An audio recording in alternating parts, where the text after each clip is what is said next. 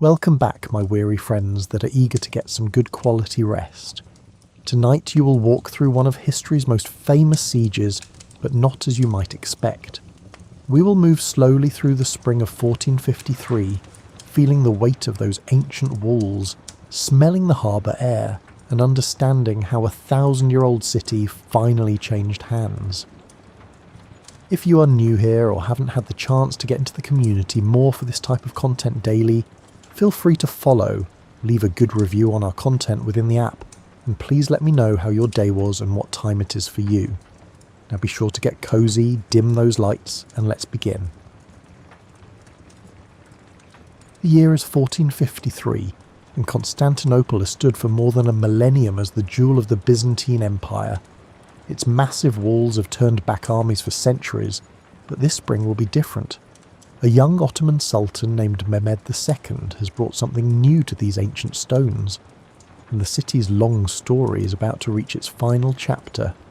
You stand on the land walls of Constantinople on a morning in early April, and the stone beneath your hands still holds the chill of winter.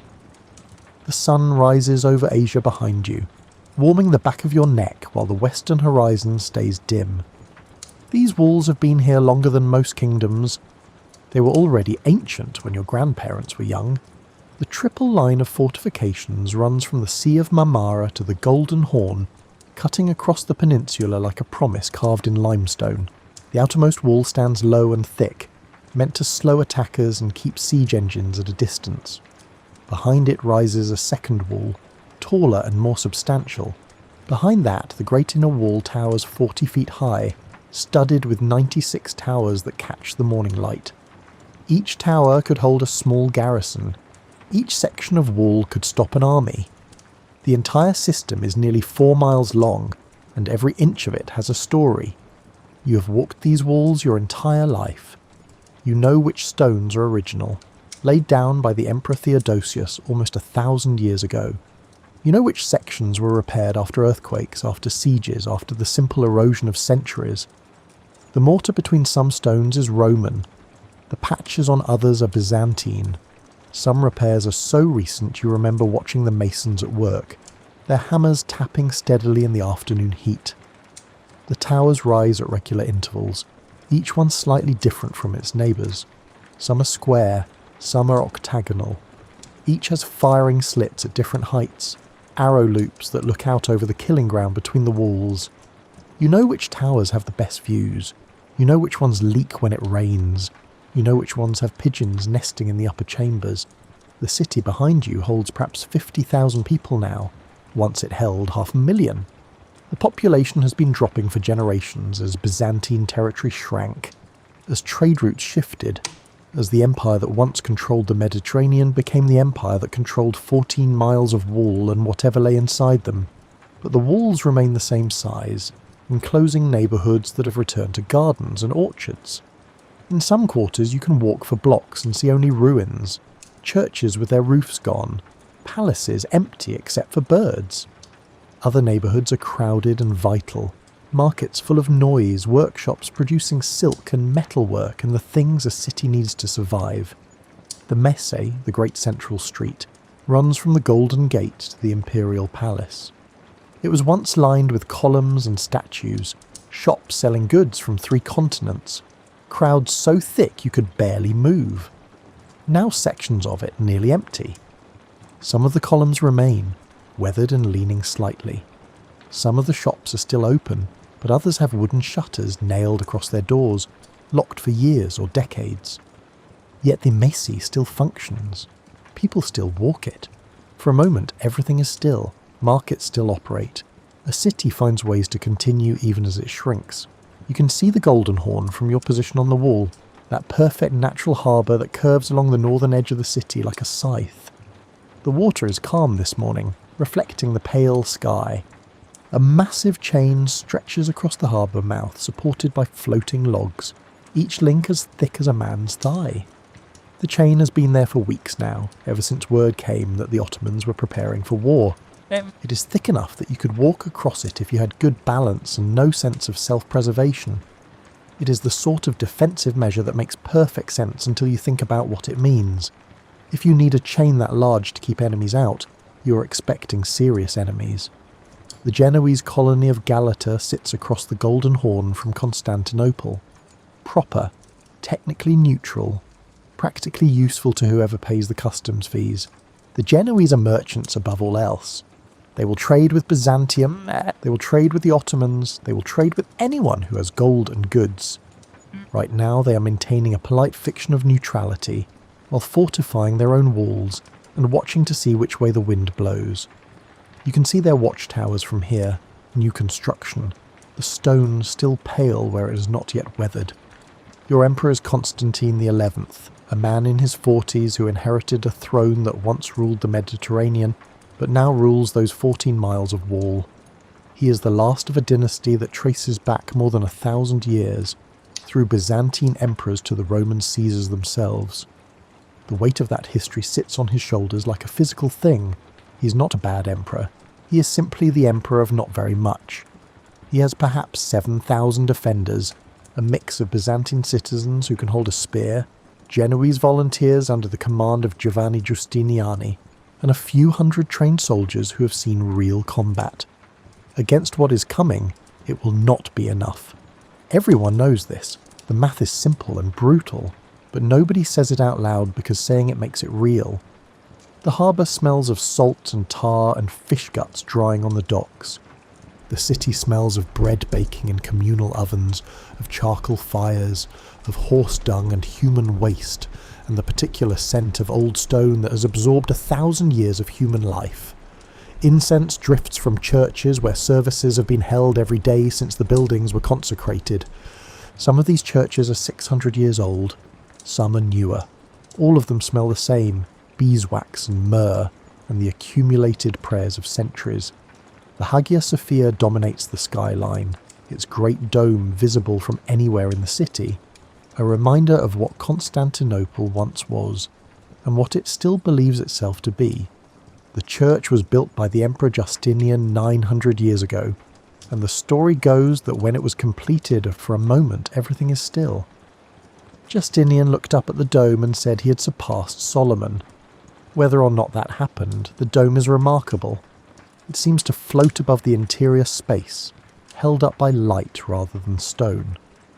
On sunny days, the light from the windows circles the base of the dome like a crown of fire. You have heard the stories all your life, how the city has been besieged more than 20 times and has never fallen, how the Virgin Mary herself protects these walls, how the Arab armies tried for years to take Constantinople and failed every time, how previous Ottoman sultans laid siege and gave up, how the walls are impregnable, blessed, invincible. The older people tell these stories with confidence, their voices steady, their faith unshakable. The younger ones listen and wonder and try to believe. The farms outside the walls are being abandoned now. Families are moving inside, bringing what they can carry, driving their animals ahead of them. You watch them arrive every day. A farmer with 2 cows and a cart full of belongings. A family carrying bundled possessions on their backs. An old woman leading a donkey. They come through the gates looking exhausted and frightened, and soldiers direct them to empty buildings where they can shelter. The suburbs are emptying. Everyone who can reach the walls is coming inside, because staying outside means being in the path of what approaches from the west. You can feel it coming even though you cannot see it yet. The roads are too quiet. The normal traffic of merchants and travellers has stopped completely. No caravans arrive from the interior. No farmers bring produce from the countryside. The world beyond the walls has gone silent in a way that makes your skin prickle. A Genoese merchant arrives one evening, his horse lathered and blowing hard. He tells you he has seen the Ottoman camp forming, miles to the west near the village of Diplokionion. He says the tents stretch further than you can see in one glance. He says there are more soldiers than he can count. He says they have brought cannons larger than any he has seen before. Cannons that required special roads to be built just to transport them. You listen, and try not to let your face show what you're thinking. The merchant sees through you anyway. He puts a hand on your shoulder and says nothing else, because there is nothing else to say. Your job is to watch a section of wall near the Carusius Gate, to report any problems, to help coordinate the defence of your assigned towers. It is not complicated work, but it matters. These walls are all that stand between the city and whatever comes next. You know every stone in your section. You know where the mortar is weakest, where water damage has made repairs necessary, where the facing stones have spooled away from the rubble core. For a moment, everything is still. You know which sections drain properly when it rains and which ones collect water in pools that freeze in winter and crack the stone. At night you can see fires in the distance now, campfires spreading across the western approaches like a constellation fallen to earth. Each fire marks a group of soldiers.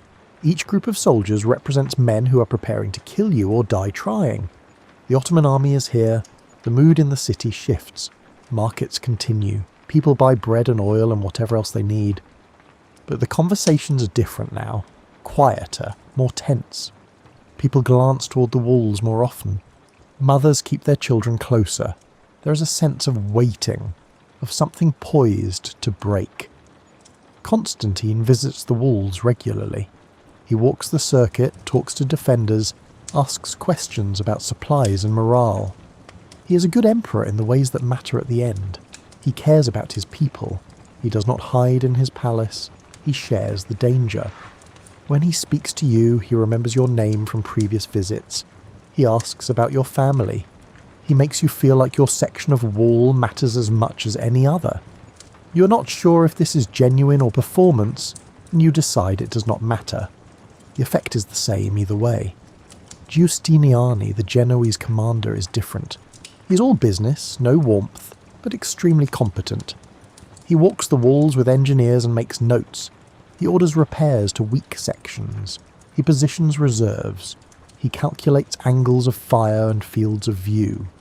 He knows what he is doing in a way that is both reassuring and terrifying, because it means he understands exactly how bad the situation is. Food is still plentiful for now. The granaries hold enough wheat for months if rationed properly. Fish boats go out into the Sea of Marmara every morning and return with catches of mackerel and anchovy. Gardens inside the walls produce onions, cabbages, herbs. A few cows and goats provide milk. Chickens lay eggs. It is not abundance, but it is adequate. You eat bread and cheese and fish, the same things you have always eaten. For a moment, everything is still. For now, hunger is not the problem. Water is not a problem either. Constantinople has excellent cisterns, vast underground chambers that store rainwater collected from roofs across the city. The largest, the Basilica cistern, holds enough water for months. You've been down into it once, years ago, walking carefully on the raised walkways between pools of dark water. The ceiling is held up by hundreds of columns, each one salvaged from some earlier Roman building. Some of the column capitals are carved with elaborate designs. Some have faces looking down at you. The whole space feels like a temple to some forgotten god of water and darkness. April continues. The weather improves slightly. The chill of early spring gives way to milder days. Fruit trees in the gardens bloom. Pink and white blossoms against grey stone. Birds return from wherever they spent the winter, building nests in tower crevices. Life continues its cycles regardless of human wars. You develop routines. Morning inspection of your wall section. Checking for new cracks or loose stones, supervising a crew of workers who carry stones and mix mortar, afternoon meetings where different section commanders share information, evening rounds to make sure sentries are posted, sleep when you can, which is never quite enough. The Ottoman camp grows larger each day, more tents appear, more fires at night. The forces gathering to the west are vast in a way that makes your mind struggle to comprehend. You have never seen an army before this. Now you are about to see the largest army your generation has faced. On April 6th, the bombardment begins. Mehmed II is 21 years old and has been Sultan for 2 years in his second reign. This is actually his second time being Sultan, which is unusual. He was Sultan briefly as a boy of 12. Then his father Murad decided being retired was boring and took the throne back. Then Murad died and now Mehmed is Sultan again. For real this time. No take-backs. This history has given him some interesting ideas about proving himself and securing his position. He is not particularly tall. The Venetian painters who will later depict him show a man of average height, perhaps 5 feet 6 or 7. For a moment everything is still, with a prominent nose and dark eyes that seem to miss nothing. He is not particularly intimidating in the normal ways. He does not have the physical presence of a warrior. What he has is intelligence and absolute certainty. He has been planning to take Constantinople since he was a child. He has studied every previous siege. He knows exactly why they all failed. He believes he has a solution. The solution involves a man named Urban. Urban is a Hungarian cannon founder who showed up at Constantinople first, offering his services to the Byzantines.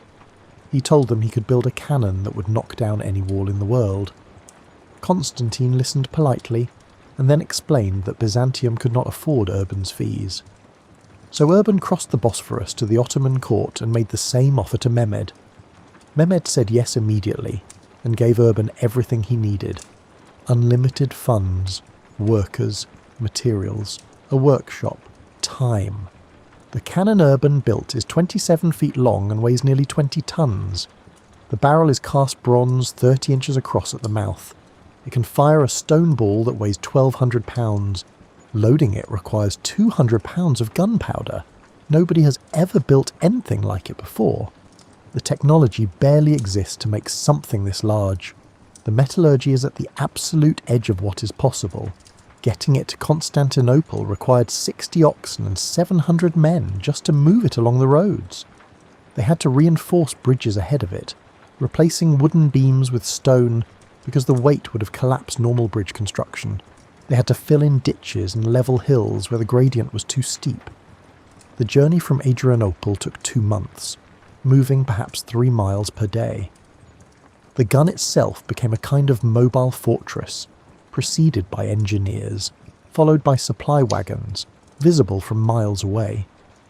Mehmed has more than one of these enormous cannons. He has 3 of the truly massive ones, plus 60 or 70 smaller cannons, ranging from respectable to enormous by previous standards. He has possibly the most powerful artillery train ever assembled up to this point in history. He also has somewhere between 80,000 and 150,000 soldiers, depending on which sources you believe and how you count irregulars and support personnel. The exact number matters less than the basic fact that he has many, many more people than Constantinople has. His camp sprawls across the western approaches to the city, from the Sea of Marmara to the Golden Horn. The tents are organised by unit and by function. There are areas for the Janissaries, the elite infantry corps recruited as boys and trained their entire lives for war. Areas for the Anatolian provincial troops, experienced soldiers but not quite elite. For a moment, everything is still. Areas for the Rumelian forces from Ottoman Europe, areas for irregular troops, adventurers and volunteers hoping for plunder, areas for the engineers and sappers who will dig tunnels and build siege towers, areas for the cannons and their enormous supplies of powder and shot, areas for food storage, areas for horses by the thousands, areas for smiths and carpenters and all the craftsmen an army needs. It is a city made of canvas and wood, but it has streets and neighbourhoods and its own logic. Mehmed sets up his own tent opposite the Romanus Gate, the traditional weak point in Constantinople's defences. The land here slopes slightly, and the wall crosses a small valley where the Lycus River once flowed, now reduced to a sewer that runs in a culvert under the fortifications. Every previous siege has focused its main effort here. Mehmed is not particularly interested in innovation for its own sake. He has studied what worked and what did not work. He's going to do what worked, but with overwhelming force. The cannons are positioned with enormous care. The really big ones cannot be moved easily once they are placed, so their positioning matters enormously. Mehmed's engineers spend days on calculations. They measure distances. They test fire at dummy walls built for the purpose. They make adjustments. The science of ballistics is still more art than mathematics, but they are learning fast, and they have something previous besiegers did not have. They have guns large enough that precision matters less than raw destructive power. Each of the great cannons requires its own fortification. The gun is positioned in a pit lined with stones to absorb recoil. Earthworks are piled up around it to protect the crew from defensive fire. Supply dumps nearby hold the enormous quantities of powder and shot each gun consumes. A single shot from Urban's monster requires 200 pounds of powder. That powder has to be stored safely, kept dry, measured carefully. The logistics are staggering. On April 6, 1453, the bombardment begins. The sound is extraordinary. You've never heard anything like it, and your mind struggles to process what your ears report. The great cannons make a noise that you feel in your chest before you hear it with your ears. It is not just loud. It is a physical force that ripples through the air and shakes the ground and makes your teeth ache. When the shot leaves the barrel, the explosion produces a flash of fire and a cloud of smoke that takes minutes to clear. When the stone ball hits the walls, the impact sends dust and rock fragments flying in all directions. Birds explode from trees half a mile away. Dogs howl. For a moment, everything is still. Horses panic in their stables. The walls were built to withstand battering rams and siege towers and catapults. They were not built for this. Each impact from the great guns cracks the facing stones and sends shock waves through the rubble core. The walls do not collapse immediately. They are too well built for that, but each impact weakens them. Cracks spread. Mortar crumbles. Sections of wall shudder and shift. After each impact, repair crews rush forward during the brief silence, while the cannons cool and are reloaded. They stuff the gaps with whatever they can find. Barrels filled with earth to absorb impacts. Bales of wool that compress rather than shatter. Timber beams to shore up weakened sections. Rubble from previous hits packed back into holes. The work is frantic and dangerous. You never know when the next shot will fire. The giant cannons can fire perhaps 7 times a day. They heat up too much to fire more frequently. The metal barrels expand from the explosive force, and if they fire too often, the barrels can crack or split catastrophically. So there is a rhythm to the siege. The cannons fire. The repair crews rush forward. The defenders work frantically for an hour or two. The cannons cool. The gunners swab out the barrels with wet cloths to remove powder residue and cool the metal. They reload, which is a production in itself. The process takes hours, then it happens again. Between the great cannons, smaller guns fire more frequently. These are still substantial pieces, capable of knocking down a wall if given time, but they can fire every hour or two instead of every few hours. They keep up a steady harassment, forcing defenders to stay alert, preventing effective repairs, gradually chipping away at the fortifications. The Byzantines have some cannons too, but not many, and not as large. They have perhaps 15 guns of various sizes, most of them old and unreliable. They fire back when they can. Sometimes they hit Ottoman positions and kill gunners or damage equipment. More often they waste powder and shot on targets that are too far away or too well protected. Byzantine metallurgy is not what it used to be. Some of their guns crack after a few shots. For a moment, everything is still. One explodes and kills its own crew. Mehmed also orders mining operations to begin. Crews of sappers start digging tunnels toward the walls, planning to undermine the foundations and collapse sections with explosives or fire. The work is slow and dangerous. The tunnels have to be shored up as they advance, or they will collapse on their own. The miners work in shifts, digging in darkness by the light of oil lamps, carrying out spoil in baskets. The Byzantines counter with their own tunnels, trying to intercept the Ottoman miners underground. They have an engineer named Johannes Grant, a German or possibly Scottish specialist in siege warfare, who supervises the countermining. Grant has good instincts. He can hear the Ottoman tunnels advancing. He can calculate where they are from the sound of picks on stone. He directs Byzantine miners to intercept them. When 2 tunnels meet underground, the fighting is desperate and strange. There is no room to swing a sword properly. Men fight with knives and short spears and their fists in absolute darkness. The only light from dropped lamps that gutter out in the bad air. Sometimes one side breaks through into the other's tunnel. and sets off explosives or lights fires that fill the space with smoke. Men die from suffocation as often as from violence. At sea, the Ottoman fleet tries to force its way into the Golden Horn, but the Great Chain holds. Ships cannot simply sail over it. They cannot easily cut it. Some captains try ramming it, but the chain stretches and then snaps back, damaging the ships that hit it. It is a remarkable piece of defensive engineering, that chain, and it frustrates every naval attempt to break through. The Byzantine fleet is small but determined. A few galleys patrol inside the harbour. They can sortie out through small breaks in the chain that can be opened and closed. They harass Ottoman ships. They sink a few smaller vessels. It is not enough to change anything, but it helps morale. Mehmed watches all of this from his tent. He receives reports constantly. Commanders come and go. Engineers present problems and solutions.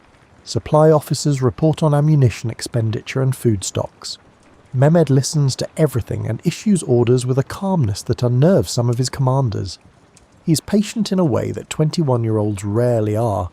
He knows this will take time. He has brought enough supplies for months if necessary. He's not going anywhere until Constantinople falls. Inside the city, Constantine XI does everything a good emperor should do. He visits the walls daily. For a moment, everything is still. He talks to defenders, learning names, asking about families, making himself present. He oversees repairs personally, sometimes helping to carry stones. He rations food carefully, making sure supplies will last. He sends messages to Western Europe begging for help, promising religious concessions to the Pope, offering anything he can think of to get ships and soldiers sent to relieve the siege. A few ships arrive, never enough, never nearly enough. The bombardment continues day after day. The sound becomes almost normal, which is a strange thing to realise. Your mind adapts. You learn to work during the intervals between shots. You learn to distinguish the sound of different guns, so you know how much time you have before the next impact. The great guns boom like thunder. The medium guns crack sharply. The small guns pop almost cheerfully. Each has its rhythm. The walls hold, but they are being ground down. Each day they are a little weaker than the day before. The facing stones are pockmarked and cracked. The towers have lost their clean lines. Everything looks battered and tired. Like the defenders, you learn to sleep through the cannon fire after a few days. This surprises you initially, but human beings are adaptable creatures and you cannot stay alert every hour of every day. The bombardment happens during daylight, mostly. The Ottomans do not waste powder shooting at targets they cannot see clearly. At night the guns fall silent and the crews rest.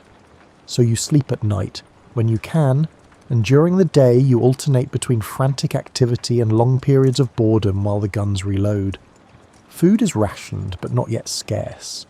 The city's granaries hold enough wheat for several months if nobody panics, and the distribution is managed properly. Constantine appoints officials to oversee rationing. Each household receives a weekly allotment based on the number of people. The amounts are adequate, if not generous. Bread remains available, though the loaves are smaller than they used to be. Fish still come from the Sea of Marmara. Boats go out before dawn and return by mid-morning with catches of mackerel, anchovy, and whatever else the nets bring up. The fishermen take risks every day. Ottoman ships patrol the waters, and getting caught outside the harbour could mean death or capture. For a moment, everything is still. But the fishermen keep going because the city needs food and fishing is what they know. Gardens inside the walls produce vegetables. Constantinople has always had gardens, even during its peak when the population was dense. Every available piece of land grows something. Onions, cabbages, leeks, herbs. Some families keep a few chickens for eggs. A few lucky ones have a goat for milk. The city is not self-sufficient, but it is less dependent on outside supplies than many urban centres. Water is not a problem at all.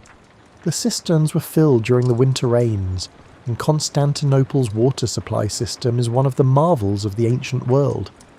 The basilica cistern alone holds enough water for months. Other smaller cisterns are scattered throughout the city. Some are open reservoirs.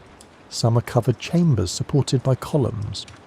The water is clean and cool, collected from rain rather than drawn from potentially contaminated sources. You fill your water jar each morning from a neighbourhood cistern and never worry about running out. The mood in the city shifts day by day, sometimes hour by hour. Some days people are confident, convinced that relief will come, that the walls will hold, that God will provide a miracle. The priests encourage this belief. Services at churches emphasise Constantinople's divine protection. The many times the city has been saved at the last moment. People cling to these stories. Other days a kind of hollow fear settles over everything, and people move through the streets quietly, avoiding each other's eyes, each person alone with thoughts they do not want to share. You can see it in faces, in the way people hold themselves, in the too quick movements of those who are trying not to think about what might be coming. Children still play, because children always do, but their games are quieter than they used to be. They play at defending walls and manning towers. They turn war into something manageable, something with rules they can understand. You watch them sometimes and wonder what kind of adults they will become if they survive this. Religious processions move through the streets carrying icons. The most holy relics are brought out from their normal resting places and carried along the walls, blessing the stones, asking for protection. The icon of the Virgin Hodegetria, believed to have been painted by St. Luke himself, is carried in solemn procession. People press forward to touch it, to feel some connection to the divine protection they hope will save them. Services at the Hagia Sophia are packed. People pray in shifts because the church, enormous as it is, cannot hold everyone at once. The chanting of hymns drifts across the city at all hours. The sound is beautiful and sad, voices raised in praise and supplication, asking for deliverance that may or may not come. There are moments of absurdity that break the tension in unexpected ways. One afternoon, a section of wall collapses from a direct hit by one of the great guns. For a moment, everything is still. When the repair crews rush forward to fill the gap, they find an ancient wine jar in the rubble, somehow surviving intact despite being buried in the wall for who knows how long. Someone suggests opening it. Why not? What is the worst that could happen at this point? The wine turns out to be spectacularly bad, so vinegary and sharp that it makes your eyes water. But everyone takes a sip anyway, passing the jar around, laughing at how terrible it is. For a few minutes the siege does not matter. There is just a group of people sharing awful wine and laughing about it. Then the moment passes and everyone goes back to work.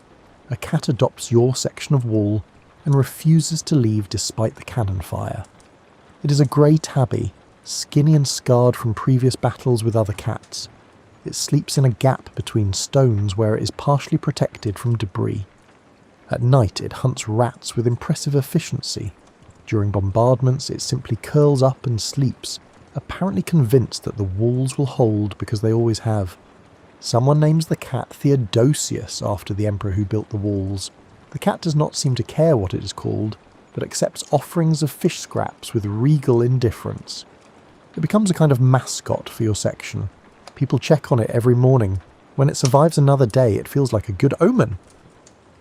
The Genoese defenders are professionals mostly. Many of them have fought in sieges before. They know what they're doing in a way that most Byzantine militia do not. They show the Byzantine defenders how to shore up damaged sections properly, how to create firing positions that provide cover, how to time counterattacks, how to survive this kind of warfare. Their experience is valuable beyond measure. Giovanni Giustiniani becomes the de facto military commander of the entire defence. Constantine gives him authority gladly because Giustiniani knows what he is doing, and Constantine is wise enough to delegate to experts. Giustiniani is everywhere, inspecting positions, directing repairs, moving reserves, planning for assaults that have not happened yet but will. He sleeps perhaps 3 hours a night. He drives himself relentlessly and expects the same from everyone under his command. At night you can hear music from the Ottoman camp sometimes, drums and horns and singing. The sound carries across the empty ground between the camp and the walls. It is strange to think of the besiegers having normal evenings, making music, cooking meals, living their lives while preparing to kill you. War makes neighbours of enemies in odd ways. There are occasional assaults, small probing attacks where Ottoman soldiers rush the walls with ladders, trying to force their way over damaged sections. For a moment, everything is still. These are not serious attempts to take the city. They are tests, probing for weaknesses, forcing defenders to react, keeping everyone exhausted. When the alarm sounds, you rush to your post. Ottoman soldiers appear at the base of the wall, carrying ladders. They prop them against the stones and start climbing. You and other defenders throw down whatever you can find. Rocks, broken stones, pots of boiling water heated on braziers for exactly this purpose. Arrows and crossbow bolts from those who have ranged weapons. The ladders are pushed away from the wall. They topple backward, carrying men with them. The attackers retreat. Sometimes they take their dead with them. Sometimes they leave bodies at the base of the wall until nightfall when they can retrieve them safely. The whole thing might last 20 minutes. Then it is over and you go back to waiting. Your hands develop thick calluses from handling stone and timber all day. Your shoulders ache constantly from lifting rubble. Your back hurts from bending over repairs. You have lost weight. Everyone has. The rations are adequate but not generous, and you're burning more energy than usual from the physical labour and the constant tension. You learn to recognise the sound of different cannons by their report alone. The truly massive guns make a deep boom that you feel in your chest before your ears process it as sound. The medium cannons crack sharply, a sound that makes you flinch even when you're expecting it. The smaller guns make an almost cheerful pop that seems out of proportion to the damage they cause. News arrives occasionally from the outside world, brought by the few ships that manage to slip through the Ottoman naval blockade. The news is always a mix of hope and disappointment. Venice is debating whether to send help. The debate has been going on for weeks. The Pope is calling for a crusade, which is inspiring except that crusades take months to organise, and Constantinople needs help now. The Hungarian regent is considering an attack on Ottoman positions in the Balkans to draw off forces, which would be wonderful except that considering is not the same as doing. None of this translates into actual soldiers or ships arriving at Constantinople. It is all very interesting and entirely useless. You listen to the news and try not to let your face show what you're thinking. Hope is important for morale, but too much hope can be as dangerous as despair. April becomes May. The weather improves. The days grow longer and warmer. For a moment, everything is still. Spring flowers bloom in gardens that somehow continue their cycles regardless of human violence. The sky is blue and clear. The kind of weather that would be perfect for anything except a siege. The bombardment continues without pause. The great guns fire 7 or 8 times per day. The smaller guns fire more often. The walls continue to hold, but barely. Each day the defenders patch and repair, stuffing gaps with whatever material they can find, and each day the cannons tear open new holes. Constantine continues his daily visits. He has lost weight too, his face is thinner, more lined. He looks older than he did 2 months ago, but he never misses a day. He walks the entire circuit of walls, talks to every section commander, asks questions, remembers details from previous visits. His presence matters more than any tactical decision he makes. You realise one evening that you have stopped thinking about after. There is only now, only the next day, the next repair, the next bombardment. The future is compressed to hours instead of years. This is probably not healthy, but it gets you through each day. The Golden Horn is the key to everything, and everyone knows it. The harbour is perfect for defence, a narrow inlet 7 miles long that curves along the northern shore of Constantinople, like a natural moat. It is deep enough for large ships, protected from storms by the surrounding hills, and easily defensible with that massive chain stretched across its mouth. The chain itself is an engineering marvel. Each link is as thick as a man's thigh, forged from iron, connected in a continuous line that stretches nearly half a mile from Constantinople to the Galata shore. The chain is supported by floating logs that keep it at the right depth, low enough that ships cannot sail over it, high enough that they cannot easily dive under it. The ends are anchored to massive stone towers on both shores, wound around capstans that can tighten or loosen the chain as needed.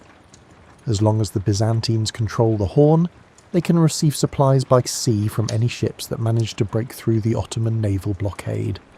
The docks on the northern side of the city remain functional. Ships can unload cargo. The defence has a lifeline, however tenuous. Mehmed understands this perfectly. He has tried multiple times to force the chain by direct naval assault. Ottoman war galleys row up to it at full speed, attempting to break through by sheer force. The results are uniformly unsuccessful.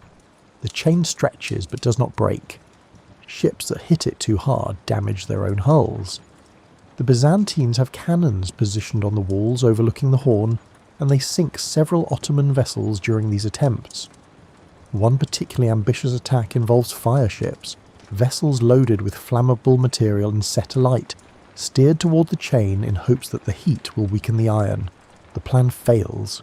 For a moment everything is still. The chain is too massive. The fire ships burn themselves out without doing significant damage. The Byzantines capture a few Ottoman sailors from the wrecked fire ships and hang them from the walls in full view of the Ottoman camp. Mehmed orders his own prisoners executed in response. It is an ugly escalation that helps nobody but seems necessary to both sides, so Mehmed decides to try something different. If he cannot go through the chain, he will go around it. North of Galata, the land rises in gentle hills covered with olive groves and vineyards. The hills are not particularly steep, but they are steep enough that nobody has ever seriously considered them as a route for ships. Mehmed looks at those hills and decides they are steep enough to be considered impossible, which means nobody will be defending against the possibility. He orders his engineers to build a road over the hills from the Bosphorus to the Golden Horn behind Galata. Not a road for people or horses, a road for ships. The engineers think he has lost his mind, but they follow orders. They cut trees and lay them as crossbeams. They place long planks on top of the crossbeams to create a smooth surface. They grease the planks with animal fat and soft soap to reduce friction. Then they build rolling cradles, enormous wooden structures that can support the weight of a war galley. The cradles have rollers that run on the greased planks. A ship can be positioned in a cradle and then pulled or pushed across the road by teams of oxen and hundreds of men. The logistics are staggering. Each ship weighs tons, and the road has to be strong enough to support that weight without collapsing. The grade has to be carefully calculated. Too steep and the ships will roll out of control. Too gradual and the effort to move them becomes impossible. On the night of April 22nd, the operation begins. Ottoman crews position their ships at the Bosphorus end of the road. Teams of oxen are hitched to the cradles. Hundreds of men take up positions to push and guide. The first ship begins to move. You hear about this before you see it. A messenger arrives at your section of a wall in the early morning, out of breath from running. He's saying something impossible. Ships are being dragged over the hills. You think he has had too much sun or has lost his mind from stress. But other messengers arrive saying the same thing. Then Constantine himself appears, climbing to the top of your section to see for himself. You join him on the tower top. You look north toward Galata and the hills beyond. For a moment everything is still. There, moving across the landscape in the dawn light, are ships. Ottoman war galleys moving across dry land like some kind of fever dream. Teams of oxen pull them. Hundreds of men push from behind. The ships roll on their cradles across the greased road, their hulls gleaming, oars shipped neatly along their sides, moving slowly but definitely moving. It looks like the world has lost its mind. It looks like someone has decided the normal rules of reality no longer apply. Ships belong on water. Everyone knows this. But there they are, moving across hills, dozens of them, one after another. Constantine watches in silence for a long time. Finally he speaks, his voice very quiet. He says something about Mehmed being more clever than anyone gave him credit for. Then he climbs down and begins issuing orders. The sea walls along the Golden Horn need to be manned immediately. Reserves need to be shifted. Everything has changed. By the time the sun is fully up, more than 70 Ottoman ships are in the Golden Horn. Behind the chain, Inside the harbour that was supposed to be completely safe, the strategic situation changes in an instant. Now the Byzantines have to defend the sea walls along the Horn, walls that are lower and weaker than the land walls because they were never supposed to face a serious threat. Now the defenders have to split their already inadequate forces to cover more ground. Now there is no safe quarter of the city. Everywhere is the front line. The sea walls along the Horn are nothing like the great land walls. They are perhaps 15 feet high in most places, made of simple stone without the triple line of defences. They were built to protect against smugglers and pirates, not against organised military assault. Some sections are in poor repair, the stones crumbling, gaps never properly filled. Giustiniani has to shift nearly 1,000 defenders to cover the Horn, which means taking them from the land walls where they are desperately needed. It is a nightmare of logistics. Every defender matters. Every section of wall is already stretched too thin. Now the forces have to be spread even thinner. The Byzantines attempt to counterattack with fireships of their own. Small vessels are loaded with pitch, tar and anything else that burns. They are set alight and steered toward the Ottoman fleet now anchored in the Horn. The plan is to create chaos, to destroy as many ships as possible, to drive the Ottomans back out of the harbour. For a moment everything is still. The attack almost works. The fireships cause genuine panic. Several Ottoman galleys are damaged or destroyed. Flames spread from ship to ship in the crowded harbour. For a few hours it seems like the Byzantines might actually succeed, but the attack is not coordinated well enough. Some fireships launch too early, others too late. The Ottoman fleet recovers more quickly than expected. They capture some of the fireship crews before the men can escape. The executions happen the next morning, visible from the city walls. Mehmed makes sure of that. Bodies are displayed. The message is clear. This is what happens to those who resist. The psychological impact of the ships in the Horn is enormous.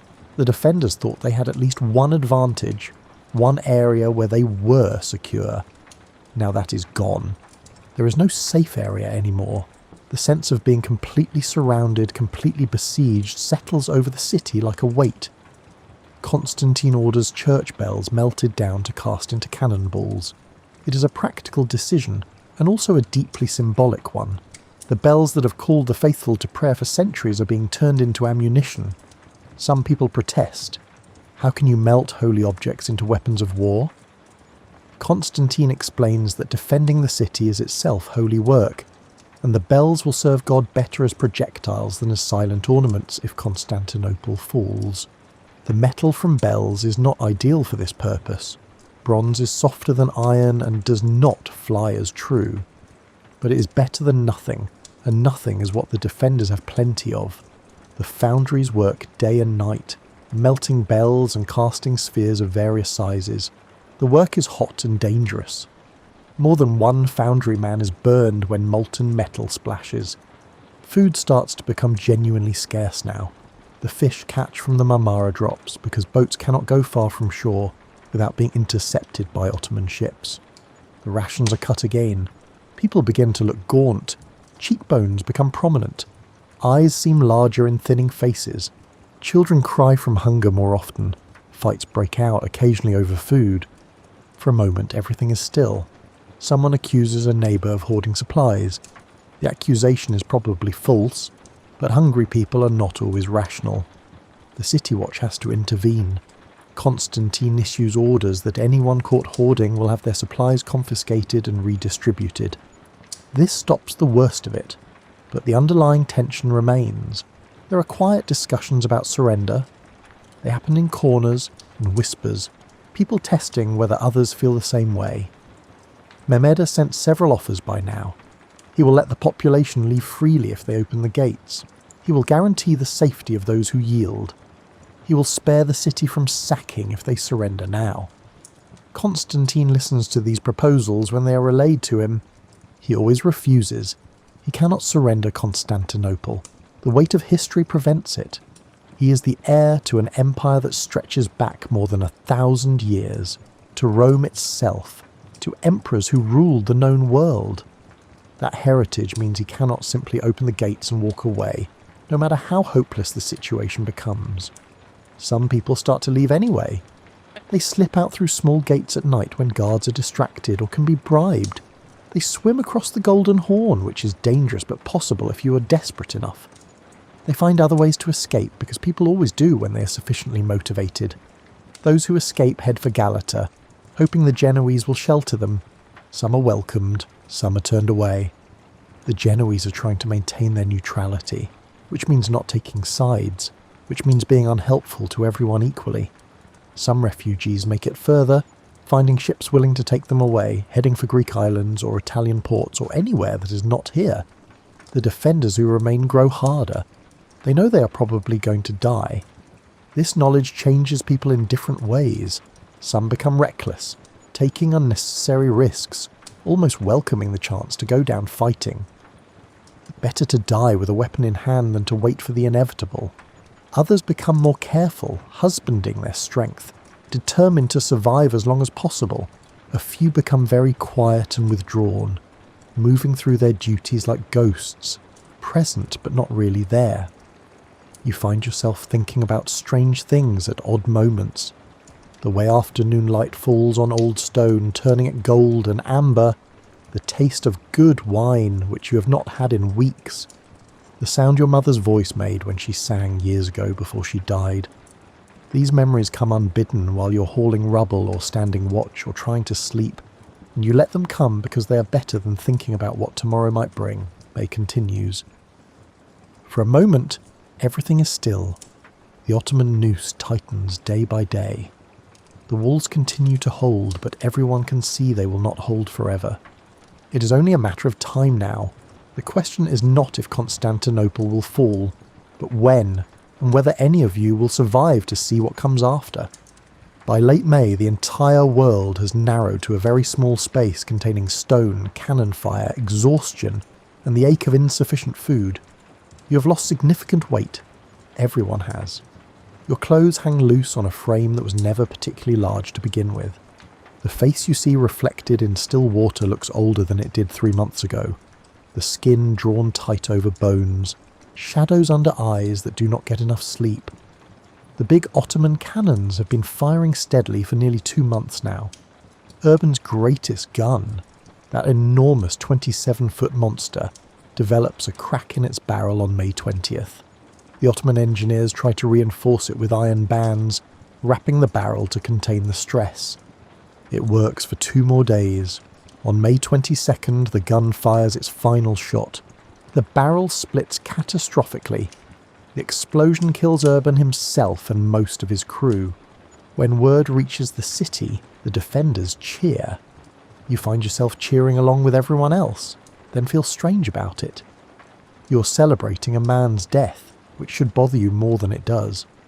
But one less superweapon is one less thing trying to kill you, and that matters more than philosophical questions about the value of human life. The cheering dies down quickly anyway because Mehmed has plenty of other cannons. The bombardment continues almost without pause. The great guns fire perhaps 6 times per day now instead of 7, because some are showing signs of metal fatigue and the engineers want them to last. The medium cannons fire more frequently. The small guns fire constantly, a steady harassment that never lets defenders relax. The walls develop a patchwork appearance that would be fascinating if it were not so terrifying. Original Theodosian stonework from 1,000 years ago sits next to repairs made last week. Some sections have been rebuilt 3 or 4 times. The masons work with whatever material they can find. In places, the repairs incorporate gravestones pulled from cemeteries, column capitals from ruined buildings, ornamental stonework from churches that are themselves falling apart. The walls become an archaeological record of their own destruction and rebuilding, each layer telling the story of a different day's damage. Constantine XI is everywhere. He sleeps perhaps 3 hours a night, maybe less. He visits every section of wall at least once per day, often twice. He knows every defender by name now. He shares food from his own rations with soldiers who look ready to collapse. He is not a brilliant military mind. He is not a political genius who can negotiate his way out of this. For a moment, everything is still.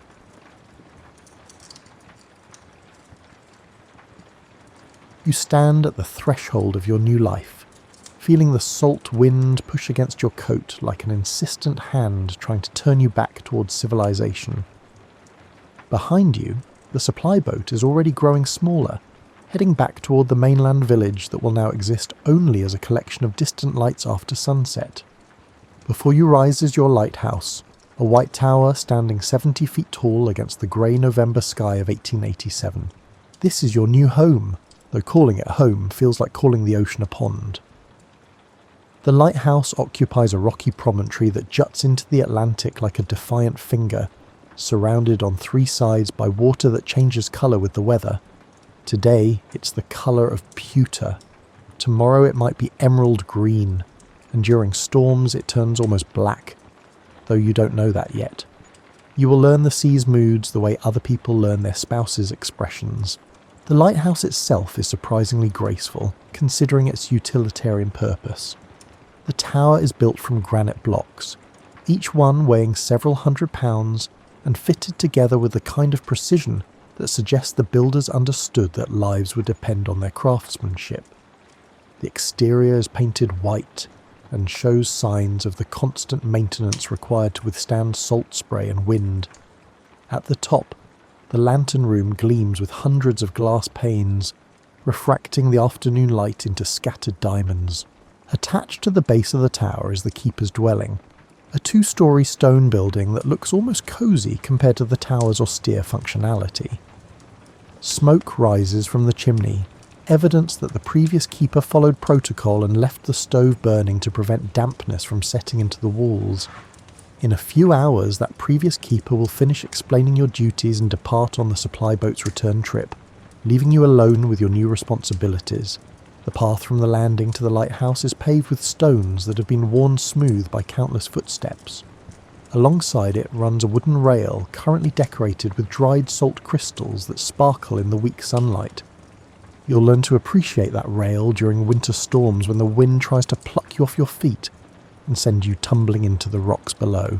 Your appointment as assistant lighthouse keeper came through the lighthouse board after months of paperwork and references. The position pays $40 per month, not a fortune, but steady employment in an era when economic depressions come as regularly as seasons. More importantly, it offers something that's increasingly rare: a clear purpose. Every ship captain who safely navigates past this promontory will owe their success partly to your diligence, though they'll never know your name. The isolation is already palpable, and you've been here less than an hour. The nearest village is 6 miles by water, 12 by the coastal road that becomes impassable during winter storms. The supply boat comes once a month, weather permitting. During bad winters, you might go 10 weeks without seeing another human face beyond your headkeeper. For some people, this would feel like imprisonment.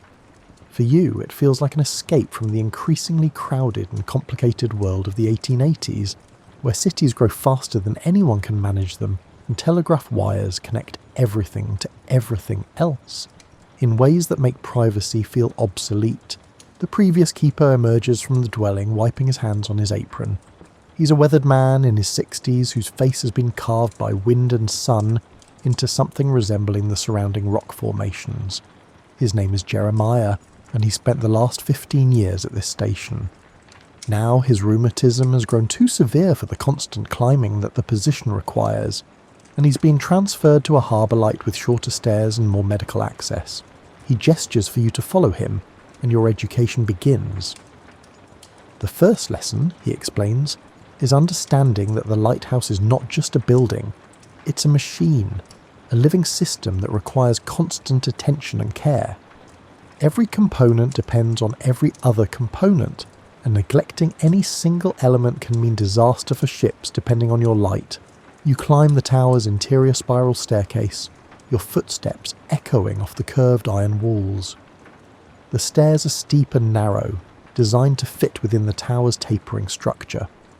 There are 93 steps from bottom to top, and Jeremiah informs you that you'll climb them at least 6 times per day, more during storms when you need to monitor the light more frequently. Your legs will hurt for the first month, then they'll adapt, becoming strong in ways that surprise you when you eventually visit town and find you can walk up hills that wind other people. The rooms within the tower are surprisingly cosy. There's a small storage area for lamp oil, another for cleaning supplies, and a third that serves as a workshop for repairs. Everything smells of oil and metal and the particular mustiness that comes from stone buildings near the sea. The walls are thick enough that the roar of waves becomes muted to a steady background rhythm, like living inside a large seashell. At the top you emerge into the lantern room and the view steals whatever breath the climb hasn't already taken. Glass surrounds you on all sides, offering a panoramic vista of ocean, sky, and the rocky coastline stretching in both directions. The Fresnel lens dominates the centre of the room, a magnificent arrangement of glass prisms that stands taller than you and represents the pinnacle of 19th century optical engineering. Jeremiah explains that this particular lens is a third order Fresnel, with 186 separate glass prisms arranged in concentric rings around the lamp at its centre. The lens rotates on a clockwork mechanism powered by weights that descend through the tower, requiring rewinding every 4 hours. When properly maintained and lit, this lens can amplify the light of a single lamp to be visible for 15 miles at sea. A beacon that can mean the difference between safe passage and shipwreck. The lamp itself burns colza oil, derived from rapeseed. It requires careful trimming of the wick every few hours to prevent smoking, which would blacken the lens and diminish the light. The lens must be cleaned daily with special polishing cloths that never quite lose the smell of the cleaning solution. The clockwork mechanism needs weekly oiling. The windows require constant washing to remove salt deposits. The list of maintenance tasks feels endless, but Jeremiah assures you that they'll soon become second nature, as natural as breathing. You spend the afternoon learning these tasks, your hands awkward on equipment that Jeremiah handles with unconscious grace. He shows you how to judge when the wick needs trimming by the colour of the flame, how to wind the clockwork with exactly the right tension, and how to clean the lens without leaving streaks that will scatter the light inefficiently. Each task has been refined through decades of keeper experience into something approaching ritual. As the sun begins its descent toward the western horizon, Jeremiah checks his pocket watch and nods. It's time for the most important moment of the keeper's day, the lighting ceremony. You follow him through the preparation, opening the ventilators to prevent heat buildup, checking the oil reservoir and adjusting the wick to the proper height. Then, as the sun touches the horizon, Jeremiah lights a match and applies it to the wick. The lamp catches with a soft whoosh, and immediately the lens begins working its magic. The simple flame becomes something else entirely, a brilliant beam of light that sweeps across the darkening sea as the lens rotates. Standing in the lantern room, you're surrounded by moving patterns of illumination, as if you've somehow stepped inside a kaleidoscope. It's beautiful enough that you forget to breathe for a moment. Jeremiah allows himself a small smile. This, he says, never gets old. For 15 years he's lit this lamp, and it still feels like a small miracle every time. Then he reminds you that the miracle requires constant vigilance. The lamp must never go out between sunset and sunrise, never flicker, never fail. Ships are depending on it, and ships carry human lives. That night, you take your first watch, sitting in the lantern room while the lens rotates and the lamp burns steady. Through the windows, you can see nothing but darkness punctuated by stars and the occasional phosphorescent wave crest. You understand now why lighthouse keepers develop a particular philosophy about their work. You're responsible for something larger than yourself, a light that guides strangers through danger. It's both humbling and oddly comforting. As midnight approaches, you climb down to wake Jeremiah for his watch shift. Tomorrow he'll depart, and this lighthouse will become your sole responsibility, shared only with the head keeper you haven't yet met. Tomorrow, your new life truly begins at the edge of the world, where the most important thing you'll do each day is simply keep a light burning through the darkness.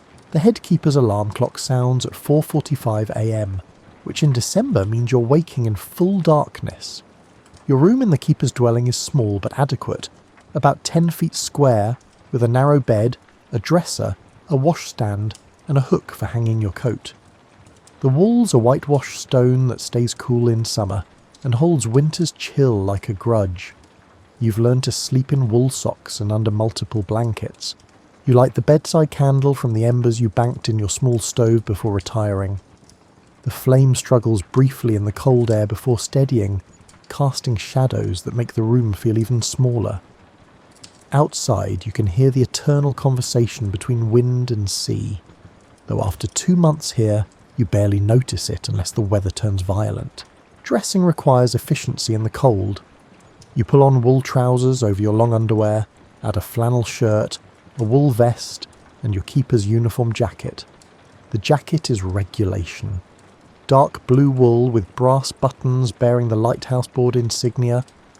You're supposed to wear it whenever you might encounter visitors, though out here visits are rare enough that you mostly wear it to remind yourself that you have a real job with real authority, even if your kingdom is only 70 feet of tower and a few acres of rock. The water in your washstand has a thin skin of ice that cracks when you push your finger through. You splash your face quickly, gasping at the cold, then dry with a rough towel. Your reflection in the small mirror shows someone whose face is already changing from 2 months of wind and weather. Skin slightly rougher, eyes adapted to constantly scanning horizons, and a general air of competence that wasn't there when you arrived. Downstairs, the headkeeper is already stoking the kitchen stove, coaxing last night's coals back into flames and adding split wood from the box beside the hearth. His name is Samuel, and he's been a keeper for 20 years, the last 5 at this station. He's a methodical man in his 40s who approaches Lighthouse keeping the way a good watchmaker approaches timepieces, with absolute attention to detail and a conviction that proper maintenance prevents most problems. The kitchen is the heart of the dwelling, warm and practical. There's the cast iron stove, a sturdy table with 2 chairs, open shelves holding dishes and dry goods, and windows facing east to catch morning light when it eventually arrives. A kettle perpetually sits on the stove, ready for tea or coffee, and the room smells of wood smoke, yesterday's fish stew, and the yeasty scent of the bread you baked 2 days ago. Samuel nods his greeting, he's not a morning talker, and you begin your part of the routine. Coffee goes into the pot, rough grounds measured by eye and water from the cistern that collects rainwater from the roof. While it brews, you slice bread from the loaf and set out butter, jam, and the smoked herring. That's been a breakfast staple since the supply boat's last visit 3 weeks ago. Breakfast is functional rather than elaborate. The smoked herring is salty enough to wake your mouth, the bread is dense and filling, and the coffee is strong enough that you can feel your thoughts organising themselves with each sip. Samuel reads yesterday's newspaper, already 4 days old when the supply boat delivered it, now a week old, but still your primary connection to the larger world. You learn that President Cleveland has made some pronouncement about tariffs, that there's been another labour dispute in Pittsburgh, and that the weather in New York has been unseasonably warm. After breakfast comes the morning inspection, which Samuel treats with the seriousness of a military drill. You both don your coats and step into the pre-dawn darkness, where the light from your lantern room still sweeps across the sea in its endless rotation. The path to the tower is familiar enough now that you could walk it blindfolded, though you're careful anyway, the stones can be slippery with overnight condensation. Inside the tower you climb the 93 steps with the ease of repetition. Your legs no longer burn by the time you reach the top, and you stopped counting steps weeks ago. In the lantern room, the lamp still burns steady, tended during the night watches. The first task is extinguishing it properly, waiting until dawn is fully established, then carefully reducing the wick before extinguishing the flame. The timing matters. Extinguish too early, and a ship might be approaching in the last darkness. Too late and you're wasting expensive oil. With the lamp out, you open the ventilators to clear accumulated heat and fumes, then begin the cleaning routine. The lens is your primary concern. Dust, salt crystals, and any soot from the lamp must be removed to maintain optimal light transmission. You use special cloths dampened with cleaning solution, working methodically through each section of the Fresnel lens. The prisms catch and scatter the dawn light as you work, throwing rainbow patterns across the lantern room walls. Samuel inspects the clockwork mechanism while you clean, checking for any wear in the gears, ensuring the weights move smoothly during the night, and adding tiny drops of oil to pivot points. The mechanism is remarkably precise, but also remarkably unforgiving of neglect.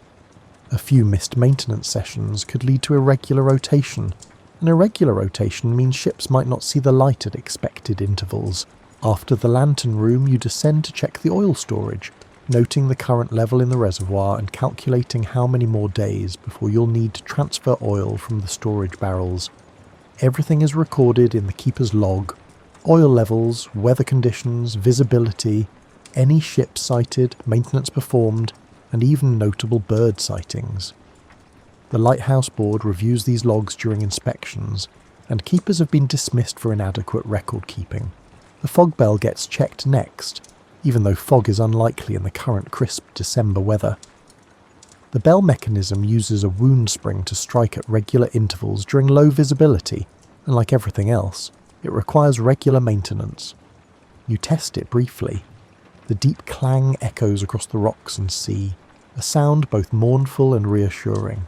By the time you complete the morning inspection, real dawn has arrived.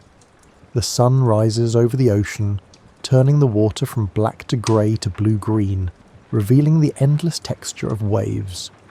A fishing schooner is visible to the south, probably heading back to port after a night's work. You make a note in the log. One vessel sighted, schooner rigged, course approximately northwest, distance 3 miles. Back in the dwelling, you and Samuel divide the day's work. You'll handle the paperwork and begin repairs on the supply shed's roof, which leaked during the last storm.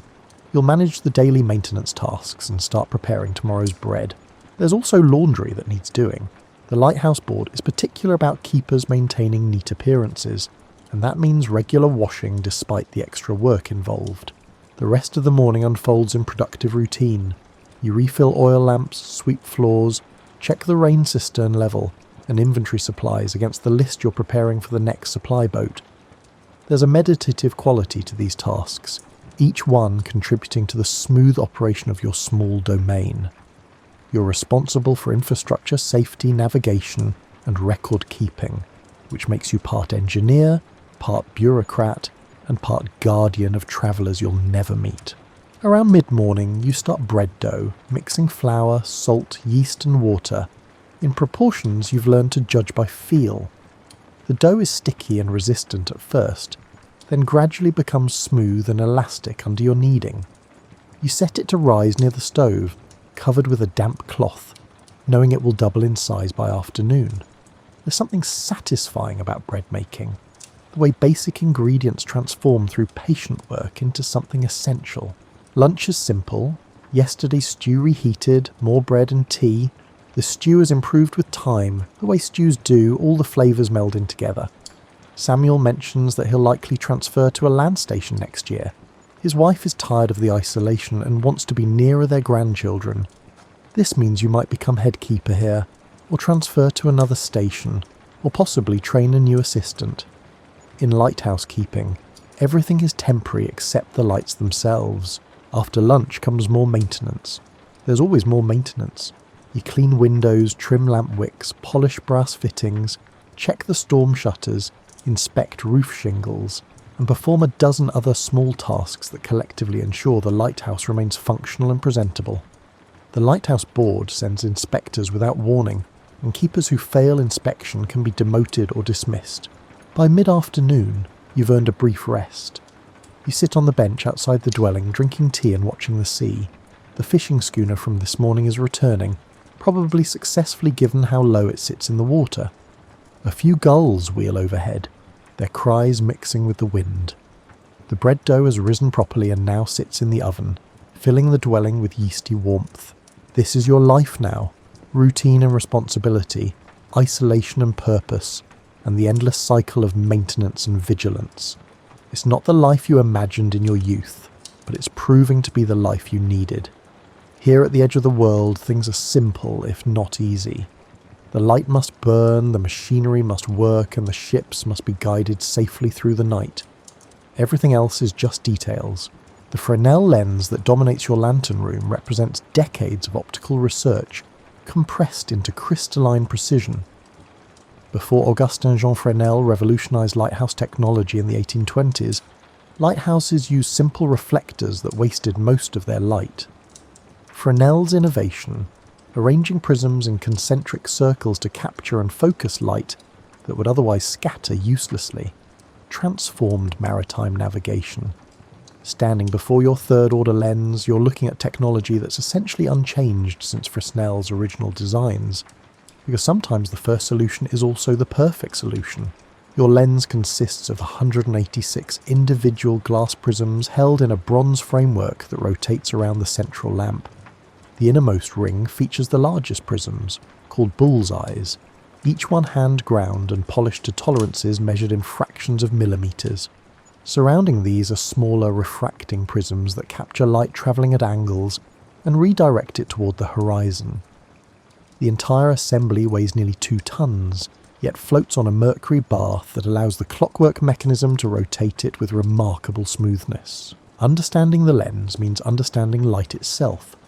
You've learned that light travels in straight lines until something makes it change direction, which is exactly what each prism does with exquisite precision. The bullseyes concentrate the lamp's output into focused beams that sweep across the sea as the lens rotates. Ship's captains can identify your lighthouse by counting the interval between flashes. Your station produces one flash every 30 seconds, a signature as distinct as a fingerprint.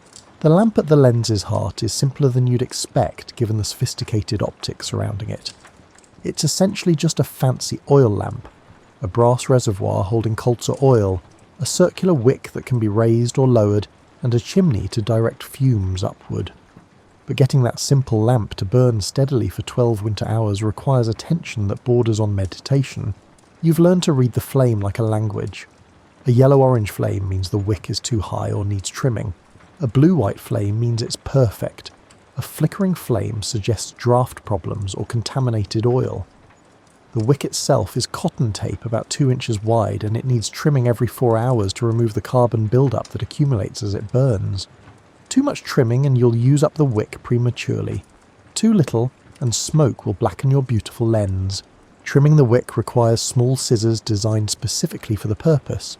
Sharp enough to cut cleanly through charred cotton, small enough to maneuver in the confined space around the lamp.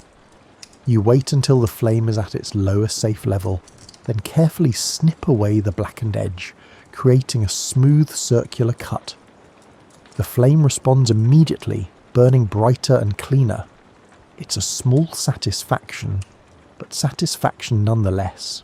The oil itself comes in 50-gallon barrels delivered by the supply boat, each barrel weighing over 400 pounds. You and Samuel roll them from the landing to the oil storage room using a wooden track, then decant the oil into smaller containers for daily use. The oil has a faintly vegetal smell and a viscosity that varies with temperature, thinner in summer, thicker in winter.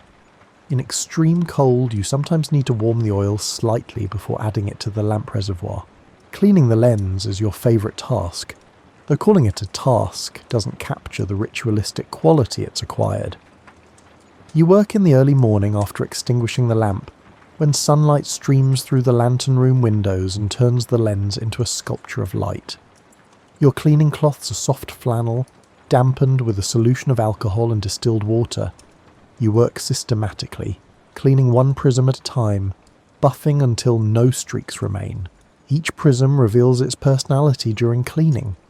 Some collect dust preferentially on their upper surfaces. Others show salt crystals at their edges, where spray somehow penetrates the lantern room's weatherproofing. The bullseyes require extra attention because any imperfection in their surfaces will scatter light and weaken the beam. You've learned that the best technique is small circular motions followed by vertical buffing, and that checking your work against sunlight reveals streaks that are invisible in other conditions. The clockwork mechanism that rotates the lens is Victorian engineering at its finest. Brass gears, steel cables and iron weights working in concert to produce perfectly consistent rotation. The weights descend through the tower's centre, connected by cables that wrap around a drum connected to the lens assembly. As the weights fall, they turn the drum, which rotates the lens through a series of reduction gears that slow the rotation to the prescribed speed. Winding the clockwork happens every 4 hours, regardless of weather or fatigue. You open the access panel in the lantern room floor, grasp the windlass handle and begin cranking. The weights rise slowly through the tower's hollow core, accompanied by clicking sounds as the ratchet mechanism prevents reverse motion. Your arms learned quickly to judge the proper rhythm. Too fast and you'll exhaust yourself. Too slow and you'll waste time. The full winding takes about 15 minutes and leaves your shoulders feeling pleasantly worked. Occasionally, usually during storms, something goes wrong. A gear tooth might chip, a cable might fray, or the mercury bath might develop irregularities. These problems transform from abstract possibilities into urgent crises because the light must keep turning. You've learned to perform repairs while the system continues operating, working around moving parts with tools held in hands that can't afford to shake. Once, during a January nor'easter, the clockwork began grinding ominously around 2 a.m. during your watch. You discovered that moisture had somehow penetrated the gear housing, causing rust to bind one of the reduction gears. Samuel joined you in the lantern room, and together you performed emergency field maintenance, disassembling the mechanism section by section, while manually rotating the lens to keep the light sweeping properly, cleaning each gear, applying fresh oil, and reassembling everything before the next rotation interval. The repair took 3 hours and left you both exhausted and exhilarated. When the clockwork resumed its smooth operation, Samuel actually smiled and said, "This was why lighthouse keeping wasn't for everyone. It required people who could solve problems at 2 a.m. during storms while maintaining a light that ships were depending on." You felt a pride that had nothing to do with ego, and everything to do with competence validated. The lens has taught you patience. You cannot rush its cleaning without leaving streaks. You cannot force the clockwork to wind faster than its mechanics allow. You cannot make the lamp burn brighter than its design permits. Instead, you work within constraints, achieving excellence through consistent attention rather than dramatic intervention. It's a philosophy that applies beyond lighthouse keeping, though you don't often have time to contemplate such connections. Sometimes, during quiet afternoons when all maintenance is complete and the sea is calm, you simply sit in the lantern room and watch light move through glass. The sun strikes prisms at changing angles as it crosses the sky, creating patterns that shift with geometric precision. You understand now why Fresnel devoted years to developing this technology. There's something profound about shaping light with such precision, about taking something as ephemeral as photons and bending them to human purpose. The lens will outlast you. It was here before you arrived and will remain after you depart, serving keeper after keeper in its patient mission of guiding ships through darkness. This isn't melancholy, it's comforting. You're part of a continuum, a link in a chain of responsibility that extends backward through decades and forward into an unimaginable future. Your job is simply to maintain your link, keeping it strong and bright for whoever comes next. As sunset approaches and you prepare to light the lamp for another night, you run through the checklist that's become second nature. Ventilators open, oil reservoir full, wick trimmed and positioned, clockwork wound, cleaning completed, and log entries current. Then you strike the match and touch it to the wick, and once again the machine comes to life, transforming a simple flame into a beacon visible for miles across the darkening sea. The light sweeps outward, and somewhere beyond your horizon, a ship's captain sees it and marks their position with relief. You'll never meet that captain or know their name, but for this moment you're connected through the intermediary of light and glass. It's enough. It's everything. The isolation accumulates gradually like snow on a rooftop. The first week felt like a peaceful retreat from city crowds and social obligations. The second week introduced moments of silence so complete you could hear your own heartbeat. By the third month, you've learned that solitude isn't simply the absence of people, it's its own presence, as tangible as wind or weather. Samuel is good company, but lighthouse keeping doesn't encourage extensive conversation. You work parallel rather than together, each managing assigned tasks with practiced efficiency. Meals are brief and functional. Evenings find you both absorbed in separate pursuits, him reading or doing repairs, you writing letters or maintaining personal equipment. The dwelling has become like a ship where two sailors share space while respecting each other's psychological territory. You've discovered that solitude changes how you think. Without constant social input, your mind develops its own rhythms and preoccupations. You find yourself contemplating questions that would seem absurd in city contexts. Whether the gulls recognise individual humans, how fish experience storms, and what percentage of waves break without anyone watching them. These aren't practical questions, but they occupy the mental space that social obligations previously filled. The sea itself becomes a companion of sorts, though an impersonal one. It has moods but no intentions, patterns but no purposes. You've learned to read its changing faces, the long rolling swells that signal distant storms, the sharp chop that means local wind shifts, and the glassy calm that precedes weather changes. Each condition creates its own soundtrack: gentle lapping against rocks, explosive crashes against cliffs, or the peculiar hissing sound of spray suspended in strong wind. Winter storms transform the lighthouse into something between a fortress and a prison. When nor'easters blow in from the Atlantic, waves reach heights that seem impossible until you witness them. Water explodes against rocks with force that makes the tower vibrate, sending spray high enough to coat the lantern room glass with salt despite its 70-foot elevation. During these storms, you cannot leave the lighthouse grounds. Even the short walk between dwelling and tower becomes dangerous as wind tries to lift you off your feet. You've learned to prepare for storms the way squirrels prepare for winter. When the barometer drops and clouds mass on the horizon, you and Samuel spring into action. Storm shutters get secured over dwelling windows. Extra oil gets hauled up to the lantern room. The fog bell mechanism gets checked and double-checked. Freshwater containers get filled from the cistern. Firewood gets stacked inside near the stove. Then you wait, knowing that the next few days will test both the lighthouse's construction and your own endurance. The worst storm hit in February, a 3-day tempest that made previous storms seem like rehearsals. Waves reached heights that seemed to violate natural laws, sending green water crashing over rocks you'd thought were safely above sea level. The wind howled with voices that sounded almost human, finding every gap in the lighthouse's weatherproofing and exploiting it. You and Samuel took 2-hour watches instead of 4, because the strain of maintaining the light during such conditions exhausted concentration faster than normal. During that storm, you discovered depths of fatigue you hadn't known existed. Your watch shifts became exercises in sustained focus despite overwhelming tiredness, wind noise, and the tower's constant motion as waves hammered its foundation. You learned to climb the 93 steps in a zombie-like state, respond to routine problems through muscle memory alone, and stay alert enough to catch actual emergencies through the fog of exhaustion. When the storm finally broke and the sea calmed, you and Samuel emerged into brilliant sunshine that made the violence of the preceding days seem like a hallucination. The rocks were scoured clean of vegetation. Driftwood littered the grounds. Several windows had cracked despite their storm shutters, but the light had burned steadily throughout, and that was the only measure of success that mattered. Solitude also brings unexpected encounters with wildlife that shares this rocky promontory.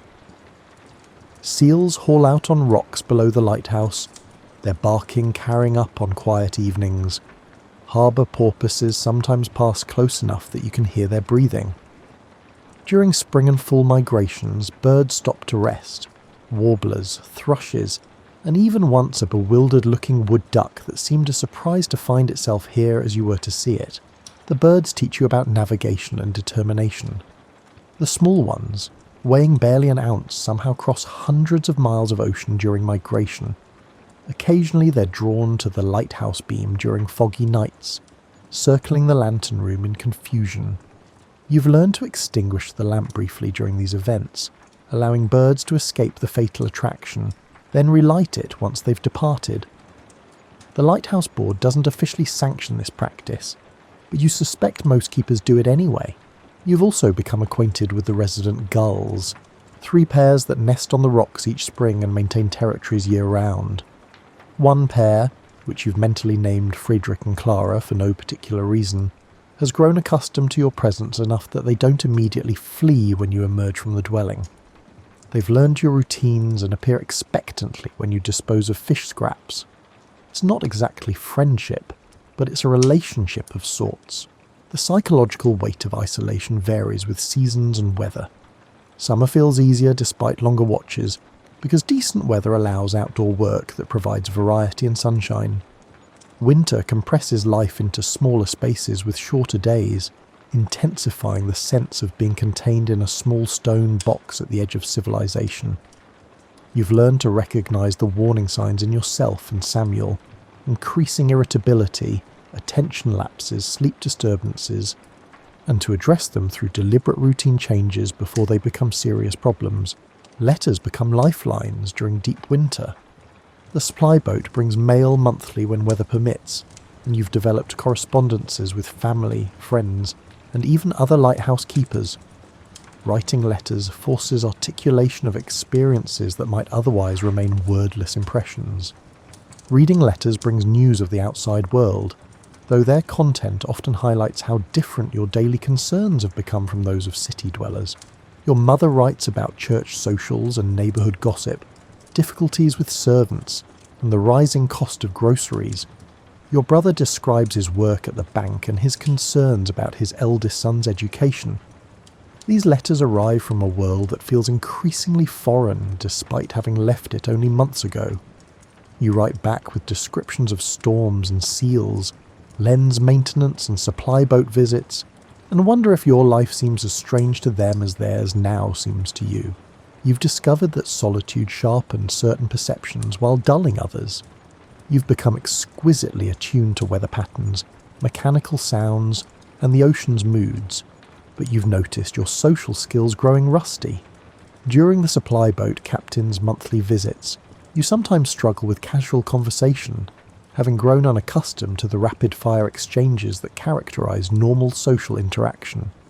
You find yourself talking too long about topics the captain clearly finds boring or falling silent when social convention suggests you should respond, but there are compensations. You've learned to find entertainment in things city dwellers would consider mundane, watching sunset colours change minute by minute across the water, tracking cloud formations and predicting the next day's weather, observing how different winds create different patterns in grass that's managed to root itself between rocks. These aren't substitutes for human interaction, but they're sources of genuine interest that expand rather than diminish your experience. Solitude has also forced self-reliance in ways that prove surprisingly satisfying. When equipment breaks, you repair it yourself or improvise solutions. When food supplies run low before the supply boat arrives, you get creative with what remains. When loneliness threatens to overwhelm, you develop strategies. Vigorous physical work, detailed letter writing, self-assigned projects that restore psychological balance. The sea continues its eternal conversation with the rocks, a sound so constant it's become silence. You've learned that isolation isn't the absence of stimulation, it's a different quality of engagement with the world. Instead of the scattered attention demanded by city life, you've developed sustained focus on narrower concerns. Instead of superficial interactions with many people, you've built deeper relationships with place, purpose, and the handful of individuals who share this isolated existence.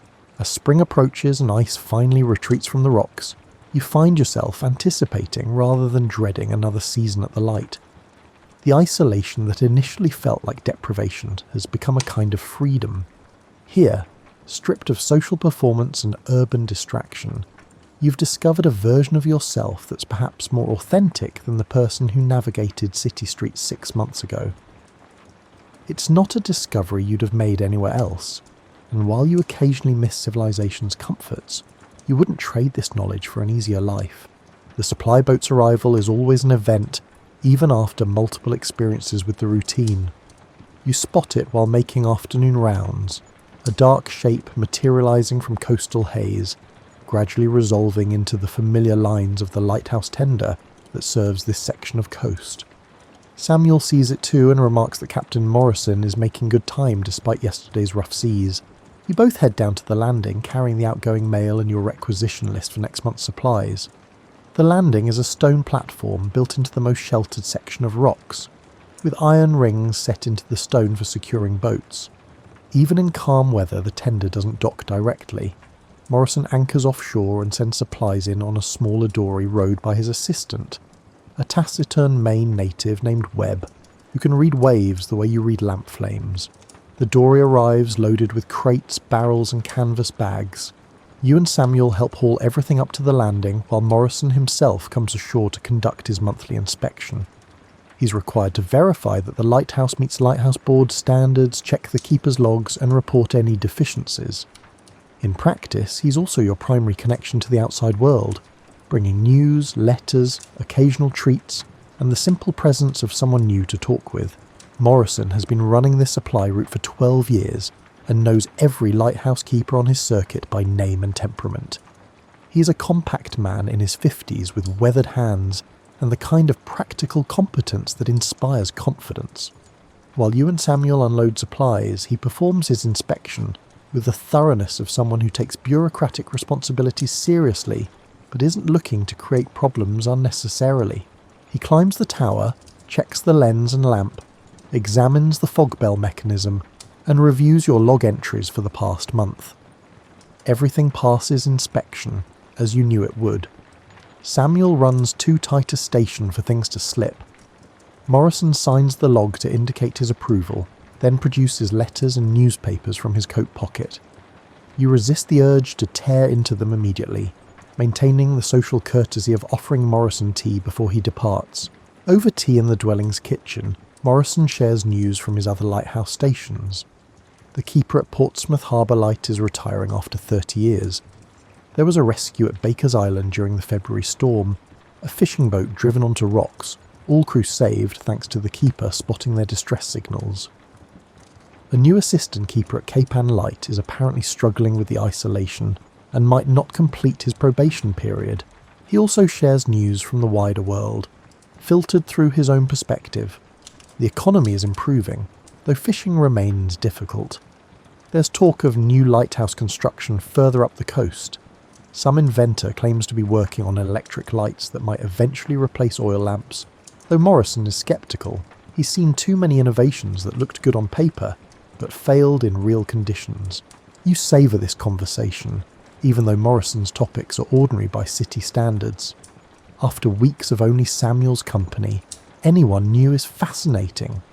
You find yourself listening to Morrison's stories about routine supply runs, as if they're high adventure, which probably says more about your isolation than about the story's actual interest level. Morrison also brings small luxuries that aren't on the official supply list. Fresh apples from his own orchard, a tin of fancy tea, and recent issues of Harper's Weekly. These gifts are technically outside regulations, but they're part of the informal economy that makes lighthouse life bearable. In return, you give him fresh-baked bread and smoked fish, items that Morrison will appreciate during his supply runs to other stations. After an hour, Morrison prepares to depart. The tide is turning and he wants to make his next station before dark. You help carry empty barrels back to the dory. These will be cleaned and refilled for next month's delivery. Webb loads them efficiently while Morrison does a final check that he hasn't forgotten anything.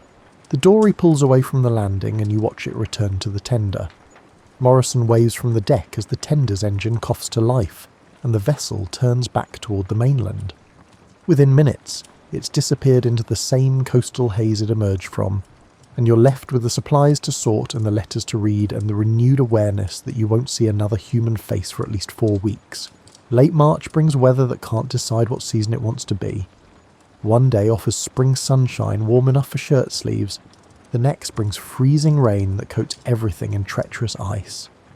The barometer has been falling steadily for 2 days, and the sky has taken on that peculiar yellowish quality that experienced keepers recognise as a storm warning. Samuel checks the barometer again and notes the reading in the log, 29.2 inches and dropping. The wind has shifted to the northeast, and the swells are building with the slow, powerful rhythm that indicates a major storm system approaching.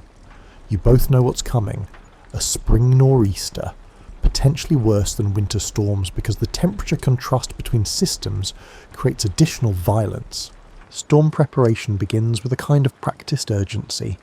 You secure everything that could blow away or get damaged. Tools, spare parts, anything left outside gets moved into storage. Storm shutters go up over the dwelling's windows, plunging the interior into premature twilight. Extra lamp oil gets hauled up to the lantern room, along with spare wicks, cleaning supplies, and emergency equipment. The fog bell gets a thorough check because low visibility is virtually guaranteed. You test the mechanism, oil the moving parts, and verify that the spring tension is correct. The bell's deep tone echoes across the rocks, and gulls scatter from their roosting spots in apparent irritation at the noise. Food preparation comes next. You bake extra bread, knowing that the stove may be needed continuously for heat and that you won't want to deal with baking during the storm's peak. Samuel makes a large pot of stew, enough for several days of reheating. Freshwater containers get filled from the cistern. Candles and matches get staged where they'll be accessible if the storm knocks out your ability to move freely between buildings. The storm arrives that evening, announcing itself with wind that goes from fresh to violent in less than an hour. Rain comes horizontally, finding every tiny gap in the lighthouse's weatherproofing. Waves begin their assault on the rocks with increasing fury, sending spray high enough that you can hear it hitting the lantern room glass 70 feet above sea level. Your watch begins at 8 p.m, and climbing the tower is already noticeably more difficult. The wind makes the iron stairs vibrate, and you can feel the tower swaying slightly, within its design parameters, but still disconcerting. In the lantern room, the lamp burns steady despite the chaos outside. The lens rotates with its usual precision, sending beams of light out into the storm, though you wonder if any ships are close enough to see it through the rain and spray. The noise is extraordinary. Wind howls through the lantern room's ventilators with a sound that varies from whistling to shrieking depending on wind direction. Waves crash against the rocks with reports like cannon fire. Rain hammers the glass with such force that you worry about cracks, though the thick panes are designed to withstand exactly this abuse. Through the windows, when lightning flashes, you catch glimpses of seas so wild they look like moving mountains. You perform your watch duties with extra attention. The lamp needs checking every 30 minutes instead of every hour. Wind-driven variations in the ventilator airflow can affect the flame stability. The clockwork requires monitoring because temperature changes from the violent weather can affect its precision. The windows need constant inspection for any signs of water infiltration that could threaten the lamp or damage the lens. Around midnight you notice water beginning to pool on the lantern room floor beneath the eastern windows. This shouldn't happen. The weatherproofing is supposed to prevent any significant infiltration. You investigate and discover that wind-driven spray has found a tiny gap where the window frame meets the wall, and the sheer volume of water hitting the lighthouse has overwhelmed the normal drainage. You stuff the gap with rags from your cleaning supplies, which slows but doesn't stop the leak. The water is coming in faster than it can drain through the floor's intended drainage holes. If it accumulates enough to reach the lens mechanism, it could cause damage or freeze the rotation. You grab every available cloth and begin a cycle of mopping up water, wringing out cloths, and repeating, all while maintaining your watch duties and monitoring the lamp. By the time Samuel comes to relieve you at 2 a.m, you're exhausted and soaked despite your oilskins. You explain the leak situation, and he nods grimly. This storm is testing the lighthouse in ways that routine weather doesn't. You descend to the dwelling, change into dry clothes, and try to sleep despite wind noise that penetrates even through thick stone walls. 4 hours later, Samuel wakes you early. The leak has worsened, and he needs help. You climb back up to find the lantern room floor covered in a 1/4 inch of water, despite Samuel's efforts. Together you work out a system.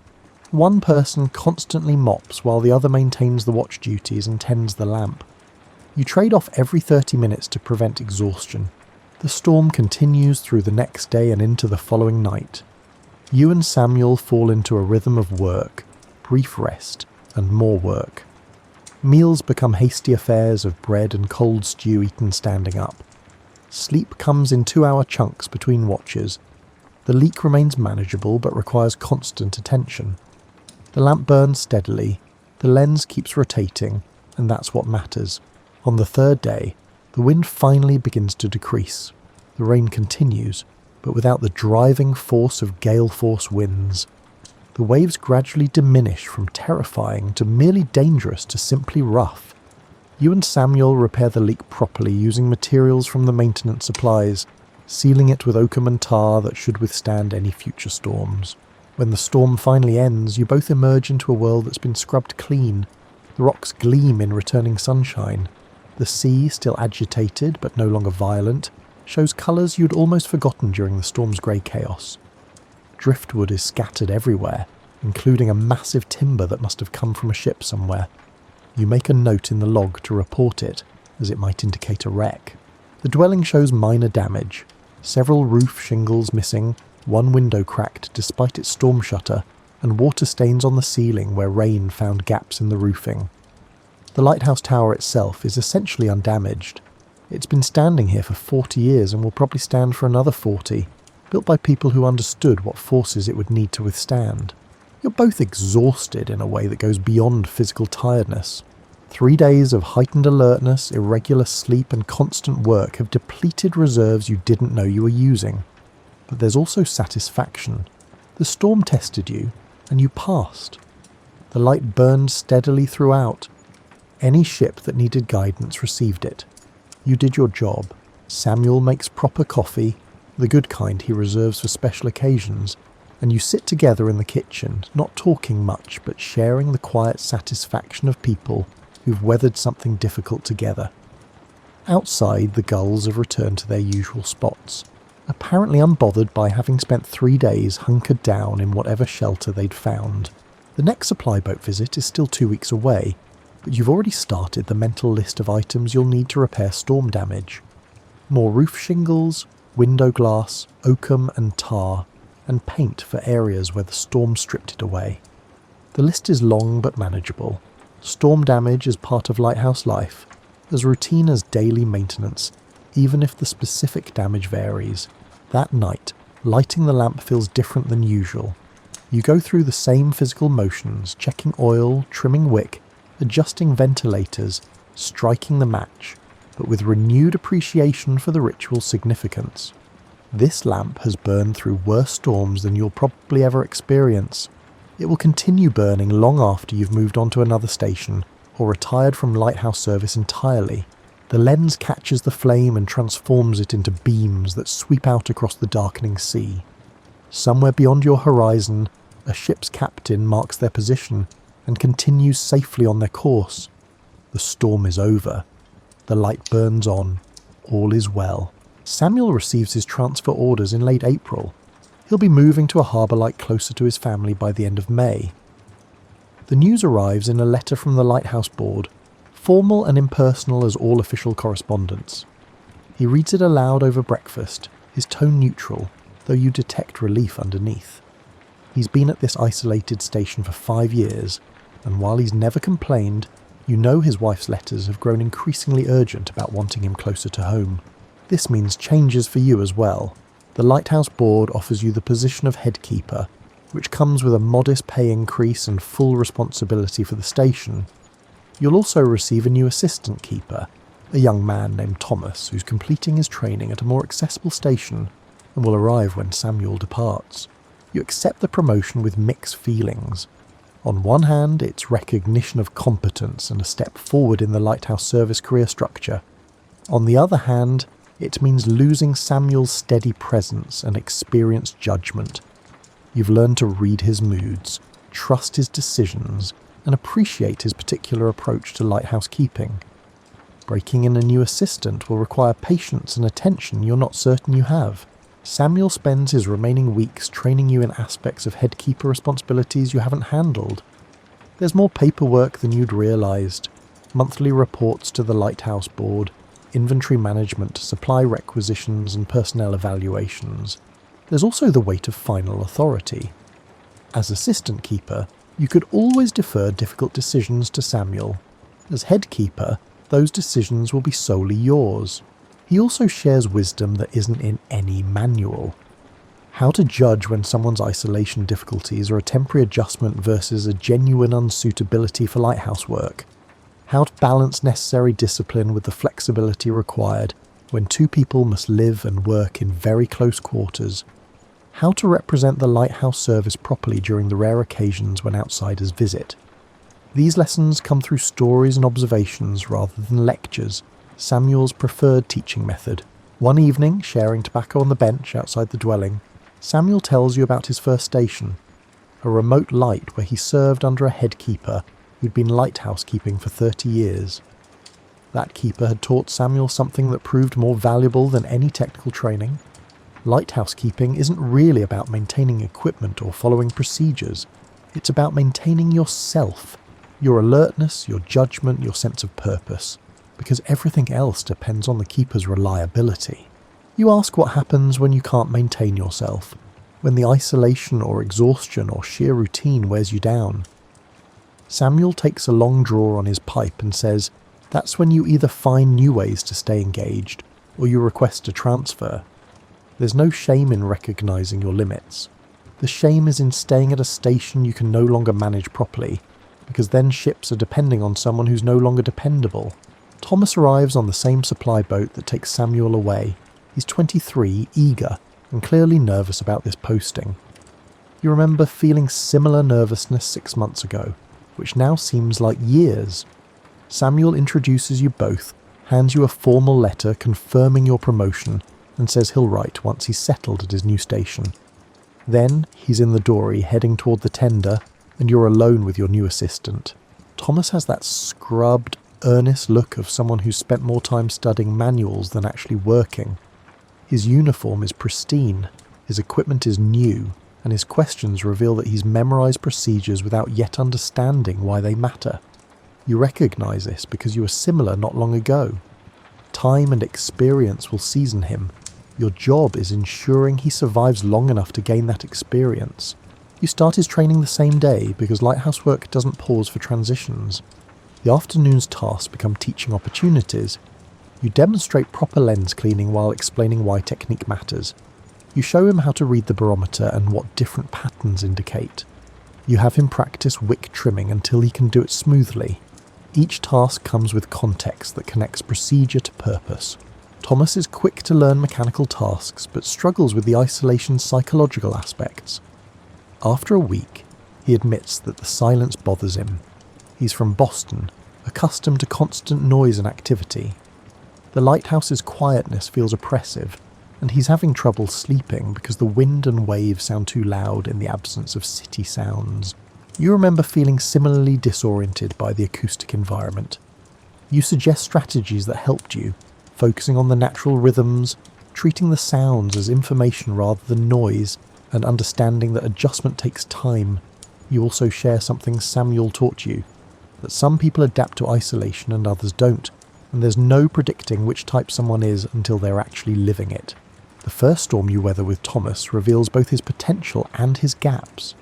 He handles the increased watch duties well, staying alert and following procedures, but he becomes anxious in ways that interfere with judgment. When the fog bell mechanism jams during the storm's peak, Thomas panics and wants to wake you immediately. You're already awake, no experienced keeper sleeps soundly during storms, and you talk him through diagnosing and fixing the problem himself afterward. You explain that lighthouse keeping requires a particular kind of calm. Emergencies will happen, often at the worst possible moments. Panicking wastes time and clouds judgment. The solution is trusting your training, working systematically, and knowing when to ask for help versus when to solve problems independently. Thomas nods, but you can see he's still processing this. Experience will be his real teacher. You're also learning lessons about leadership that didn't seem important when you were assistant keeper. You discover that different people require different management approaches. Thomas responds well to patient explanation, but poorly to criticism, even constructive criticism. He needs explicit praise for good work, whereas Samuel operated on the assumption that no comment meant satisfactory performance. You find yourself thinking about how Samuel managed you, his mixture of giving you responsibility while remaining available for questions, his way of correcting mistakes without making you feel incompetent, and his patience with your adjustment to isolation. You try to emulate this approach with Thomas while developing your own leadership style. Letters from Samuel arrive monthly with the supply boat.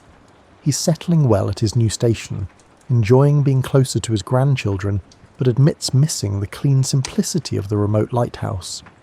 Harbour lights have more visitors, more bureaucracy, and more distractions from the essential work.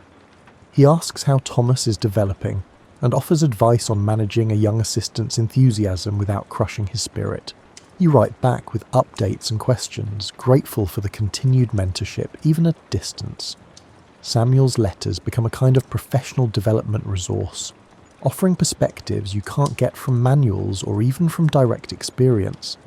He's teaching you to see patterns across situations rather than treating each challenge as unique. As summer arrives, you and Thomas settle into a functional partnership. He's growing more comfortable with isolation, developing his own routines and interests. He's revealed a talent for sketching, and fills notebooks with drawings of birds, waves, cloud formations, and lighthouse equipment. His mechanical skills improve with practice, and his panic responses diminish as experience builds confidence. You've also discovered unexpected satisfaction in teaching. Helping Thomas develop competence feels meaningful in ways that simply maintaining the lighthouse doesn't.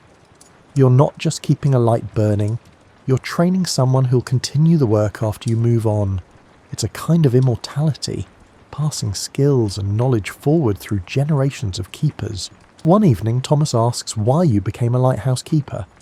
You realise you've never articulated this clearly, even to yourself. After thinking, you say something about wanting work that matters, that has a clear purpose and measurable results. You wanted to be responsible for something important but not be crushed by administrative complexity or social performance. Lighthouse keeping offered honest work where competence is obvious and where your effort directly affects others' safety. Thomas considers this and admits he became a keeper partly to escape family pressure to join his father's business. Lighthouse work seemed adventurous, romantic even. The reality has been harder and less romantic than he imagined, but also more satisfying. There's something real about this work that his father's import business lacked. You understand exactly what he means. Modern life in the 1880s feels increasingly abstract. Money represents labour, contracts represent relationships, and cities represent communities but deliver anonymity. Here at the Lighthouse, everything is concrete. The light either burns or it doesn't. The lens is either clean or it isn't. Ships either pass safely or they don't. There's clarity here that's increasingly rare in a world growing more complex by the year.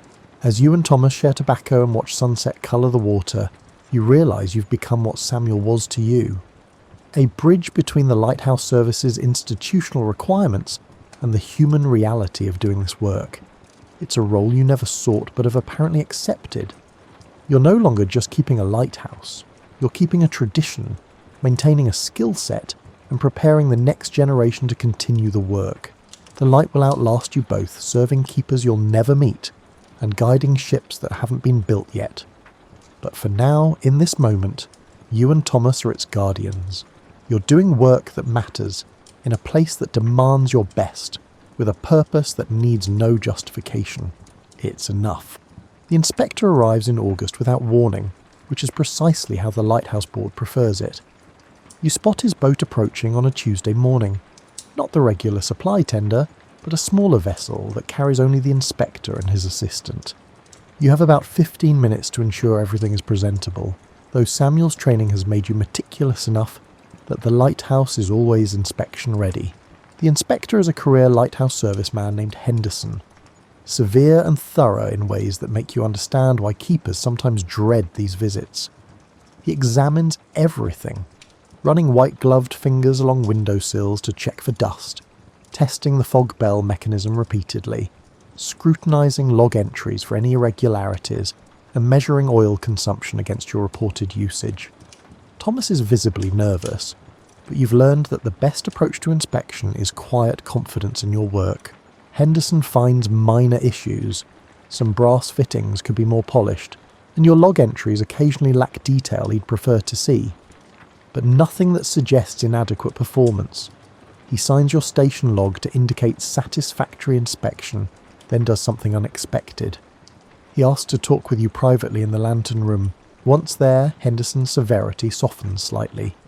He explains that he's been inspecting lighthouses for 20 years, visiting every station from Maine to Maryland. He's seen excellent keepers, adequate keepers, and keepers who should never have been assigned to isolated stations. You, he says, are developing into an excellent keeper. Your station is well maintained, your assistant is progressing properly, and your log entries demonstrate the kind of attention to detail that prevents problems rather than merely responding to them. Then Henderson shares something that stays with you for years. He says that lighthouse keeping is entering a transitional period. Electricity is coming, not this year or next, but within your career lifetime. When it arrives, it will change everything about how lights are maintained and operated. The lighthouse service will need keepers who can adapt to new technology, while maintaining the core values of vigilance and responsibility that have always defined the profession. He sees that adaptability in you. More importantly, he sees someone who understands that lighthouse keeping isn't really about technology. It's about maintaining reliability in systems that others depend on. That understanding will remain relevant regardless of whether lights burn oil or electricity. He's recommending you for advanced training when it becomes available, preparing you for eventual promotion to inspector or to manage multiple stations. This conversation transforms how you think about your work. You'd been viewing lighthouse keeping as an honest job at civilization's edge, a way to escape modern complexity. Henderson helps you see it differently, as participation in a critical infrastructure that enables maritime commerce, military operations, and safe passage for anyone who ventures onto the sea. Your lighthouse is one node in a network of lights that collectively make ocean travel safer than it's ever been in human history. After Henderson departs, you find yourself looking at the lighthouse differently. The tower is 70 feet of granite, but it's also an idea made physical. The idea that humans have a responsibility to help each other navigate danger. The lens is 2 tons of glass and bronze, but it's also a commitment that darkness and distance don't absolve us of duties to strangers who'll never know our names. You share some of Henderson's comments with Thomas over dinner, though not the parts about your potential advancement. That feels like boasting.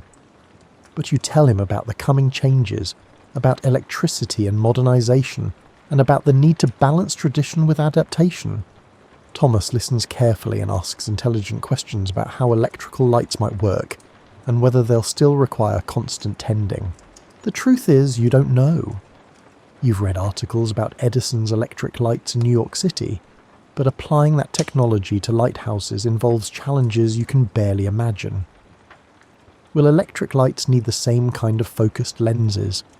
Will they burn as steadily as oil lamps? Will they require different maintenance skills?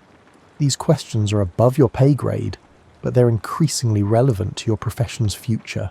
As autumn arrives, you notice changes in your own perspective on lighthouse keeping. The work hasn't changed. The same daily maintenance, the same watch rotations, the same endless attention to detail. But your understanding has deepened. You see connections between tasks that once seemed separate. You anticipate problems before they develop.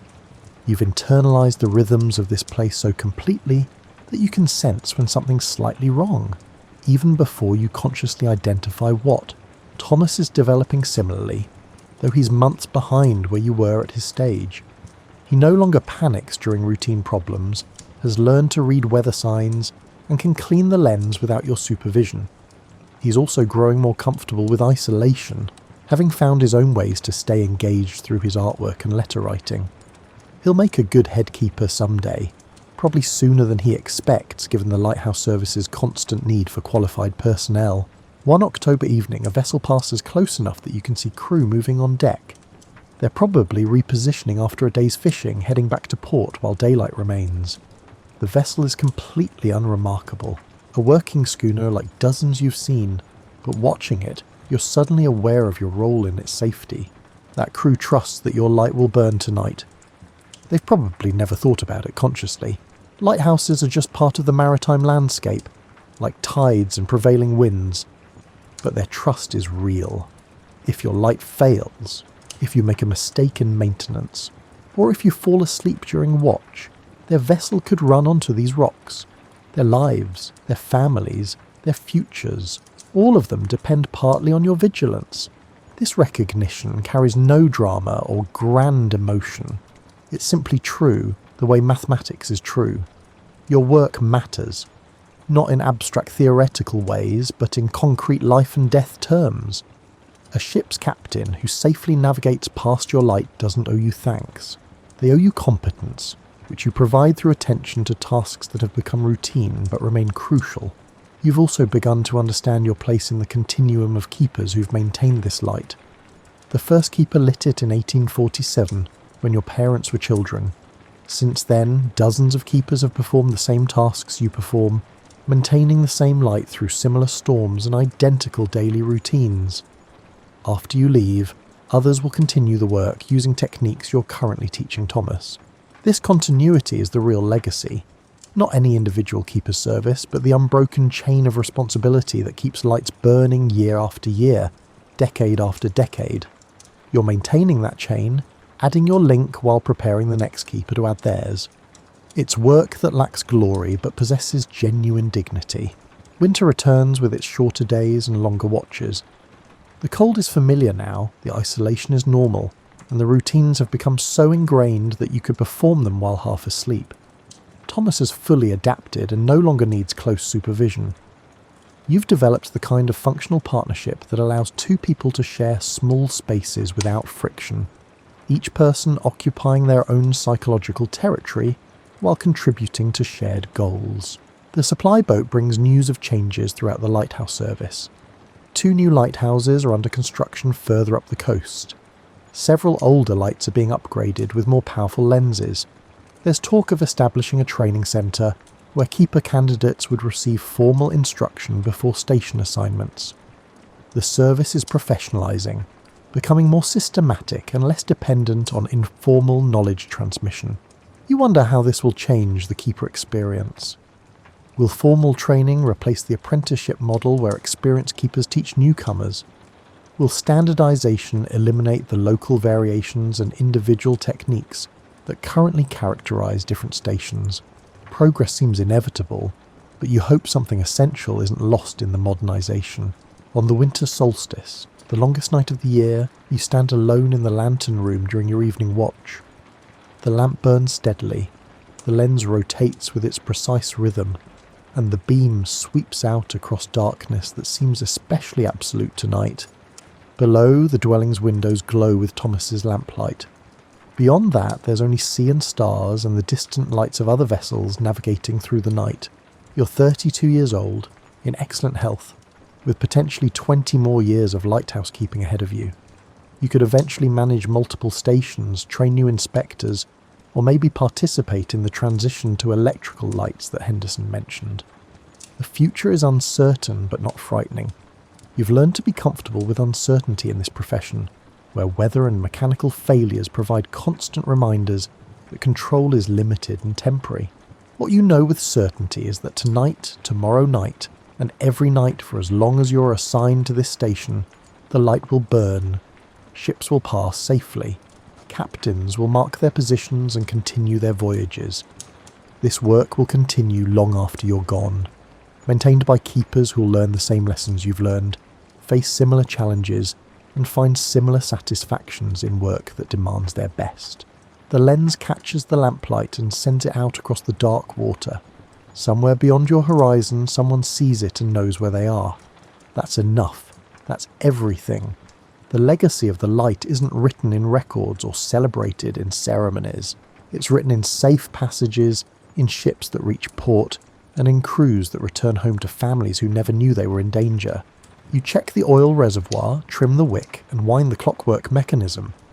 The routines continue because the need continues. Dawn is still 8 hours away, and the light must burn until then, and through every night that follows. This is your work, your purpose, your contribution to the slow accumulation of human efforts that make the world slightly safer, slightly more navigable, and slightly more survivable for those who venture into dangerous places. The light sweeps across the sea, regular as a heartbeat, reliable as a sunrise. You stand watch through another night at the edge of the world, guardian of a flame that guides strangers through darkness. It's work that requires no applause because it provides its own meaning, and that meaning is enough.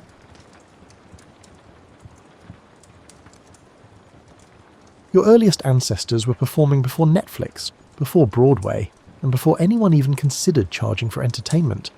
Imagine a cave from 40,000 years ago. The fire is crackling. Someone begins to tell a story about the day's mammoth hunt, and the dishes are finished. Well, there weren't dishes, but you get the idea.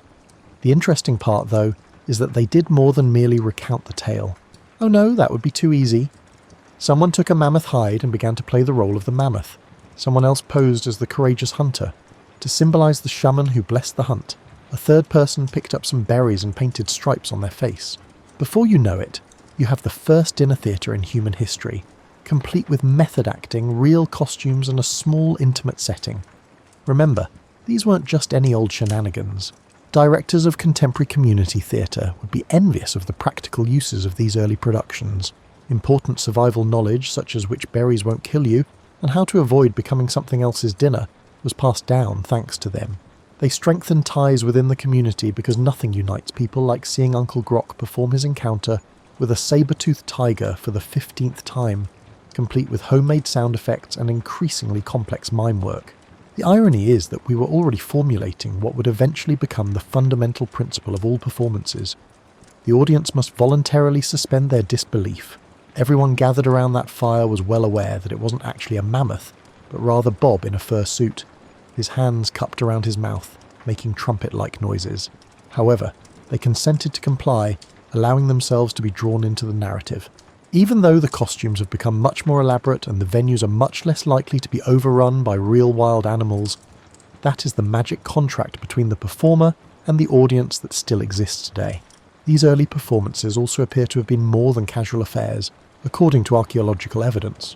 Figures wearing ornate headdresses and participating in ritualistic activities are depicted in cave paintings from Lascaux and other locations in what seem to be ceremonial poses.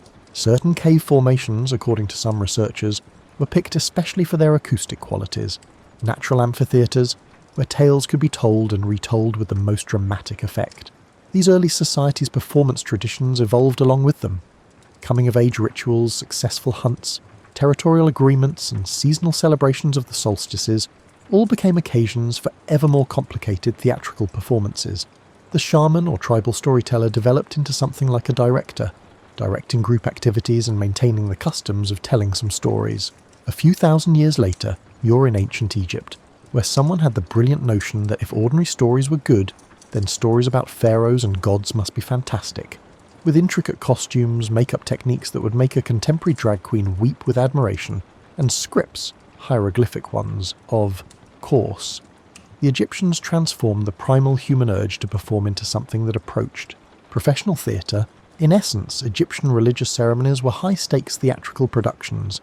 If you fumbled your lines, you risked upsetting a god, which was far worse than receiving a poor review in the local papyrus. Nor were these solemn, quiet services.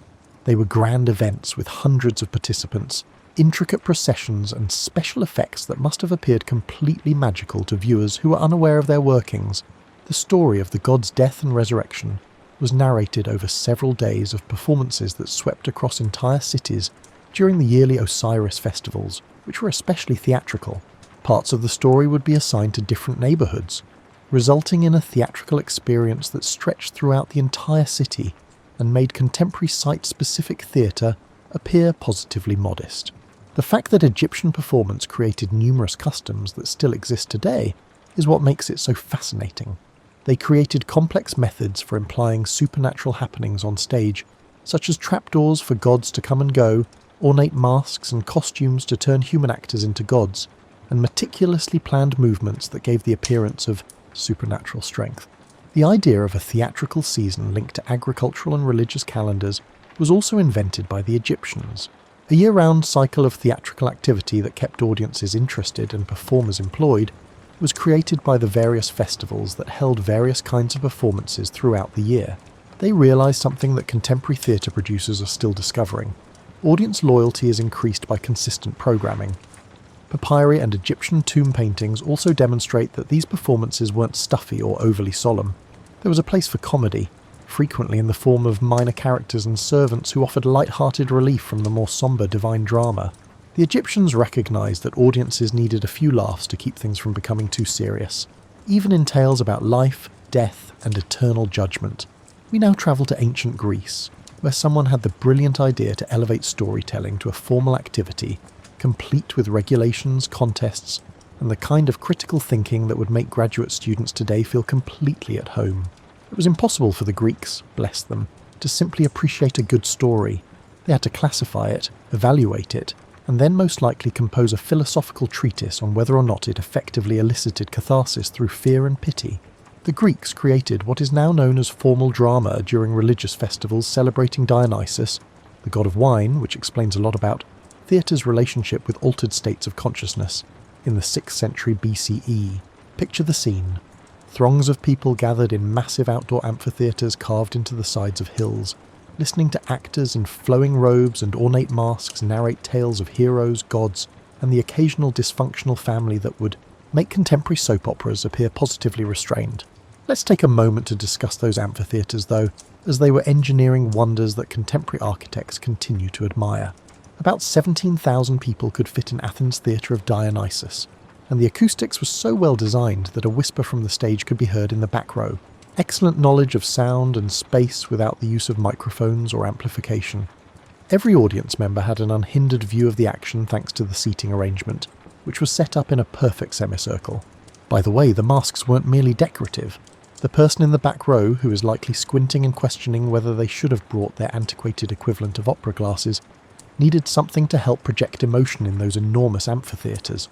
These masks were artistic creations, carved to symbolise various character types and emotions. Happy, sad, angry, confused. All the emotions you go through on a normal Monday morning, but artistically captured in plaster, wood and linen that would make contemporary designers cry. The Greeks are credited with creating the idea of the tragic hero, but they also unintentionally created stage fright. His name lives on in the word thespian, though I'm sure he never imagined future actors would use it to sound more important at dinner parties. Imagine poor Thespis, who is frequently regarded as the first actor, standing alone on stage for the first time and likely thinking, "What have I gotten myself into? Yesterday I participated in a chorus, and now suddenly everyone is staring at me, expecting me to be engaging on my own."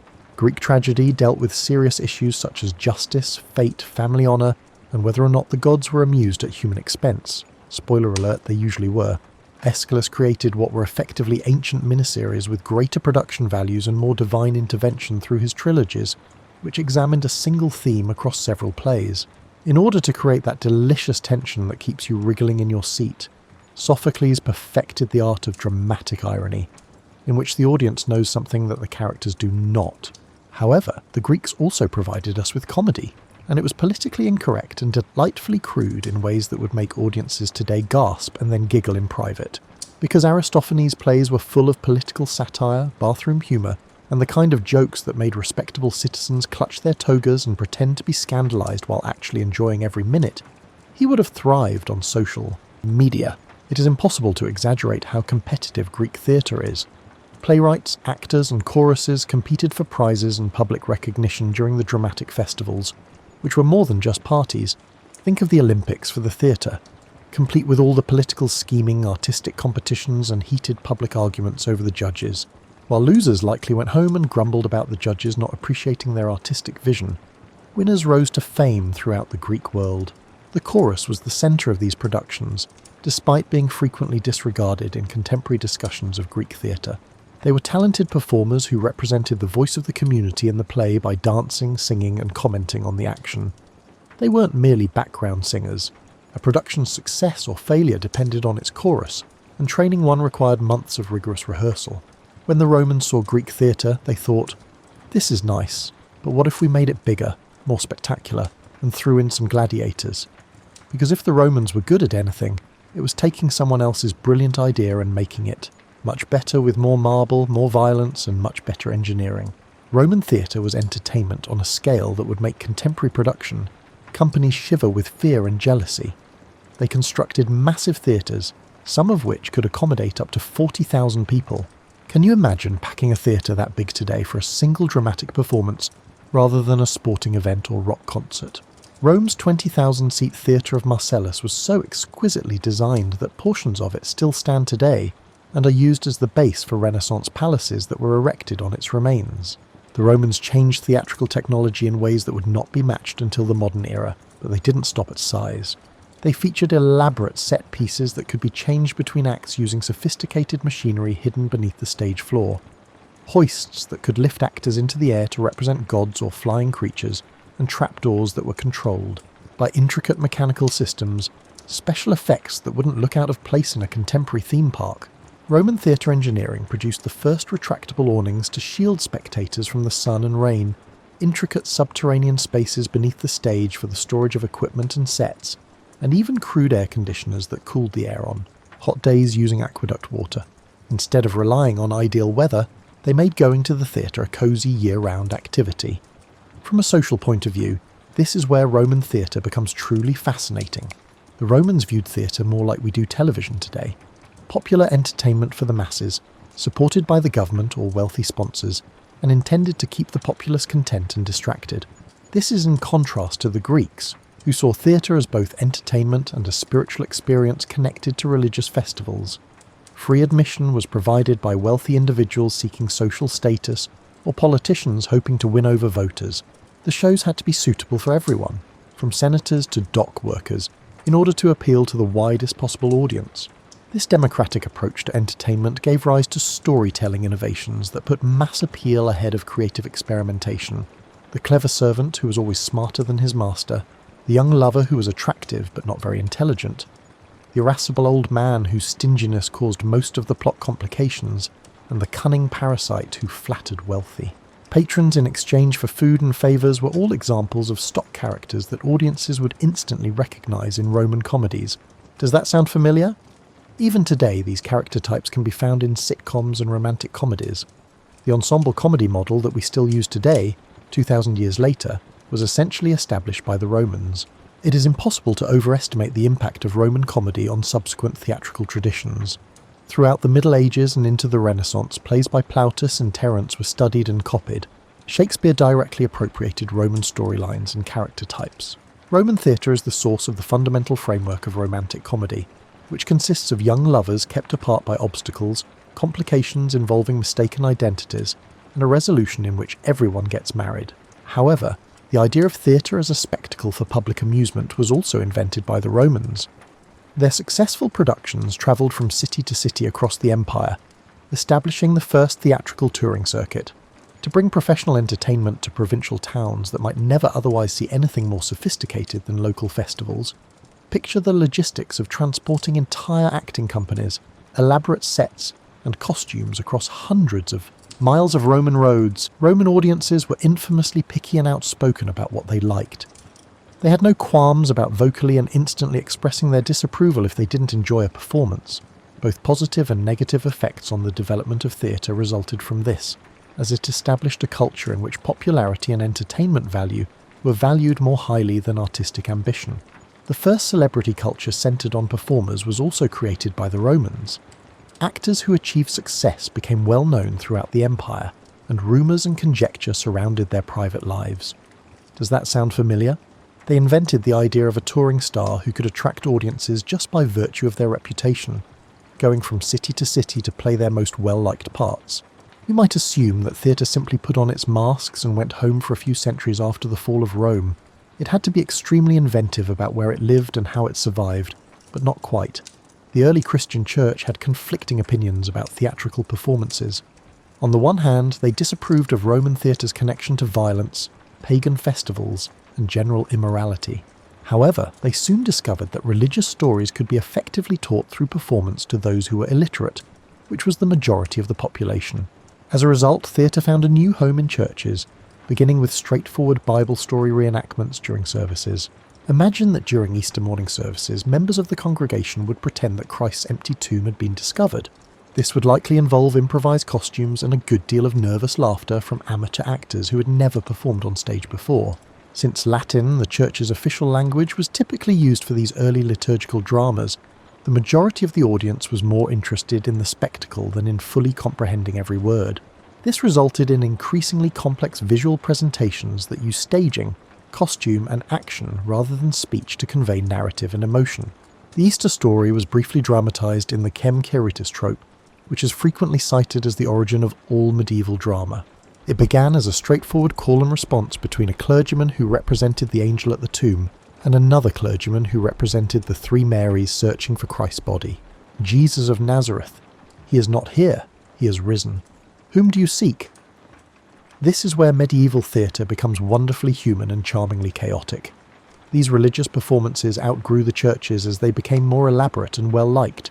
Entire communities participated in large-scale productions known as morality plays, which were essentially medieval after-school specials with titles like Everyman and The Castle of Perseverance, or mystery plays, which told biblical stories.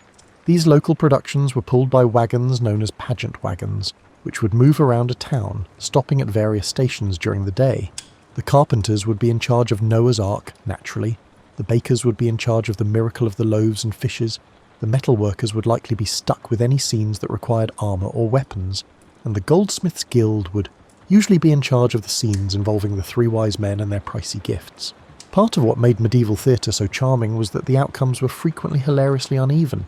Imagine going to a play where Noah's Ark was constructed by real carpenters and looked amazing, and then right after that there's a scene where the angels are obviously just the apprentices of the baker, dressed in bed sheets, and they're desperately trying not to trip over their makeshift wings.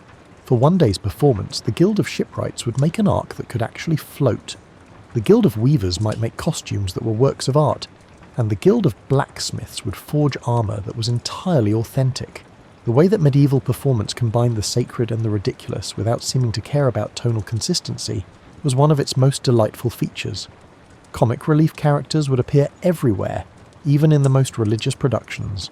In nativity plays, the shepherds were frequently portrayed as foolish country people who offered amusement in between the more sombre scenes. In the midst of a tale about divine judgment and salvation, there is slapstick humour because Noah's wife was traditionally a shrewish character who refused to board the ark without a fight. One of the most well-known medieval dramas, The Second Shepherd's Play, has a subplot about a sheep thief who attempts to conceal his stolen sheep by posing it as his newborn child, with his wife cradling it and saying it only has a peculiar complexion. This farce parallels the nativity story, resulting in a play that serves as both popular entertainment and religious instruction. We sometimes forget that medieval audiences recognised that a little humour helped make difficult spiritual subjects easier to understand and more memorable. They were being pragmatic, not disrespectful. You need to give them something to laugh at and something to think about if you want them to remember the lessons in your play. Medieval drama was staged in a way that was both inventive and useful. The majority of performances were held outside in marketplaces or town squares, so portable and weatherproof stage designs were required. The pageant wagon system made it possible for several plays to be presented at various venues at the same time, resulting in a festival-like atmosphere that persisted for days. Some communities created staging systems that were even more complex. In order to follow the entire biblical story from creation to Judgment Day, audiences moved between the Chester mystery plays, which were presented on a number of fixed stages spread out across the city. In order to create enormous outdoor festivals that attracted people from hundreds of miles away, other communities constructed makeshift amphitheatres in fields outside of town. Theatrical aspirations grew in tandem with the prosperity of medieval society and the size of urban centres. Productions became more complex in the 14th and 15th centuries, pushing the limits of what was possible with medieval technology. Hundreds of actors and crew members participated in these enormous multi-day passion plays during this time period. We can get a sense of the scale these productions could reach from the 1634 started Oberammergau Passion Play. Medieval adaptations were frequently even more ornate, with casts that included entire communities, numerous stages, and sophisticated special effects equipment. The technology used for staging advanced. Biblical miracles were cleverly addressed by medieval stage managers who created intricate mechanisms for parting seas or simulating divine fire, flying rigs for angelic appearances, and trapdoors for resurrection scenes.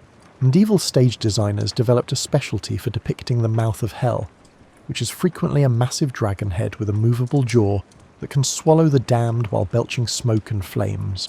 Medieval theatre had a significant economic component. Investing heavily in costumes, materials, and specialised craft work was necessary for large productions. Guilds would train for their designated scenes for months, and the rivalry between them to produce the best show became a source of artistic innovation and civic pride. According to records from York, England, the mystery play cycle in the city involved 48 different wagons, and most of the adult population as organisers, craftspeople or performers. The play's economic impact was so great that they became popular tourist destinations, bringing in large sums of money for nearby merchants and innkeepers. Humanism, literacy, and the radical notion that perhaps, just possibly, the average person should have access to entertainment that wasn't solely concerned with their eternal souls, and moral advancement were all introduced during the Renaissance. Professional theatre as we know it began during this time, with permanent companies, specially constructed theatres, and the groundbreaking idea that actors could earn a living doing what they did without having to become carpenters or farmers. With stock characters that wore recognisable masks and costumes that have become so iconic that they are still instantly recognisable today, the Commedia dell'arte in Italy was perfecting improvisational comedy. With exaggerated features that allowed actors to project personality even to audiences seated close enough to see their eyes through the mask's eye holes. These were not your sombre Greek masks made to project emotion across enormous amphitheatres. Instead, they were made for intimate comedy.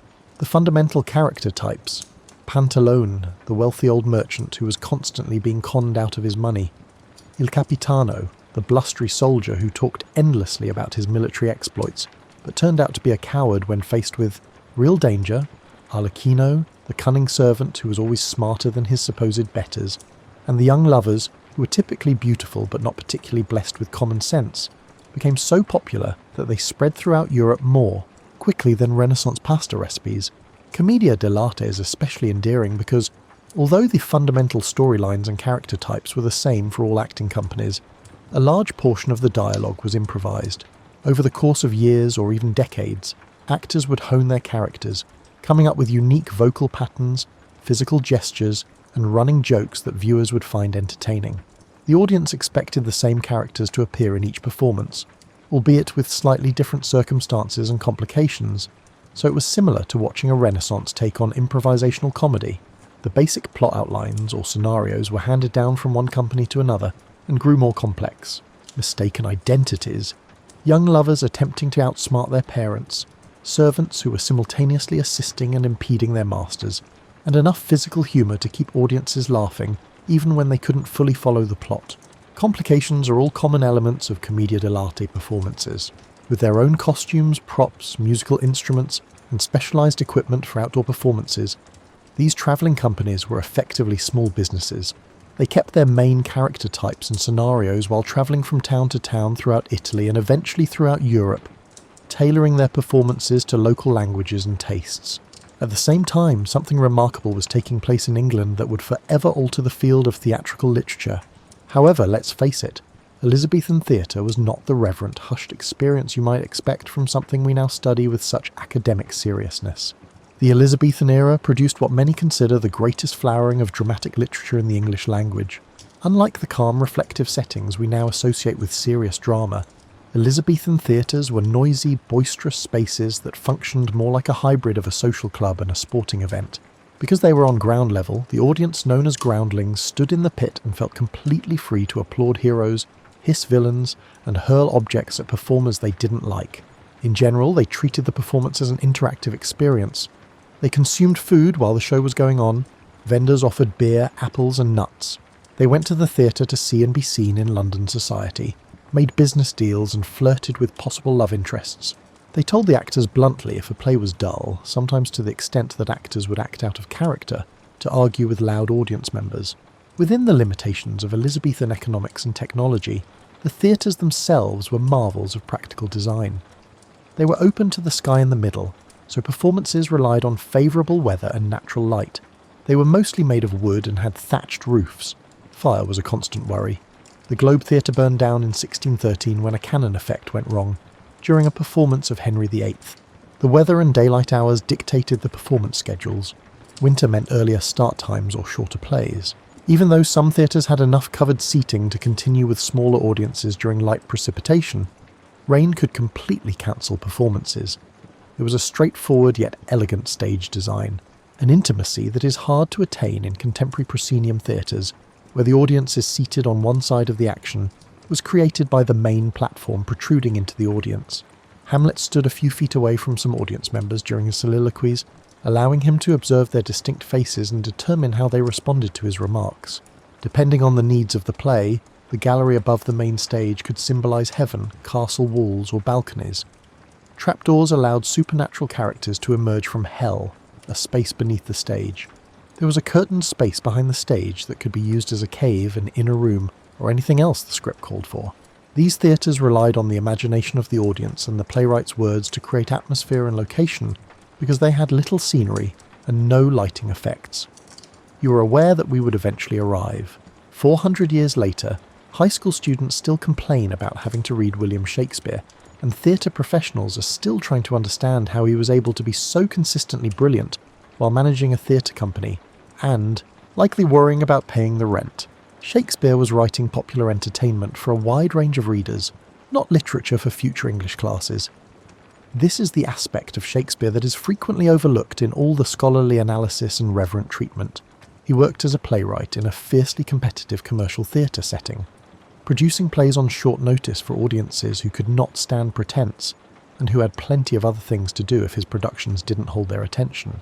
Shakespeare's genius lay in his ability to work on several levels at once, without making anyone feel condescending or excluded. Sword fights, puns, and obscene jokes that would make a contemporary R-rating committee blush were all part of the experience for the groundlings who paid a penny to stand in the pit.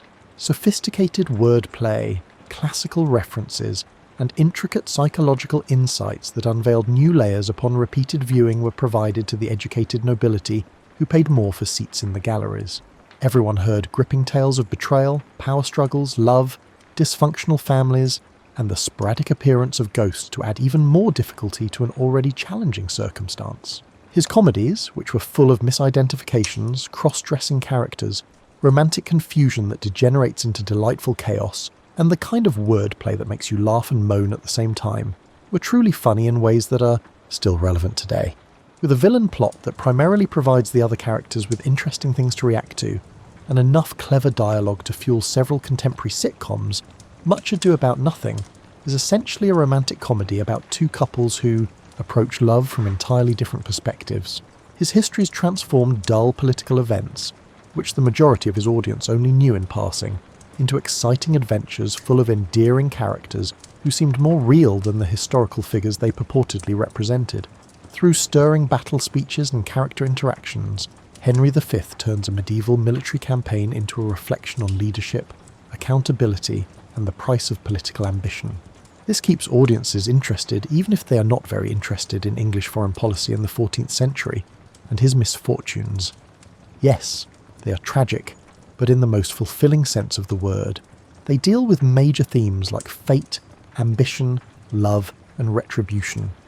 But they do so by showing flawed, complex characters making decisions that have terrible outcomes.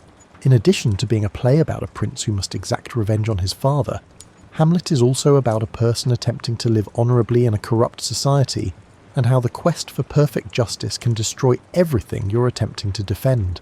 Shakespeare's comprehension of human psychology in all its contradictory complexity was what truly made him unique, because his characters, like real people, have internal contradictions. They seem authentic. Frequently in the same scene, Hamlet exhibits both decisiveness and indecision, bravery and cowardice, and cruelty and love.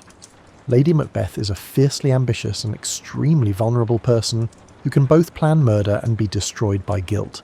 Iago is incredibly cunning and strangely petty, driven by resentments that don't fully excuse the complex retaliation he plans. Shakespeare was also more aware of the desire of audiences for variety in a single evening's entertainment than most playwrights before or since. His plays combine court scenes and tavern scenes, high poetry and everyday prose, and comedy and tragedy, all within single stories that manage to remain cohesive despite their complex tones. Drama, comedy, action, philosophy and poetry are all combined into one experience that somehow feels cohesive rather than dispersed, making it similar to receiving a full entertainment package. Hamlet contains a variety of content, including a ghost story, a political thriller, a family drama, a romantic tragedy, a revenge plot, a play within a play, sword fights, philosophical soliloquies, court intrigue, and some of the most hilarious gravedigger scenes in dramatic literature.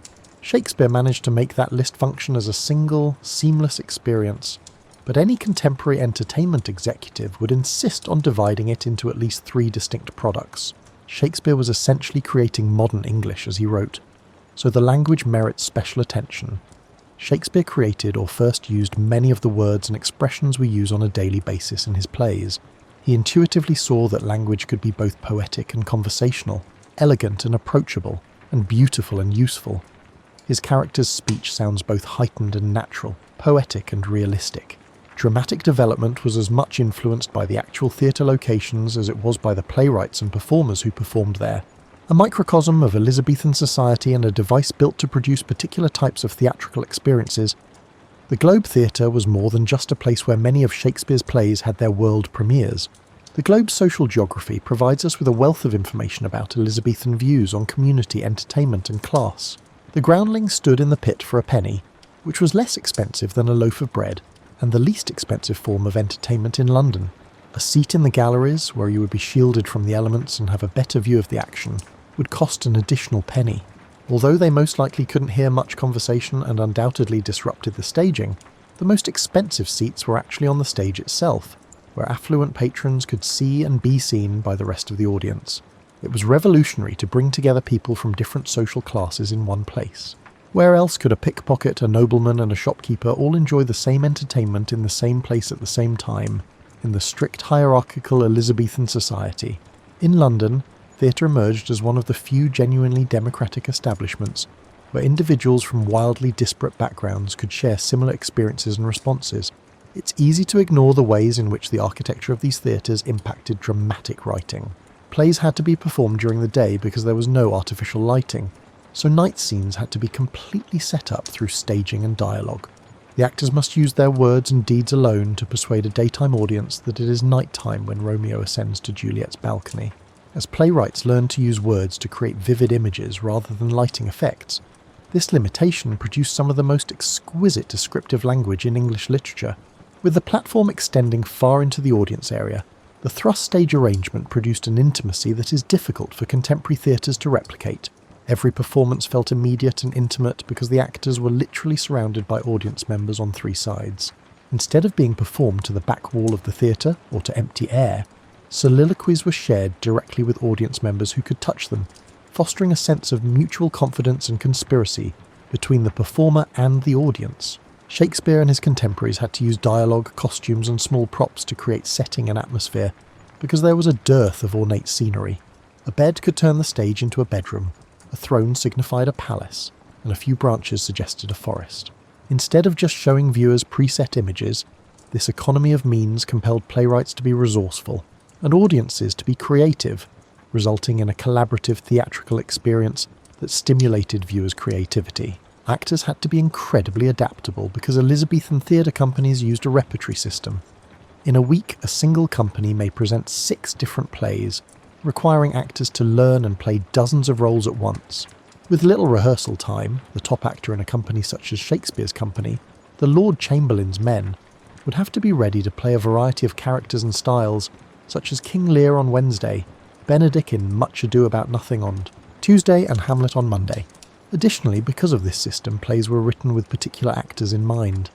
Shakespeare customised roles for each member of his company based on their individual strengths, weaknesses and peculiarities. Will Kempe and Robert Armin, both of whom had distinct comedic philosophies and specialties, were the intended recipients of the clown parts. The tragic parts were written for Richard Burbage, who apparently had a regular ability to bring people to tears. English theatre started to undergo minor but important changes in 1603 when James I came to power. The emergence of private indoor theatres that catered to more affluent audiences coincided with the reign of the new king, who was more interested in lavish court entertainments than in public theatre. Shakespeare's company started its winter performances at the Blackfriars Theatre, which was a far cry from the public amphitheatres. It was more intimate, smaller, artificially candlelit, and admission was much pricier. playwrights were inspired to experiment with more psychologically complex material and advanced theatrical techniques as a result of the more affluent and educated audience this attracted. Themes of corruption, insanity, and moral ambiguity were explored in darker, more psychologically complex plays written by playwrights such as John Webster, Thomas Middleton, and John Ford. With their graphic violence, sexual transgression, and moral complexity, The Duchess of Malfi, The White Devil, and 'Tis Pity She's a Whore challenged the conventions of what was appropriate for staging in outdoor amphitheatres during the day. More advanced staging methods were also made possible by the indoor theatres. Opportunities for atmospheric effects, abrupt illuminations, and the type of chiaroscuro lighting that painters of the era were employing to produce striking visual effects were made possible by candlelight. When audiences were unable to see all of the mechanical operations clearly, trapdoors and flying machinery could be used more successfully. In indoor theatres, music has grown in significance as a means of providing entertainment in between acts, as well as an accompaniment to the action.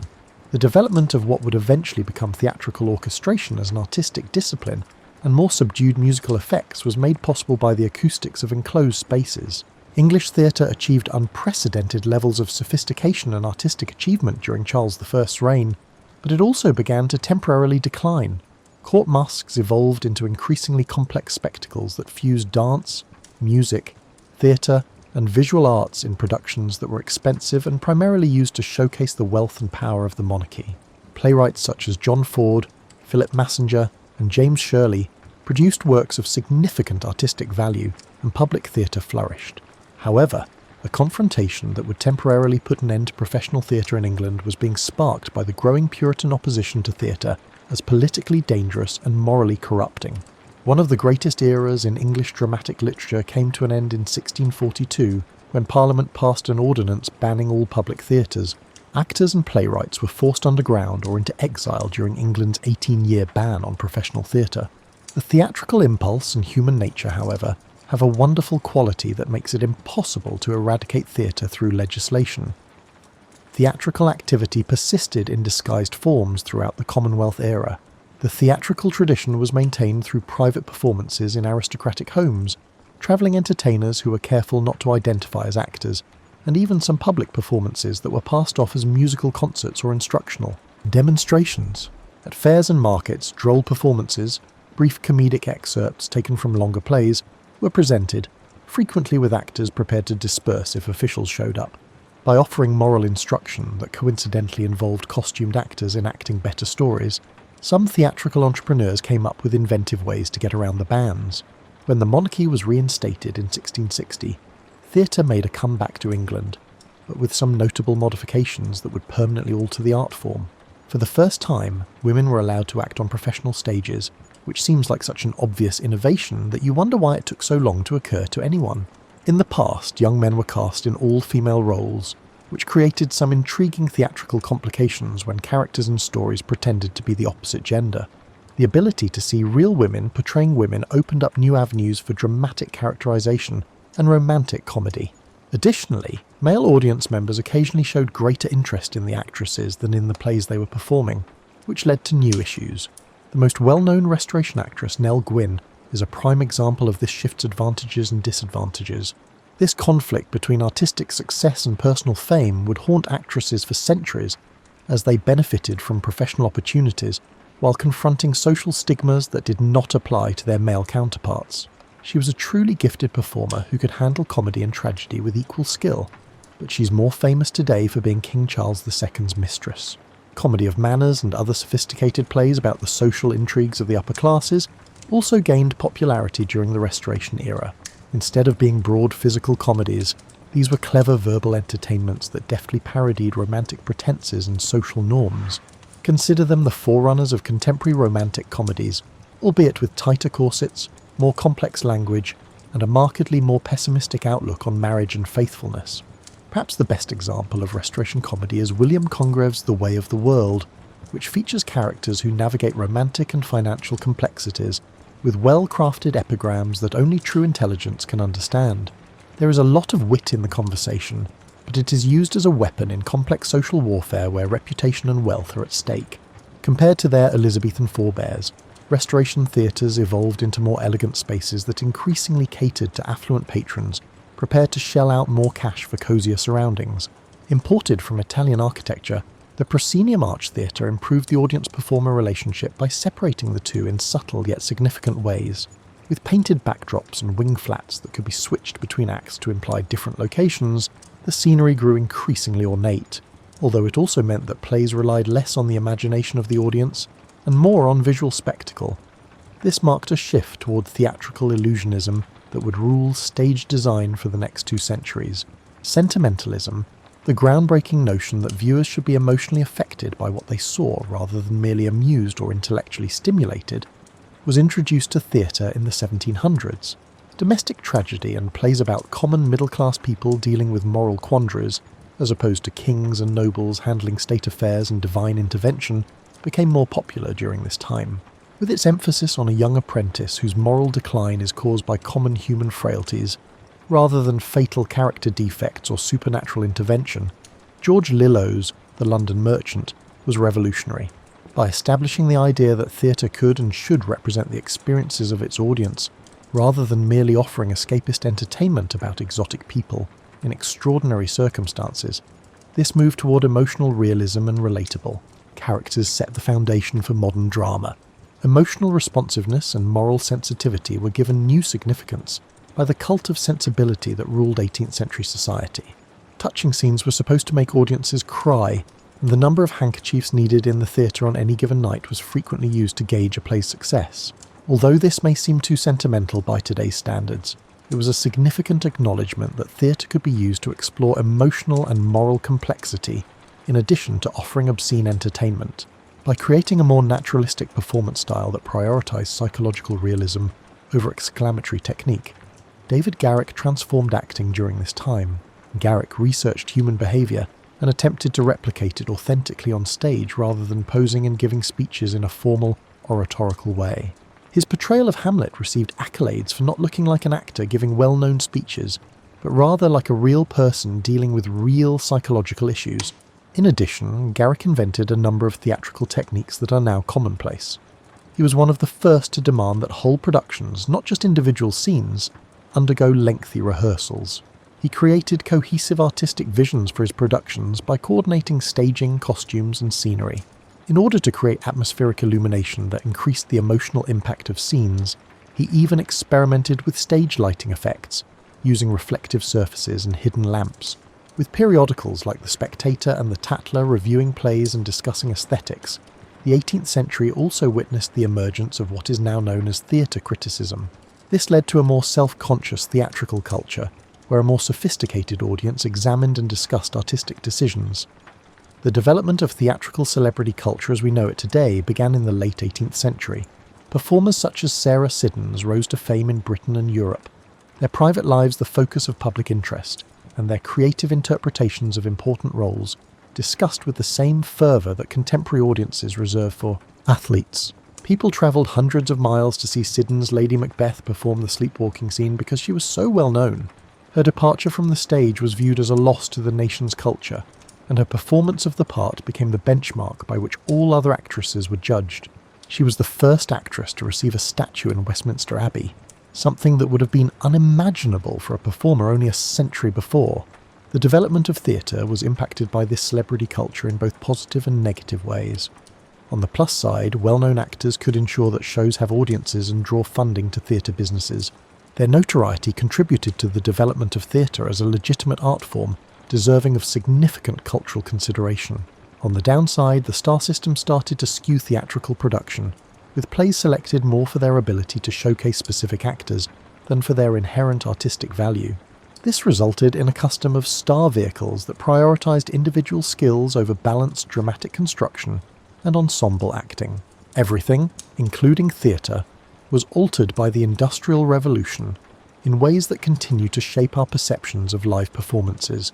Theatre was transformed from an afternoon amusement to an evening event that could rival other nightlife activities, thanks to advancements in lighting technology that allowed indoor performances to last well into the evening. When gas lighting was first used in the early 1800s, it completely changed the possibilities for theatre. For the first time, stage lighting could be precisely adjusted to be brightened for dramatic climaxes and dimmed for intimate scenes. More complex atmospheric effects were made possible, and filmmakers were equipped with new means of directing viewers' attention and evoking strong feelings. By putting performers in the limelight and enabling the type of dramatic illumination that could isolate individual characters or produce amazing visual effects, limelight, which is made by heating lime with oxygen and hydrogen flames, was introduced, resulting in the first powerful spotlight effects. Actors would literally position themselves to catch the most flattering light during this time, which is where the well-known expression stealing the spotlight originates. As urban populations increased and the middle class grew, theatres had to expand to accommodate their leisure time and entertainment budget. Several thousand people could fit in some of the theatres constructed during this time, necessitating innovative staging and performance techniques that could successfully project to such sizable crowds. Melodrama, a theatrical genre that focused on stark moral contrasts, breathtaking special effects, and poignant scenarios that were understandable and enjoyable even in large theatres, was born as a result. The plots of melodramas included enough physical action and visual spectacle to keep audiences interested even when they couldn't hear every word of dialogue, while the heroes were entirely good and the villains were completely evil. Melodramatic plots were thrilling for audiences of the time, but delightfully absurd by today's standards. On family farms, villains threatened foreclosure, heroes swung on ropes across burning buildings, heroines were tied to railroad tracks, and evil was always severely punished, usually in a spectacular way, while virtue was always rewarded. However, melodrama fulfilled significant social roles that went beyond simple amusement. In order to help viewers comprehend the swift changes taking place in their society, a number of melodramas addressed modern social issues, such as urbanization, class conflict, industrialization, and shifting family structures.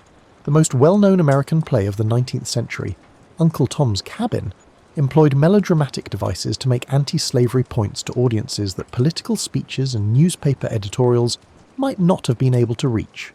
Additionally, touring productions that could reach audiences in smaller cities and towns gained popularity in the 19th century.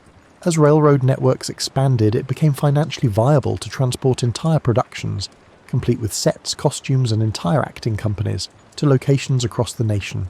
This made it possible for audiences in far-flung places to see the same plays that were performed in large cities, establishing the first genuinely national theatrical culture.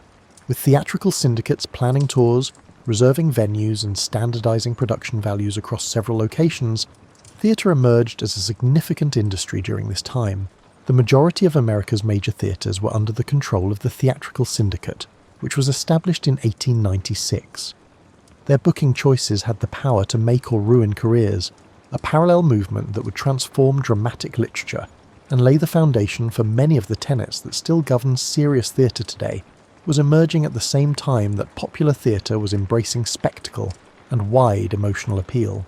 Henrik Ibsen, August Strindberg, and Anton Chekhov were among the first playwrights to tackle contemporary social issues through the experiences of likeable characters in familiar settings. Because it addressed marriage and women's rights honestly and in ways that went against ingrained social norms, Ibsen's A Doll's House sparked scandals across Europe. Some theatres refused to present the play's contentious ending, in which Nora abandons her husband and kids to find her own identity, without including a more traditional conclusion in which she resumes her responsibilities to her family. But the controversy was precisely the point. Ibsen and his peers felt that theatre should provoke viewers to reflect deeply on moral issues and societal issues, in addition to providing amusement. This marked a return to theatre's long-standing role as a platform for discussing significant topics, but with a particularly contemporary emphasis on psychological realism and current social issues.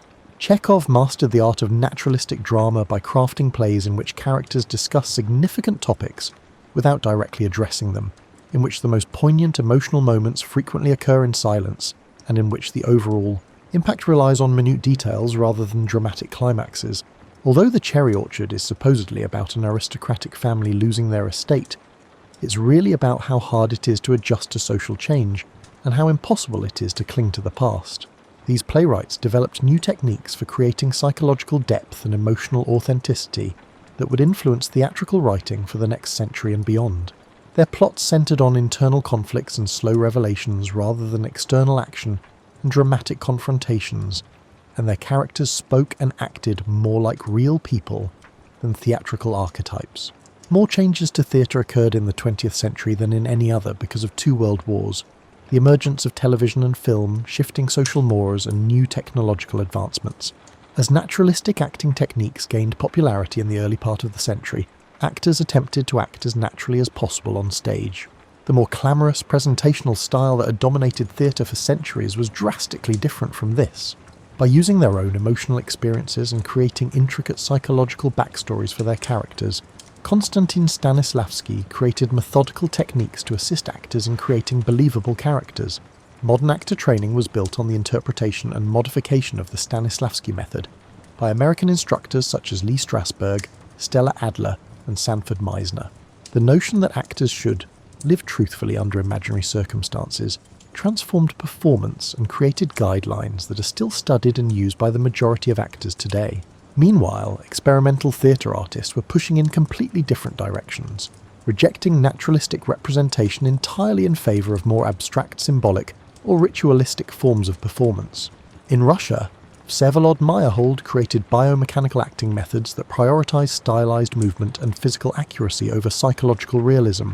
The theatre of cruelty that Antonin Artaud envisioned would directly affect audiences' emotions and spirituality, while challenging their rational defences through powerful sensory experiences. Despite his own production's frequent failures with modern audiences, his theories shaped experimental theatre for decades. In order to keep audiences from getting emotionally engrossed in theatrical illusion, Bertolt Brecht created epic theatre techniques. In order for the audience to critically consider the social and political issues his plays addressed, he wanted them to keep a critical distance from the action. Political theatre all across the world was impacted by Brecht's alienation effects, which included direct address to the audience, songs that made commentary on the action, and staging that purposefully exposed theatrical artifice. American theatre was creating its own unique traits and contributions to the art form, while European theatre was battling modernist innovations and political upheavals. The rise of uniquely American dramatic voices that wrote about uniquely American issues and experiences occurred in the early 20th century.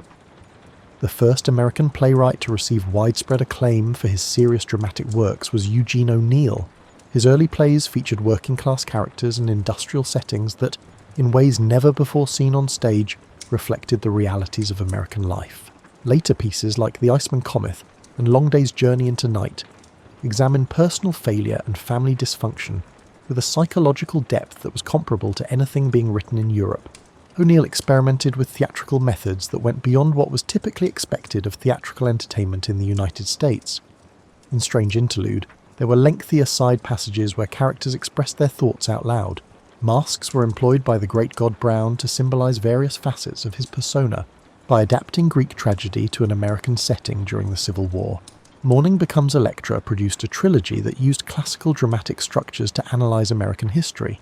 The only time in American history that the federal government directly subsidised theatrical production was during the Federal Theatre Project, which was a component of the New Deal initiatives during the Great Depression. Thousands of theatre professionals were employed by the project between 1935 and 1939, and hundreds of productions were produced nationwide, including the groundbreaking living newspaper productions that dramatised current events and social concerns. Even though the Federal Theatre Project was eventually shut down because of political concerns about its left-leaning content, it showed that serious, socially engaged theatre was in high demand across the nation, not just in large cities. The creation of the integrated musical, which fused songs, dances, and dramatic scenes into cohesive artistic experiences, rather than merely entertainment reviews with well-known performers, was perhaps American theatre's most notable contribution to world drama. With songs that developed organically from the character and circumstance rather than being added as specialty numbers, Showboat, 1927, is frequently regarded as the first fully integrated American musical. The production addressed weighty topics like racial prejudice and the passing of time, demonstrating that musical theatre could tackle important issues while still offering mainstream entertainment. All right. 1943 transformed musical theatre by introducing dance sequences that progressed the plot and revealed character rather than merely offering spectacle, and by starting with a single character singing alone on stage instead of a large chorus number. Richard Rodgers and Oscar Hammerstein, the second's partnership, created a model for musical theatre design that shaped the genre for many years, through complex music and choreography that produced theatrical experiences unmatched in any other medium. West Side Story, 1957, showed that musical theatre could address modern social issues like gang violence, racial tension, and urban poverty. Classical, jazz, and popular music were all incorporated into Leonard Bernstein's score, and Jerome Robbins' choreography turned dance from a decorative element to a crucial part of the narrative. Broadway musicals' heyday, which spanned roughly the 1940s to the 1960s, produced works that shaped American culture. Songs from these shows entered the popular repertoire, and the shows themselves established Broadway as a major cultural export that influenced musical theatre development worldwide.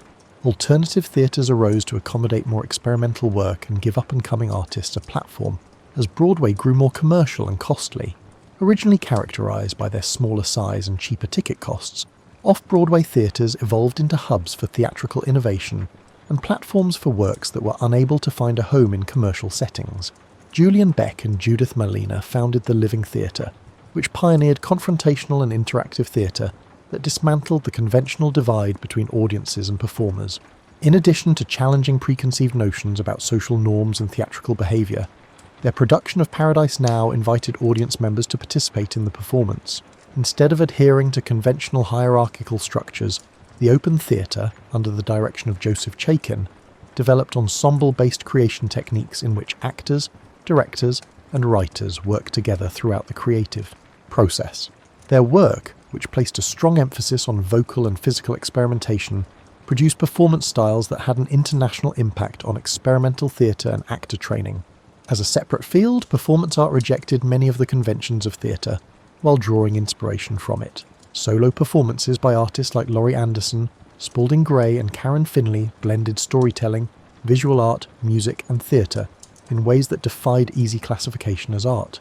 A decentralized theatrical culture was produced by the founding of regional theatre companies across the United States in the 1960s and 1970s, which lessened New York's hegemony and offered chances for theatrical growth outside of conventional commercial hubs. Organizations such as the Arena Stage in Washington, D.C., the American Conservatory Theatre in San Francisco, and the Guthrie Theatre in Minneapolis formed unique creative personalities while giving back to their communities. Regional theatres emerged as crucial venues for creating original works and bringing classic plays back to life for modern audiences. In addition to creating audiences for serious theatre in communities across the nation, they offered jobs to theatre professionals who wished to work regularly without vying for the few Broadway openings. The growth of playwright development programs, which supported up-and-coming authors through workshops, readings, and developmental productions, was also encouraged by the regional theatre movement. The works of many of the most significant American playwrights of the late 20th century, such as David Mamet, Sam Shepard, and Lanford Wilson, were developed in regional theatres. The theatre of today is part of a complex ecosystem that also includes social media, video games, streaming services, television, and movies.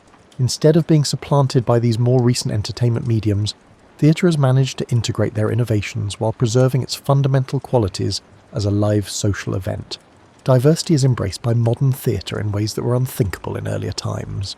On contemporary stages, stories from various cultures, previously marginalised viewpoints, and experimental forms that defy conventional notions of what theatre can be coexist. Playwrights such as Tony Kushner, Lin-Manuel Miranda, and Susan Laurie Parks have produced plays that broaden the theatrical canon while appealing to new audiences. The fundamental components of theatrical performance have been improved by technology rather than replaced. Nowadays, sound design is a highly developed art form that produces aural landscapes that were not possible in the past. Computer-controlled systems are used in lighting design to produce effects that are only constrained by the designer's creativity. Real-time visual environments that adapt to live performances are made possible by digital effects and video projection. However, these technological advancements support conventional theatrical functions, such as narrating stories, setting the mood, and drawing in viewers. Realizing that theatre's power is in the direct interaction between actors and audiences, the most successful modern productions use technology to complement live performance rather than to replace it.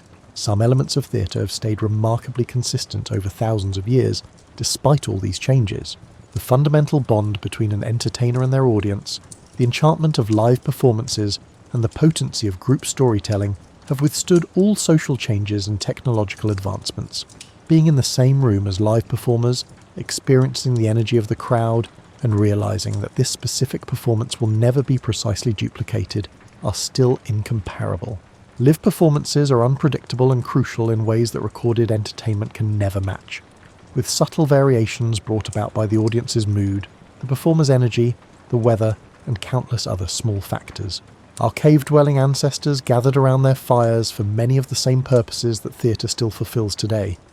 It gives difficult feelings and complicated concepts a tangible form and a common context, which aids in their processing.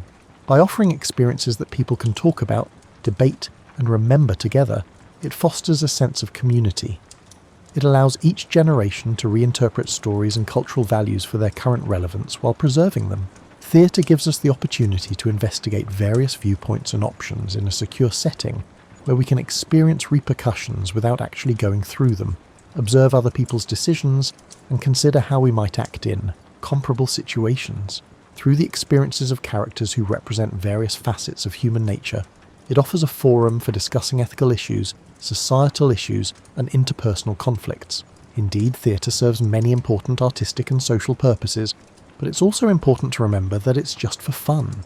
These small pleasures, the shared gasp of surprised and unexpected plot twist, the laughter that breaks out during a well-timed comedy sequence, the shared intake of breath during a moment of transcendent beauty, directly connect us to every audience that has ever assembled to witness other people posing as someone else. Theatre's humanity is what makes it so appealing. In contrast to television or movies which show us still photos of actors who played their parts weeks or months ago, theatre shows us real people performing live, right in front of us. The tears shed by a theatre performer are genuine. When they laugh, it's real laughter. They must immediately correct their mistakes in front of the audience. No other art form can compare to the sense of danger and urgency this evokes. During a live performance, anything can happen. An actor may forget their lines, a set piece may break, or a costume may tear at a pivotal point.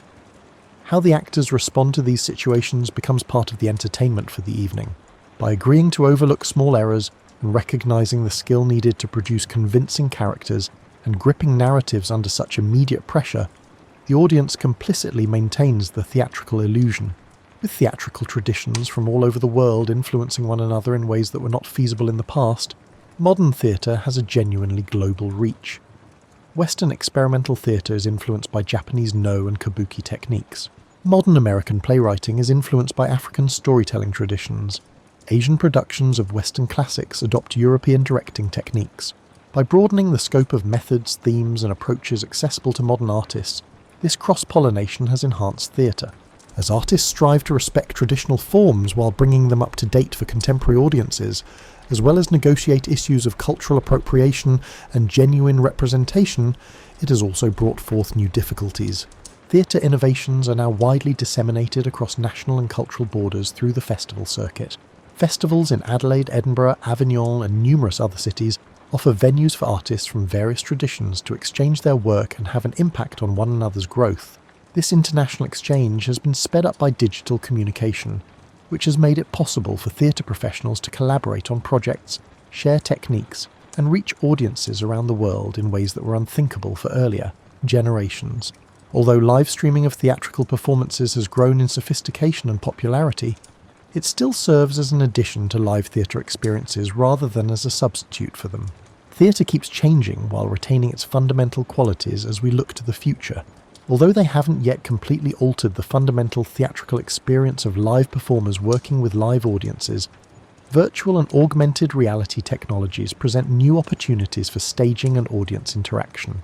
Theatre operations are being impacted by environmental concerns, as many businesses are implementing sustainable set construction, energy use, and touring logistics practices.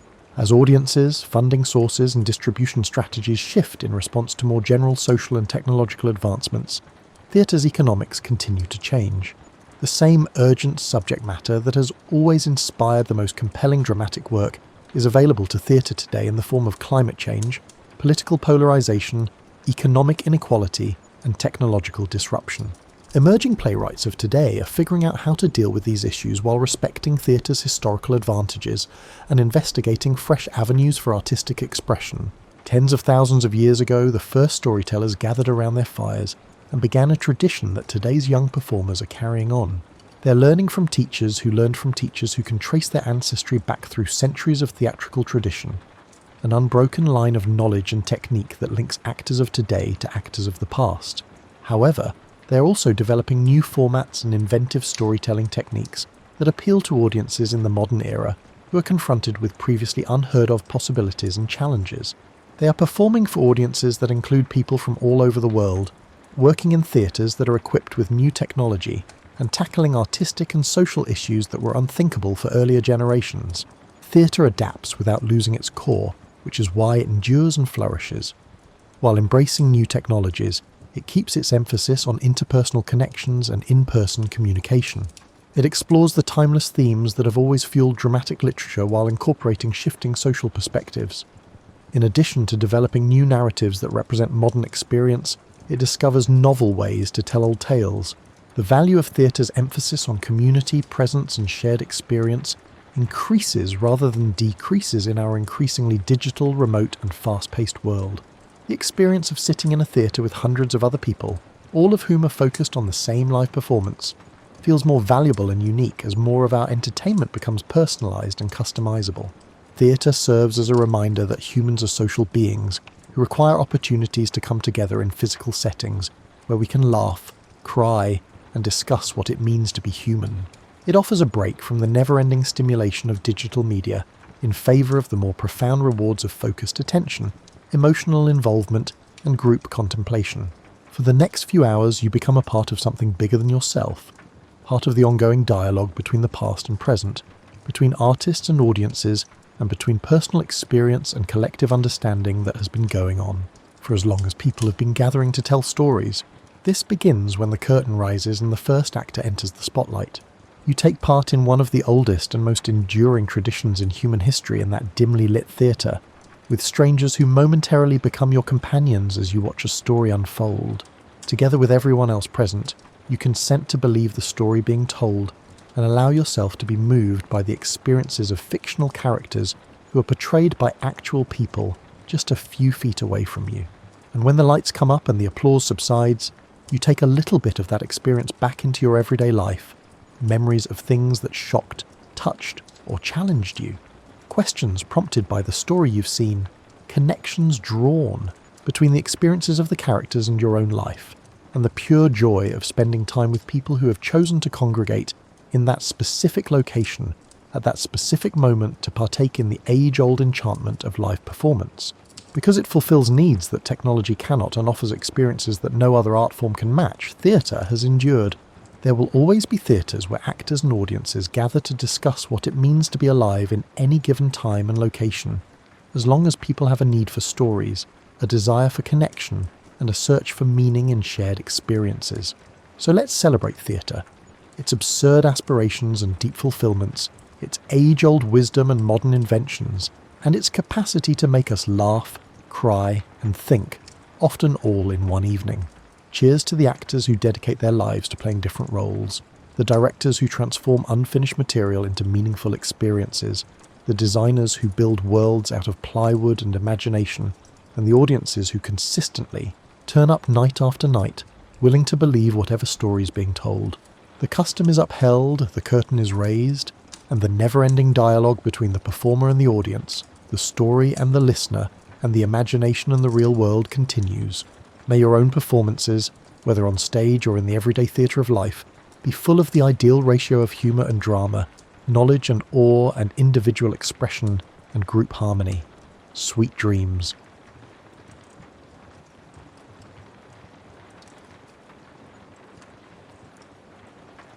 Alexander Hamilton was born around January 11th, 1755, or 1757, given conflicting records, in Nevis, a small island in the Caribbean's leeward chain. His father, James Hamilton, hailed from Scotland and drifted financially, while his mother, Rachel Fawcett, was estranged from a prior marriage. Social stigma dogged the family, as Hamilton was deemed illegitimate. Childhood brought precarious living conditions amid the sugar-based economy reliant on enslaved labour. Still, the bright Caribbean sun and bustle of island trade shaped his early impressions of commerce and hierarchy. By the time Hamilton reached adolescence, familial hardships worsened. His father left, compounding the family's instability, Then a fever claimed his mother when he was around 11. Orphaned, Hamilton found refuge with local merchants who recognised a keen mind behind the boy's formal but urgent letters. He took a clerking job at Beekman and Kruger's trading firm, absorbing the mechanics of shipping manifests, currency exchange, and negotiation. Observers noted a precocious skill in accountancy and a calm under pressure when storms disrupted cargo arrivals. This apprenticeship would lay the groundwork for Hamilton's later mastery of financial systems. A crucial moment arrived when Hamilton penned a vivid letter describing a hurricane's devastation. His prose, published in a local paper, so impressed leading citizens that they raised funds to send him to mainland colonies for education. The budding writer set sail, eventually landing in British North America, though precisely how he arranged further schooling remains partly obscure. By the time he stepped onto mainland soil, Hamilton possessed an unshakable resolve to escape the constraints of colonial class prejudice and prove his intellect in a broader arena. He enrolled at King's College, later Columbia University in New York City. Political tensions soared as Britain imposed new taxes and cracked down on colonial resistance. Hamilton, originally cautious, soon found himself stirred by pamphlets on natural rights. He contributed anonymous essays defending colonial protest, revealing a knack for polemical writing. Despite his youthful status, readers found his arguments crisp, blending logic with moral fervour. However, the outbreak of open conflict at Lexington and Concord disrupted studies at King's College. Hamilton, though short of stature, was physically active and spirited. He joined a volunteer artillery company, drilling near city squares. Even as shots from British ships threatened Manhattan, he balanced academics with preparing for possible war. In 1776, amid the swirl of confusion over independence, Hamilton left formal schooling to commit fully to the patriot cause. Some peers found him bold to do so, but Hamilton believed in forging a new order that might reward merit over birth. After forming an artillery unit, Hamilton exhibited discipline and quick strategic thinking. At the disastrous Battle of Long Island, his unit helped secure a retreat. The next months, through near collapses, he drew the notice of key figures. During the harsh winter of 1776 to 1777, with the army battered, Hamilton's diligence in orchestrating supplies and maintaining morale stood out. General George Washington recognised these talents, inviting Hamilton to serve as an aide-de-camp, an assignment that, while staff-bound, gave Hamilton unprecedented exposure to high-level decision-making in Washington's camp. Hamilton became indispensable, drafting letters, shaping policy briefs, and forging alliances with other officers. He gleaned leadership lessons from the general's balancing of caution and daring, yet Hamilton, always seeking direct action, occasionally chafed at staff duties. He yearned to lead troops on the battlefield. Tensions with senior officers sometimes flared. Once, Hamilton fell out with Washington for a perceived slight over tardiness, but they eventually reconciled. Despite these brief spats, the synergy between them grew, anchored in mutual respect for diligence and strategy. Throughout 1777 to 1778, Hamilton's writing skill extended to political commentary. He published essays advocating for a stronger central authority to unify the war effort. The rickety Continental Congress, lacking stable finance and overshadowed by state autonomy, troubled him.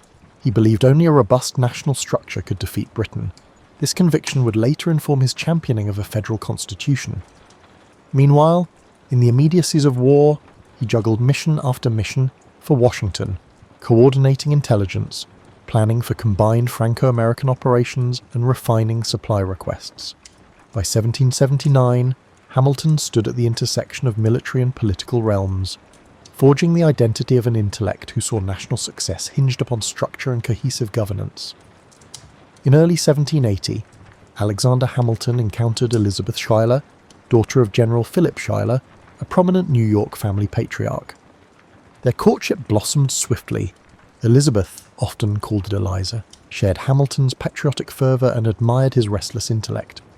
They married in December 1780, forging a partnership that would steady Hamilton through tumultuous times. The Schuyler connection also raised his social standing, giving him a link to one of the colony's influential clans. Some whispered that Hamilton, a once penniless immigrant, had upped, but he dismissed such insinuations, cherishing Eliza's steadfast support. Meanwhile, Hamilton's yearning for field command lingered. He finally saw the action at the Siege of Yorktown in 1781. leading a night assault on British redoubts. This bold foray, though brief, gave him the battlefield credibility he had long craved. After Yorktown's success, the war's momentum shifted. Peace negotiations advanced, culminating in Britain's formal acknowledgement of American independence. With the conflict winding down, Hamilton resigned from Washington's staff. Now, his energies turned to the new nation's post-war reconstruction.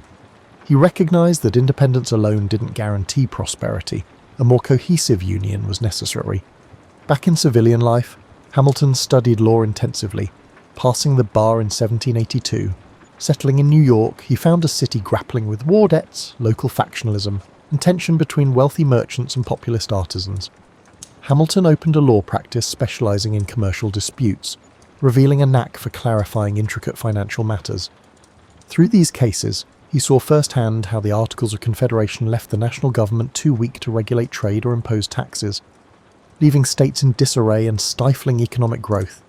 He started writing articles calling for a stronger central authority, overshadowing the patchwork of state-based solutions. In 1786, Shays' Rebellion in western Massachusetts alarmed many national figures, including Hamilton. That revolt by indebted farmers demonstrated that unchecked local unrest could threaten broader stability. Hamilton used it as fodder to argue that the current Confederation risked fracturing under internal stress. He joined with others, such as James Madison, to push for a convention that would revise the Articles. Although the Annapolis Convention of 1786 was sparsely attended, it led to the more definitive Philadelphia Convention of 1787. Hamilton arrived in Philadelphia with well-honed convictions. He believed the new government needed robust powers, the capacity to tax, regulate commerce, maintain an army, and ensure domestic peace. Yet he faced considerable skepticism from delegates who feared monarchy. Indeed, Hamilton's personal proposal at the convention, favouring lifetime terms for executives and senators, seemed too close to monarchy for many. Realising the group's mood, Hamilton set aside those extremes. He worked to broker compromises. Although overshadowed by Madison's systematic plan, Hamilton's rhetorical skill and one-on-one lobbying helped shape the final constitution. After 4 taxing months, the constitution was signed in September 1787, yet ratification required each state's approval. Sensing a fierce debate, Hamilton collaborated with Madison and John Jay to pen the Federalist Papers under the pseudonym Publius. Hamilton wrote the majority, dissecting proposed structures like the presidency, Senate, and judiciary, and addressing anti-federalists' fears. His essays emphasised checks and balances, the necessity of a central authority to manage commerce and defence, and the improbability of tyranny under the new system. These Federalist essays profoundly influenced the ratification discourse, marking Hamilton as a top-tier constitutional interpreter. With the Constitution ratified in 1788, Hamilton eyed a new challenge, forging actual governance. When George Washington became the first president, he tapped Hamilton as Secretary of the Treasury. Hamilton, embracing the role, discovered an untapped opportunity to establish a national financial system. He inherited a war debt that threatened the new nation's credit. In a flurry of reports to Congress, he proposed the federal assumption of state debts, the issuance of new government bonds, and the creation of a national bank. These measures aimed to unify finances, spurring economic confidence. However, they ignited fierce opposition led by Thomas Jefferson and James Madison, who deemed them expansions of federal power to the detriment of state autonomy. Despite pushback, Hamilton's financial plan largely prevailed in Congress. He carefully negotiated with Southerners, trading the idea of placing the national capital on the Potomac for their backing on debt assumption. The Bank of the United States, authorized in 1791, consolidated federal financial might and fostered stable currency. This forging of a national economy was overshadowed by ideological splits, what some labelled Hamilton's acceptance of consolidated authority, even quasi-monarchical forms. But Hamilton believed it was essential for a dynamic republic. By the early 1790s, he had become a central figure in Washington's cabinet, driving a vision of an industrial, commercially robust America. Rivalries with Jefferson, however, would soon erupt, shaping the political landscape for years to come. As Secretary of the Treasury, Alexander Hamilton found himself entwined in ideological showdowns with Thomas Jefferson, then Secretary of State. Jefferson envisaged an agrarian republic of independent farmers, with limited federal intrusion. Hamilton, conversely, believed commerce, industry, and robust national structures would anchor the nation's progress. Both men recognised George Washington as a stabilising presence, yet their friction fuelled early factional lines. Federalists rallied around Hamilton, while Jefferson's faction, later the Democratic Republicans, grew around his agrarian limited government stance. Foreign policy stoked further tension. The French Revolution, launched in 1789, escalated into European war by the early 1790s. France pressed for US assistance, citing the 1778 alliance. Hamilton, mindful of Britain as a crucial trading partner and believing the US lacked resources, urged neutrality. Jefferson, more sympathetic to revolutionary ideals, favoured measured support for France. Washington adopted a policy of official neutrality in 1793, endorsing Hamilton's pragmatic approach.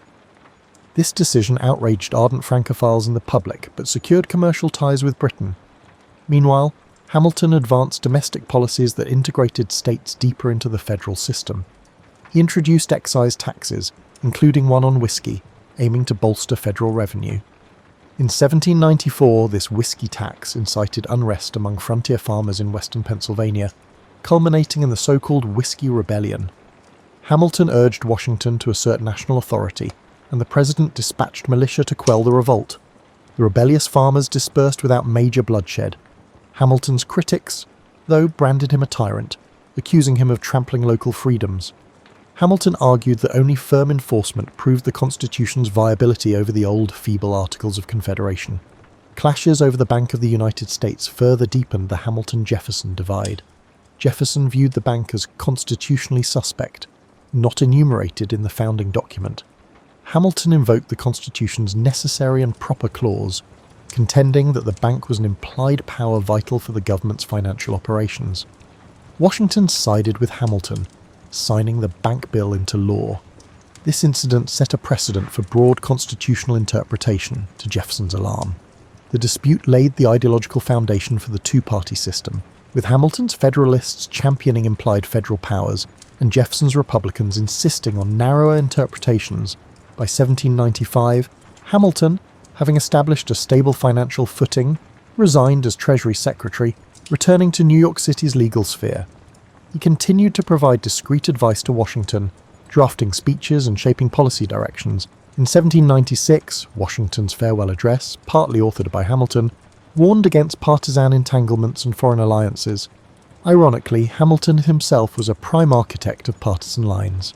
The presidential election that year saw John Adams, a Federalist, defeat Jefferson. Hamilton, who harboured doubts about Adams, endeavoured to exert influence on the administration from a hidden position. But friction with Adams soon spiralled, culminating in an irreparable rift. During Adams's presidency, the US found itself in a quasi-war with revolutionary France. Hamilton, who believed in a robust defence, spurred the creation of a provisional army with himself as an influential major general. He hoped to unify Federalist power, but Adams, seeking to maintain peace, eventually negotiated with France. This scotched Hamilton's ambitions for an expanded military role. The Federalist Party thus split between Adams' loyalists and Hamilton's faction. Meanwhile, the Alien and Sedition Acts, championed by some Federalists, stifled free speech and outraged Republicans. Hamilton had mixed feelings, recognising the acts as overreaching but not vigorously condemning them. The controversies fueled Jefferson's eventual victory in the 1800 election. That election turned bitter. Hamilton disliked both Jefferson and his party's candidate, Aaron Burr, whom he deemed unprincipled. When the Electoral College produced a tie between Jefferson and Burr, the House of Representatives had to choose. Hamilton lobbied for Jefferson, feeling he was at least consistent while Burr was dangerously opportunistic. Jefferson's win ended the Federalist grip on power. Despite undermining his nominal ally Burr, Hamilton saw it as the less harmful option. The feud with Burr was set to escalate. Post-1800, Hamilton retreated partially from national politics. He resumed law, founded the New York Evening Post to promote Federalist ideals, and wrote fervent editorials criticising Jefferson's presidency. He also scolded John Adams in a notorious pamphlet, fracturing Federalist unity further. Meanwhile, tensions with Burr simmered. In 1804, Burr, by then vice president, ran for governor of New York. Hamilton openly opposed Burr's bid, claiming he was unfit. Burr lost, blaming Hamilton for scurrilous remarks that cost him the election. Their acrimony peaked in personal insults, culminating in demands for an apology that Hamilton shrugged off. The stage was set for a final confrontation, a duel that would reverberate across the nation's consciousness.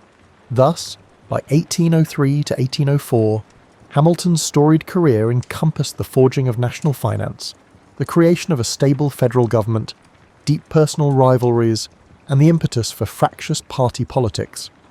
While overshadowed by his feud with Burr, his broader impact on shaping early American governance was vast. The looming conflict with Burr in a Weehawken duel might overshadow many achievements, but it also exemplified the period's intense code of honour, revealing how personal pride could overshadow reason in the early Republic. On the morning of July 11th, 1804, Alexander Hamilton and Aaron Burr met at a dueling ground in Weehawken, New Jersey, perched above the Hudson River. Duels were technically illegal in both New York and New Jersey, but Weehawken was a known neutral ground.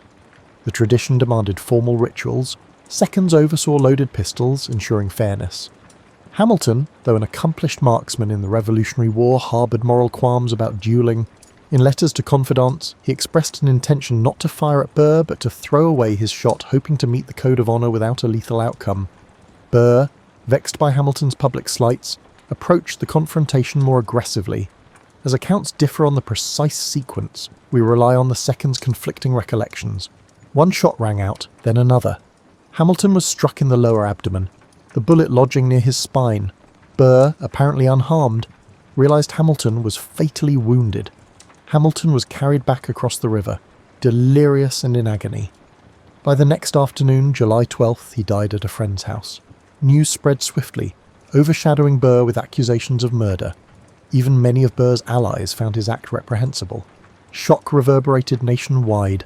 Hamilton was just 47, a founding father, the chief architect of federal finance, and a voice for a strong union. That he fell in a personal duel seemed tragic, borderline barbaric. Burr faced immediate scorn, and though indicted for murder, he slipped away. His political career never recovered. The duel also propelled a re-evaluation of such honour-bound traditions. Public condemnation swelled, though duelling remained embedded in certain subcultures for decades to come. In the immediate aftermath, Hamilton's family faced financial insecurity. His estate was less robust than many assumed, reflecting that Hamilton had poured resources into speculative deals and lifestyle. Mourning Federalists championed him as a martyr to principle, ignoring the messy politics that led him to that fateful ground.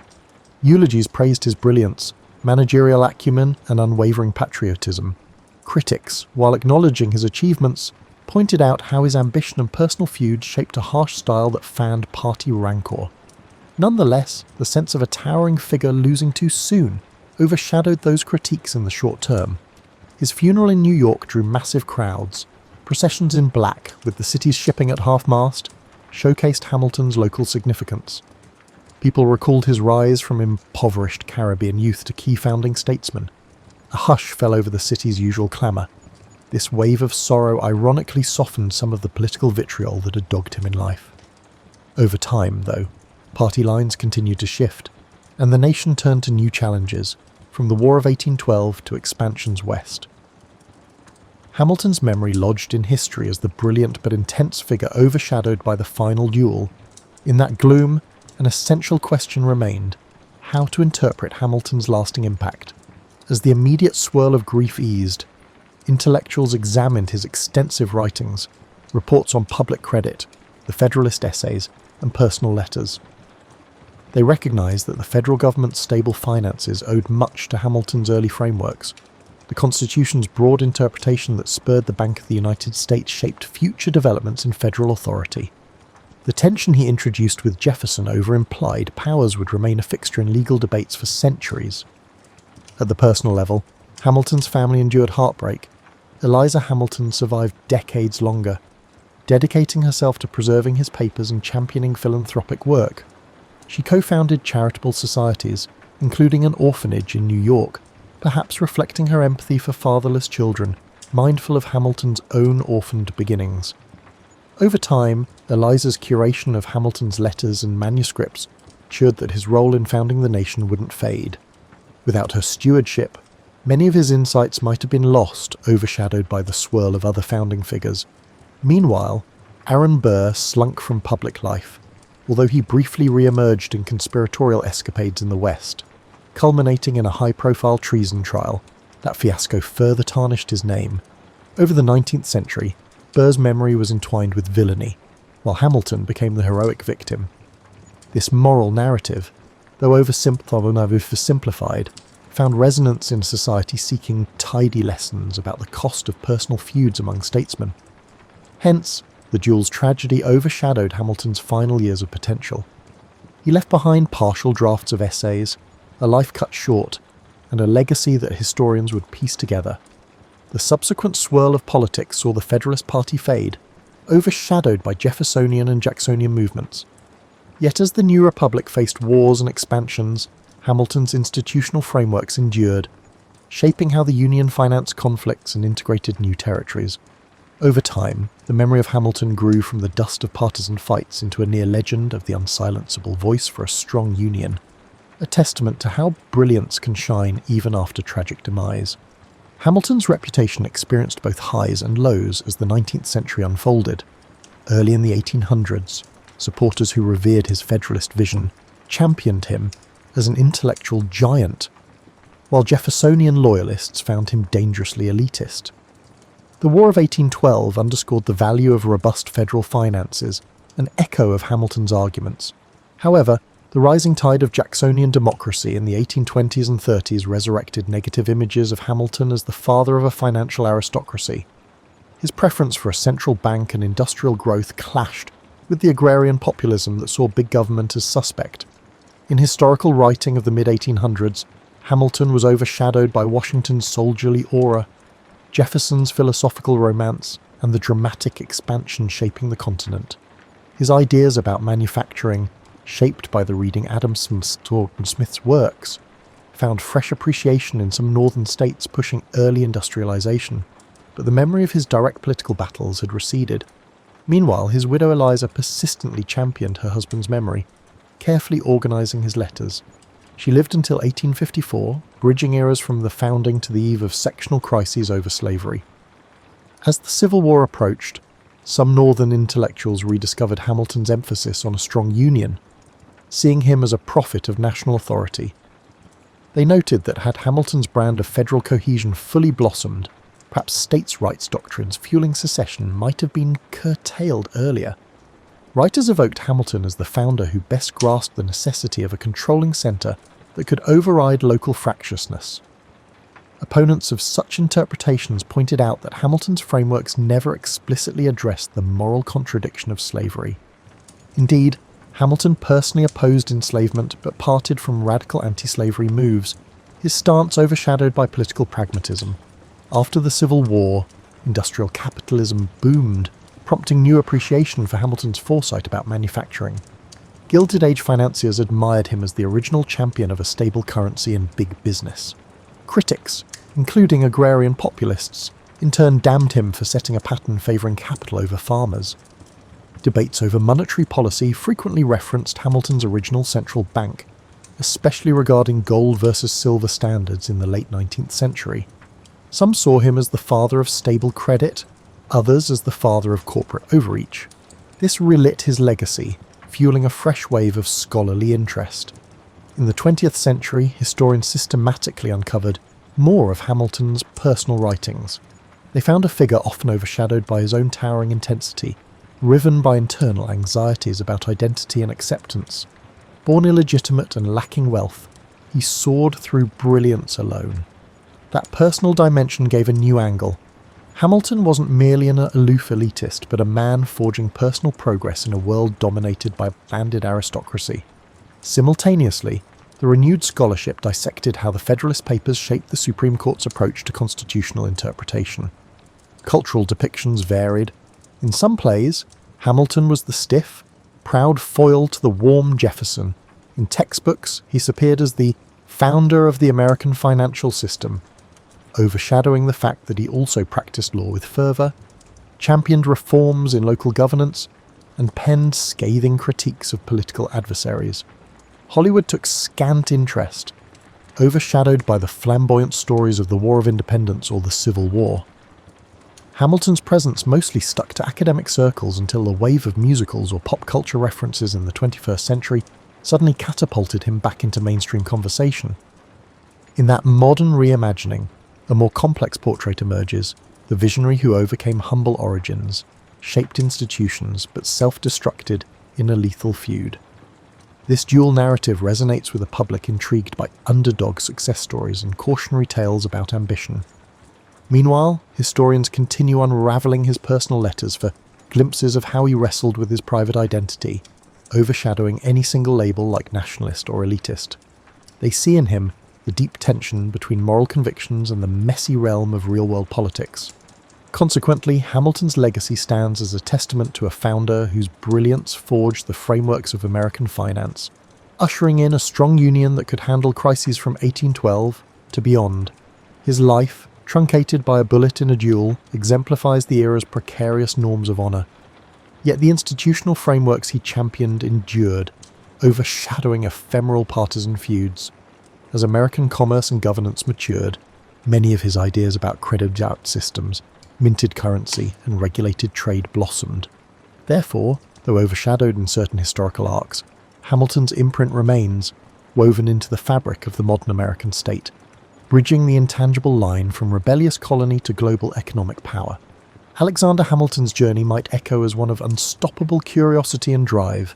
Born into adversity, he harnessed his intellect to climb political and financial summits. His story underscores how relentless learning and a willingness to challenge entrenched norms can yield transformative results. And yet, it also warns of how personal vendettas and impulsive decisions, like the final duel, can overshadow even the grandest achievements. The interplay of success and tragedy in Hamilton's life offers a cautionary dimension about letting rivalry overshadow reason. One dimension often overlooked is Hamilton's approach to social mobility. He believed in meritocracy, that talent, not lineage, should define one's station. His views clashed with the prevailing aristocratic mores that granted advantage to established families. In championing a strong central government, Hamilton believed it would break local oligarchies, allowing new men of skill to advance. That conviction shaped his financial blueprint, ensuring that the nation's credit system extended beyond a handful of wealthy planters. Yet it also invited accusations of favouritism toward banking elites, ironically suggesting that merit still found expression primarily among well-connected city financiers. Another lesser-known angle is how Hamilton viewed foreign policy. He favoured commerce-based alliances, but distrusted entangling the US in ideological battles.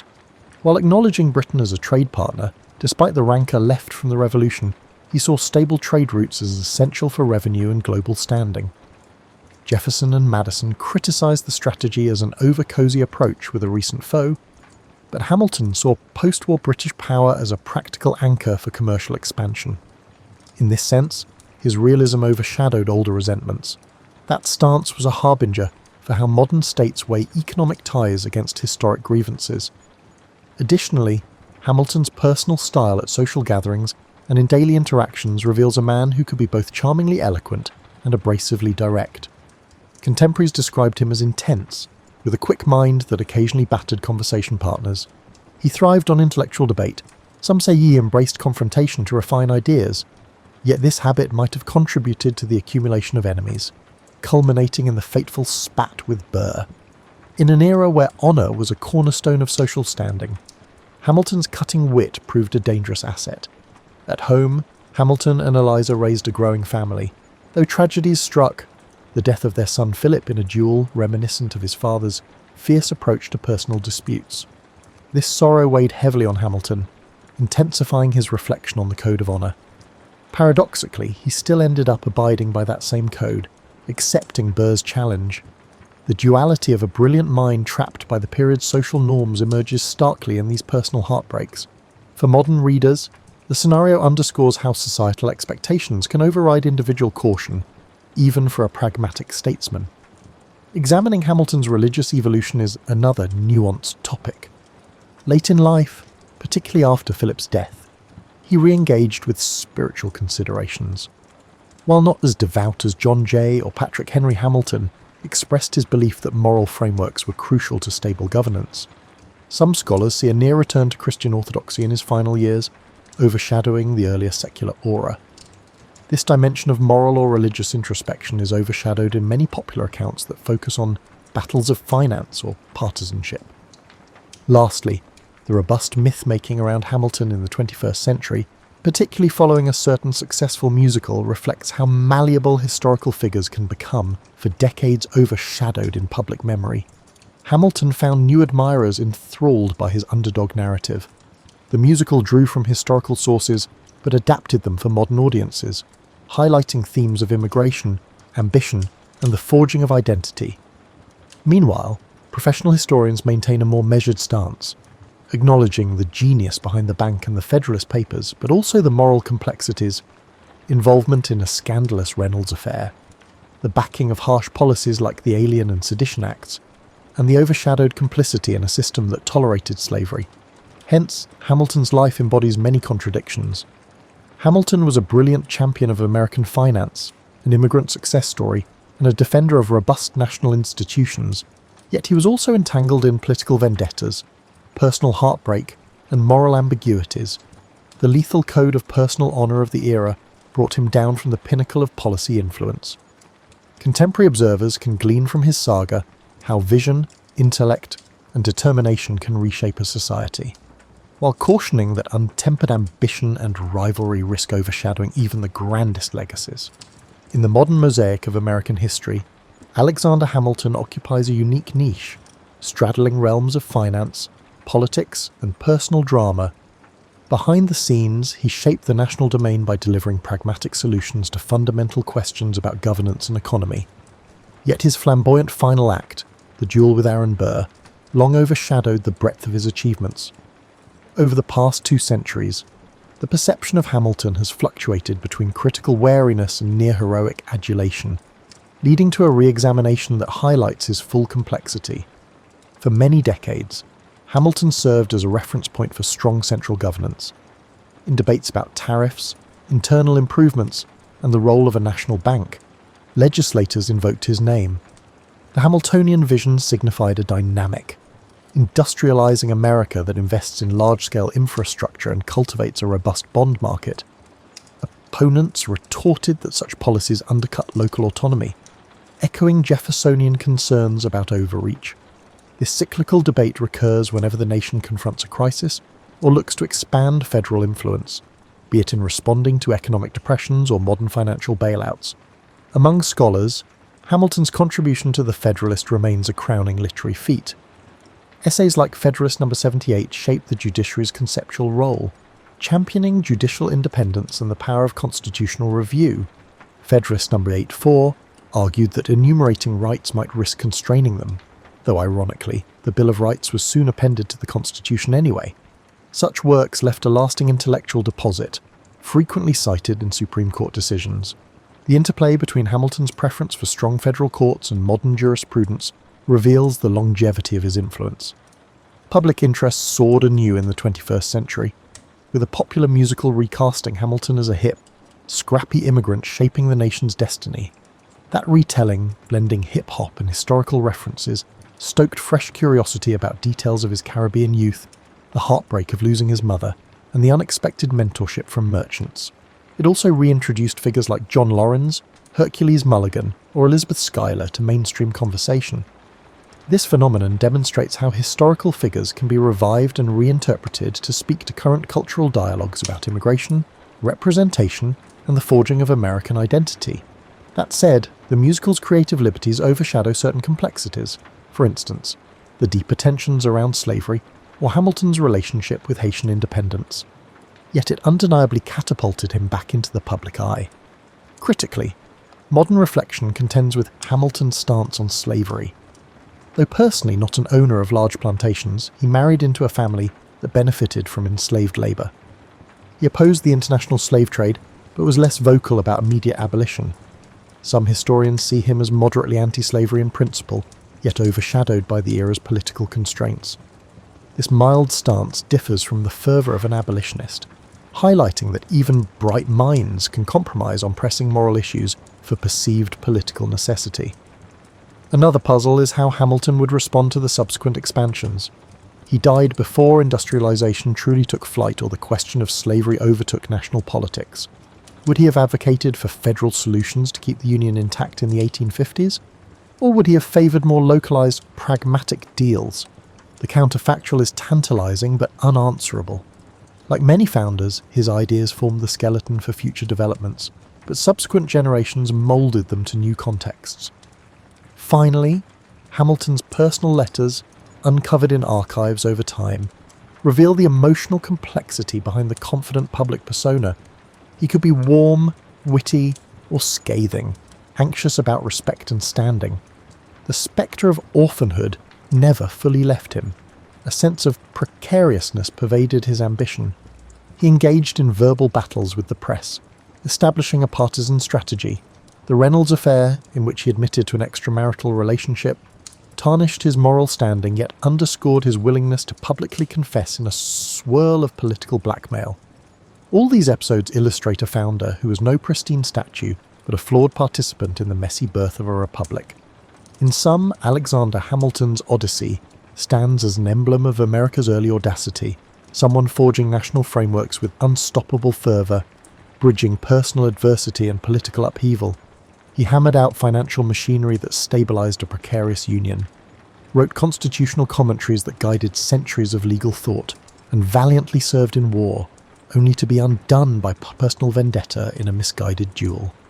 This story resonates with the universal themes of ambition, principle, rivalry, and the subtle interplay of personal and public realms. Hamilton's imprint endures in the institutions he shaped, the arguments he advanced, and the persistent puzzle of how a brilliant mind can fall victim to a bullet summoned by the code of honour with confusing reasoning.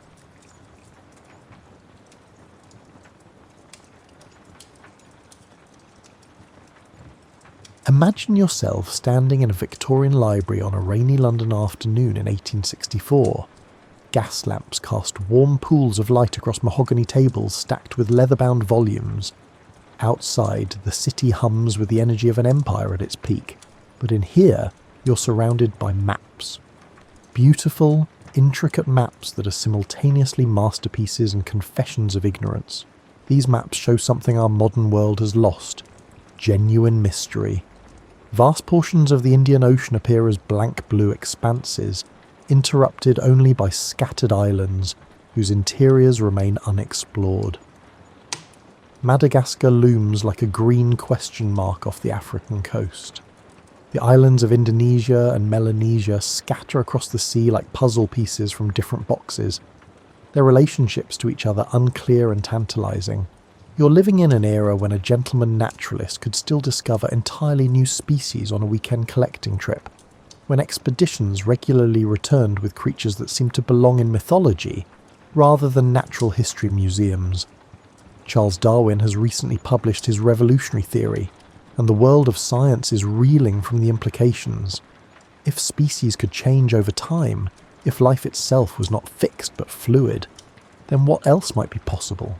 The Victorian era possessed a particular genius for combining rigorous scientific inquiry with unbridled romantic speculation.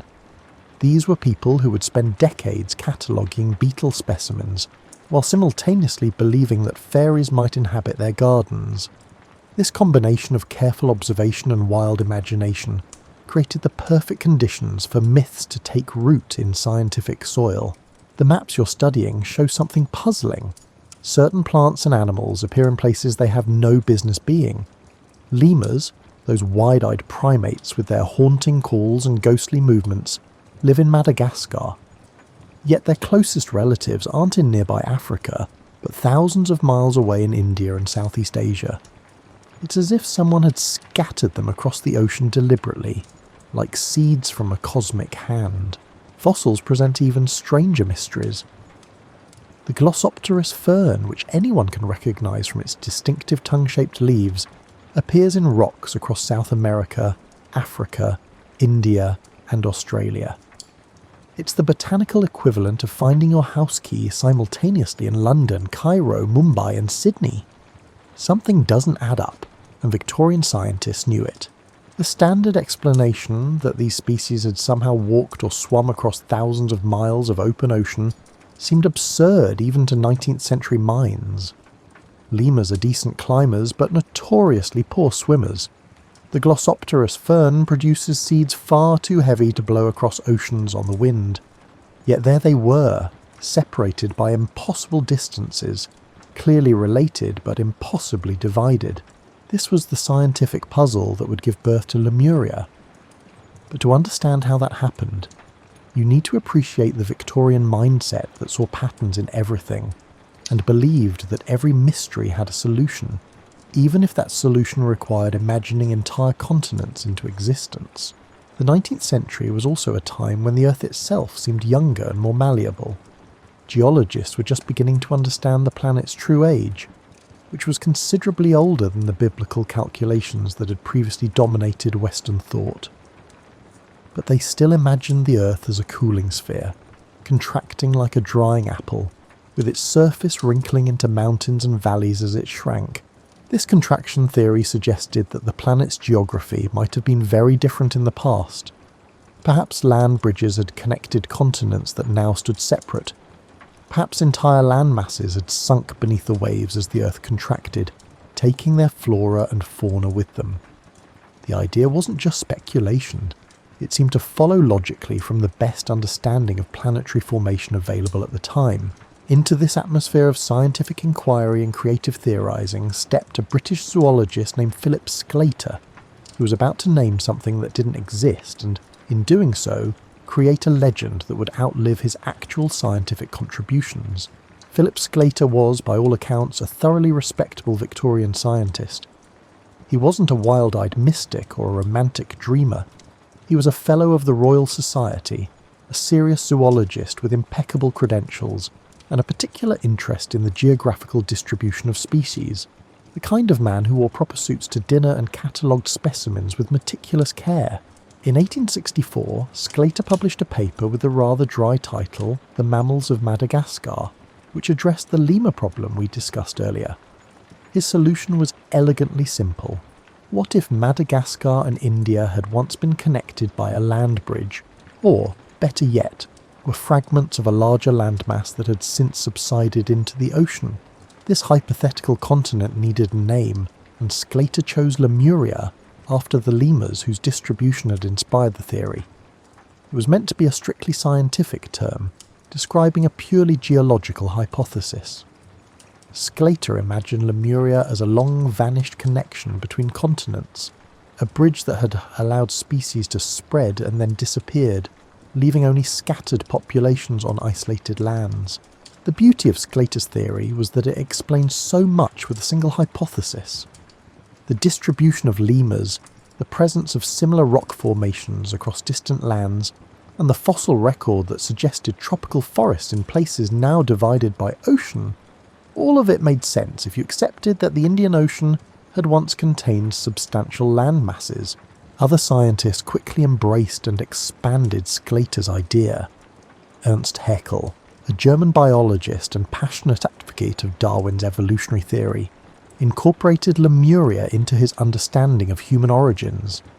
If Lemuria had existed, Haeckel reasoned, it might have been the birthplace of humanity, the Garden of Eden rendered in geological terms. Haeckel's version of Lemuria grew considerably larger than Sclater's modest land bridge. In Haeckel's imagination, it became a vast continent stretching across much of the Indian Ocean, a lost paradise where the first humans had evolved before spreading to other continents. His beautifully detailed maps showed Lemuria as a substantial landmass, complete with mountain ranges and river systems that existed only in scientific speculation. The scientific community didn't immediately reject these ideas because they addressed real puzzles with what seemed like reasonable solutions. Continental subsidence wasn't considered impossible. After all, earthquakes and volcanic eruptions constantly demonstrated that the Earth's surface was changeable. If mountains could rise and valleys form, why couldn't entire continents sink? For a few decades, Lemuria occupied a strange position. It was a scientific hypothesis with no direct evidence, but it explained patterns that otherwise seemed inexplicable. Scientists discussed it in academic journals, while acknowledging that proving its existence would be difficult. It was a placeholder solution, waiting for better explanations to come along. But something interesting happened as Lemuria moved from scientific journals into popular consciousness. The hypothesis began to transform, gathering romantic associations and mystical overtones like a snowball rolling downhill, accumulates mass. What started as a dry geological theory about lemur distribution was about to become something far more enchanting and considerably less scientific. The Victorian public had an insatiable appetite for lost worlds and vanished civilizations. Atlantis had captured imaginations for centuries, but Atlantis was ancient history, a philosophical allegory recorded by Plato. Lemuria was different. It was being discussed by actual scientists in actual academic journals. It had the glamour of mystery combined with the authority of science, a combination that proved utterly irresistible.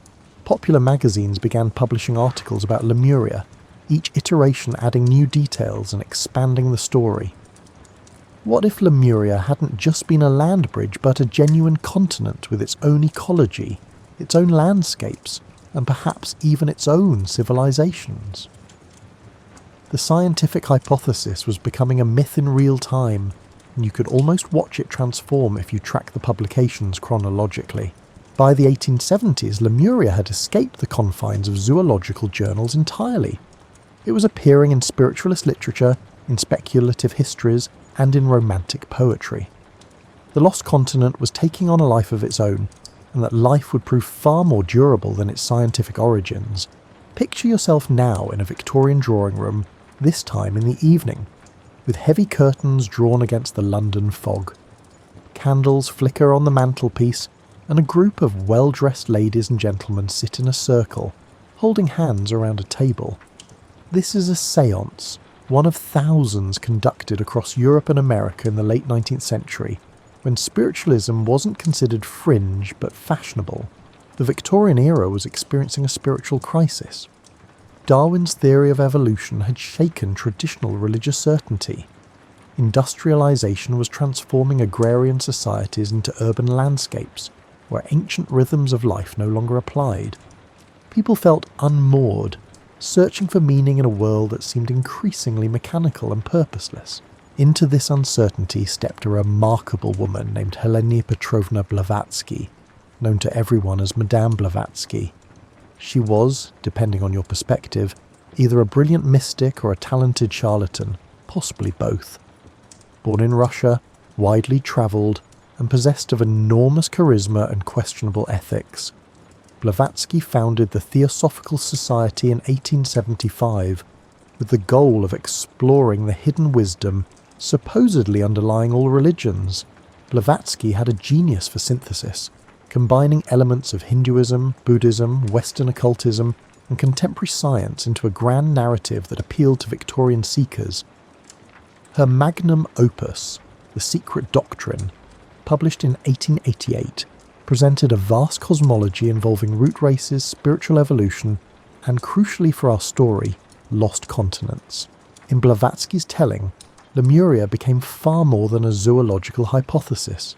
It transformed into the homeland of the third root race of humanity, a civilization of spiritually advanced beings who existed millions of years ago. These Lemurians in Blavatsky's cosmology were not quite human as we understand it. They were gigantic, egg-laying hermaphrodites with 4 arms and an eye in the back of their heads. Now you might be settling deeper into your pillows and thinking that this sounds completely ridiculous, and you'd be right. But here's what's fascinating. Blavatsky claimed her information came from ancient manuscripts shown to her by spiritual masters in Tibet, and thousands of intelligent, educated Victorians believed her. Or at least they wanted to believe her, which amounts to nearly the same thing.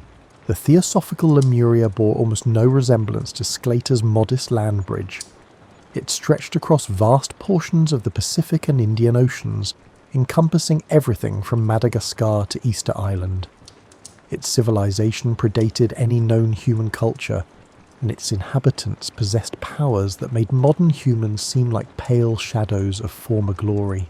According to theosophical teachings, the Lemurians had been destroyed in a cataclysm, volcanic eruptions and earthquakes that caused their entire continent to sink beneath the waves. But before the destruction, the most advanced Lemurians had escaped, carrying their wisdom to other lands. This explained conveniently why traces of advanced ancient knowledge appeared in cultures worldwide. The beauty of Blavatsky's system was its unfalsifiability. Any evidence that contradicted her claims could be explained away as incomplete understanding or spiritual blindness. The lack of physical evidence for Lemuria became proof of how thoroughly it had been destroyed. It was mythology masquerading as lost history, and it filled a need that pure science couldn't satisfy. Theosophy attracted an impressive roster of followers, including writers, artists, scientists, and social reformers. These weren't necessarily gullible fools. Many were thoughtful people seeking alternatives to both religious dogmatism and materialistic reductionism. Theosophy offered a middle path, spiritual meaning clothed in pseudo-scientific language. The theosophical Lemuria also served another Victorian preoccupation, race theory. The concept of root races, each supposedly more evolved than the last, appealed to a society deeply invested in hierarchical thinking. While Blavatsky's system was less overtly racist than some Victorian race theories, it still embedded troubling assumptions about human development that reflected the prejudices of her era. Other writers and mystics eagerly expanded on Blavatsky's framework. James Churchward, in the early 20th century, wrote extensively about Mu, which he claimed was Lemuria's Pacific counterpart, another lost continent supposedly proven by ancient tablets that conveniently disappeared before anyone else could examine them. Each iteration added new layers to the myth, building an elaborate structure on foundations that had never existed. What's remarkable is how quickly Lemuria moved from scientific hypothesis to mystical certainty. Within a few decades, you could find multiple versions of Lemurian history, each contradicting the others, but all claiming ancient authority. Some describe Lemuria as a tropical paradise, others as a harsh volcanic landscape. Some Lemurians were spiritual masters, others were primitive giants. The continent's location shifted depending on who was writing about it. This proliferation of conflicting accounts should have undermined Lemuria's credibility, but somehow it didn't. Instead, each new version seemed to validate the basic concept. If so many different sources mention Lemuria, surely there must be something to it. This is how myths work. They accumulate details and variations while the core story remains flexible enough to accommodate contradiction. By the turn of the 20th century, Lemuria had become firmly established in popular consciousness, particularly among spiritual seekers and alternative historians. It was taught in theosophical lodges, discussed in occult circles, and referenced in popular literature. The lost continent had achieved a kind of cultural reality, independent of any physical evidence. As you drift deeper into this story, imagine yourself in early 20th century California, specifically at Mount Shasta, that magnificent snow-capped volcano rising from the northern landscape. Local legends begin circulating about a secret civilization living inside the mountain, survivors of ancient Lemuria who retreated underground when their continent sank. These Lemurian survivors supposedly built a city called Telos within the mountain, complete with temples and gardens illuminated by mysterious light sources. They occasionally emerge to walk among ordinary humans, recognizable by their unusual height, white robes, and tendency to pay for supplies with gold nuggets before disappearing back into the wilderness. The Shasta legends illustrate how Lemuria adapted to local conditions. Every region that embraced the myth modified it to fit local geography and culture. In the Pacific, Lemuria explained the origin of Polynesian peoples. In India, it connected to Vedic traditions. In California, it merged with Native American legends and gold rush mysticism to create something uniquely Western American. The Lemurians themselves evolved in the popular imagination from Blavatsky's bizarre hermaphrodites into more conventionally attractive spiritual masters. By the 1930s, descriptions typically portrayed them as tall, graceful beings with pale skin, large eyes, and serene expressions. Basically, they looked like idealized Hollywood versions of wise mystics. This transformation reveals something interesting about how myths adapt to their audience's aesthetic preferences. Various channelers and mediums claim to communicate with Lemurian spirits, receiving messages about spiritual evolution and humanity's future. These communications typically emphasize peace, love, and the development of psychic abilities, standard fare for New Age spirituality, but given historical weight by association with an ancient civilization. Frederick Spencer, Oliver's 1894 novel A Dweller on Two Planets, introduced another element to Lemurian mythology: advanced technology. Oliver claimed his book was channeled from a spirit who described Lemurian civilization as possessing flying machines, wireless communication, and other devices that anticipated 20th century innovations. This technologically advanced Lemuria would become increasingly popular as the actual 20th century demonstrated that impossible technologies could become reality. The notion of Lemuria as a technologically sophisticated civilization served multiple purposes. It suggested that modern progress wasn't unprecedented, but rather a rediscovery of ancient knowledge. It implied that human potential was greater than contemporary limitations suggested, and it provided comfort that even advanced civilizations could be destroyed, making the catastrophic potential of 20th century warfare feel like part of a larger pattern, rather than a unique modern horror. Edgar Cayce, the famous sleeping prophet, incorporated Lemuria into his trance readings during the 1920s and 1930s. His versions emphasized the spiritual and psychic abilities of Lemurians, describing them as beings who communicated telepathically and manipulated matter through thought. When their civilization fell, Cayce claimed, it was because they had misused their powers, privileging material advancement over spiritual development, a cautionary tale that resonated with audiences living through rapid technological change. What united most of these Lemurian accounts was a sense of loss and possibility. Lemuria represented something humanity had once possessed and might reclaim: harmony with nature, spiritual advancement, and technological prowess combined with wisdom. The lost continent became a mirror reflecting whatever its believers felt was missing from modern life. The myth also provided an origin story that bypassed uncomfortable questions about evolution and human origins. If humanity descended from spiritually advanced Lemurians, then we weren't merely evolved apes, but beings with a noble lineage temporarily fallen from former glory. This narrative appealed to people who couldn't accept evolutionary theory, but recognised that biblical literalism was increasingly untenable. Indigenous peoples' reactions to Lemurian theories were complicated. Some saw the myths as yet another example of colonisers appropriating and distorting indigenous histories. Others found ways to incorporate Lemuria into their own traditions, using the concept to add historical depth to oral histories. The Hawaiian concept of Mu, for instance, became entangled with Lemurian mythology in ways that blurred original traditions with imported ideas.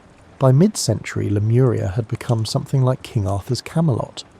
A story everyone knew probably wasn't literally true, but that persisted because it served emotional and psychological needs that fact couldn't address.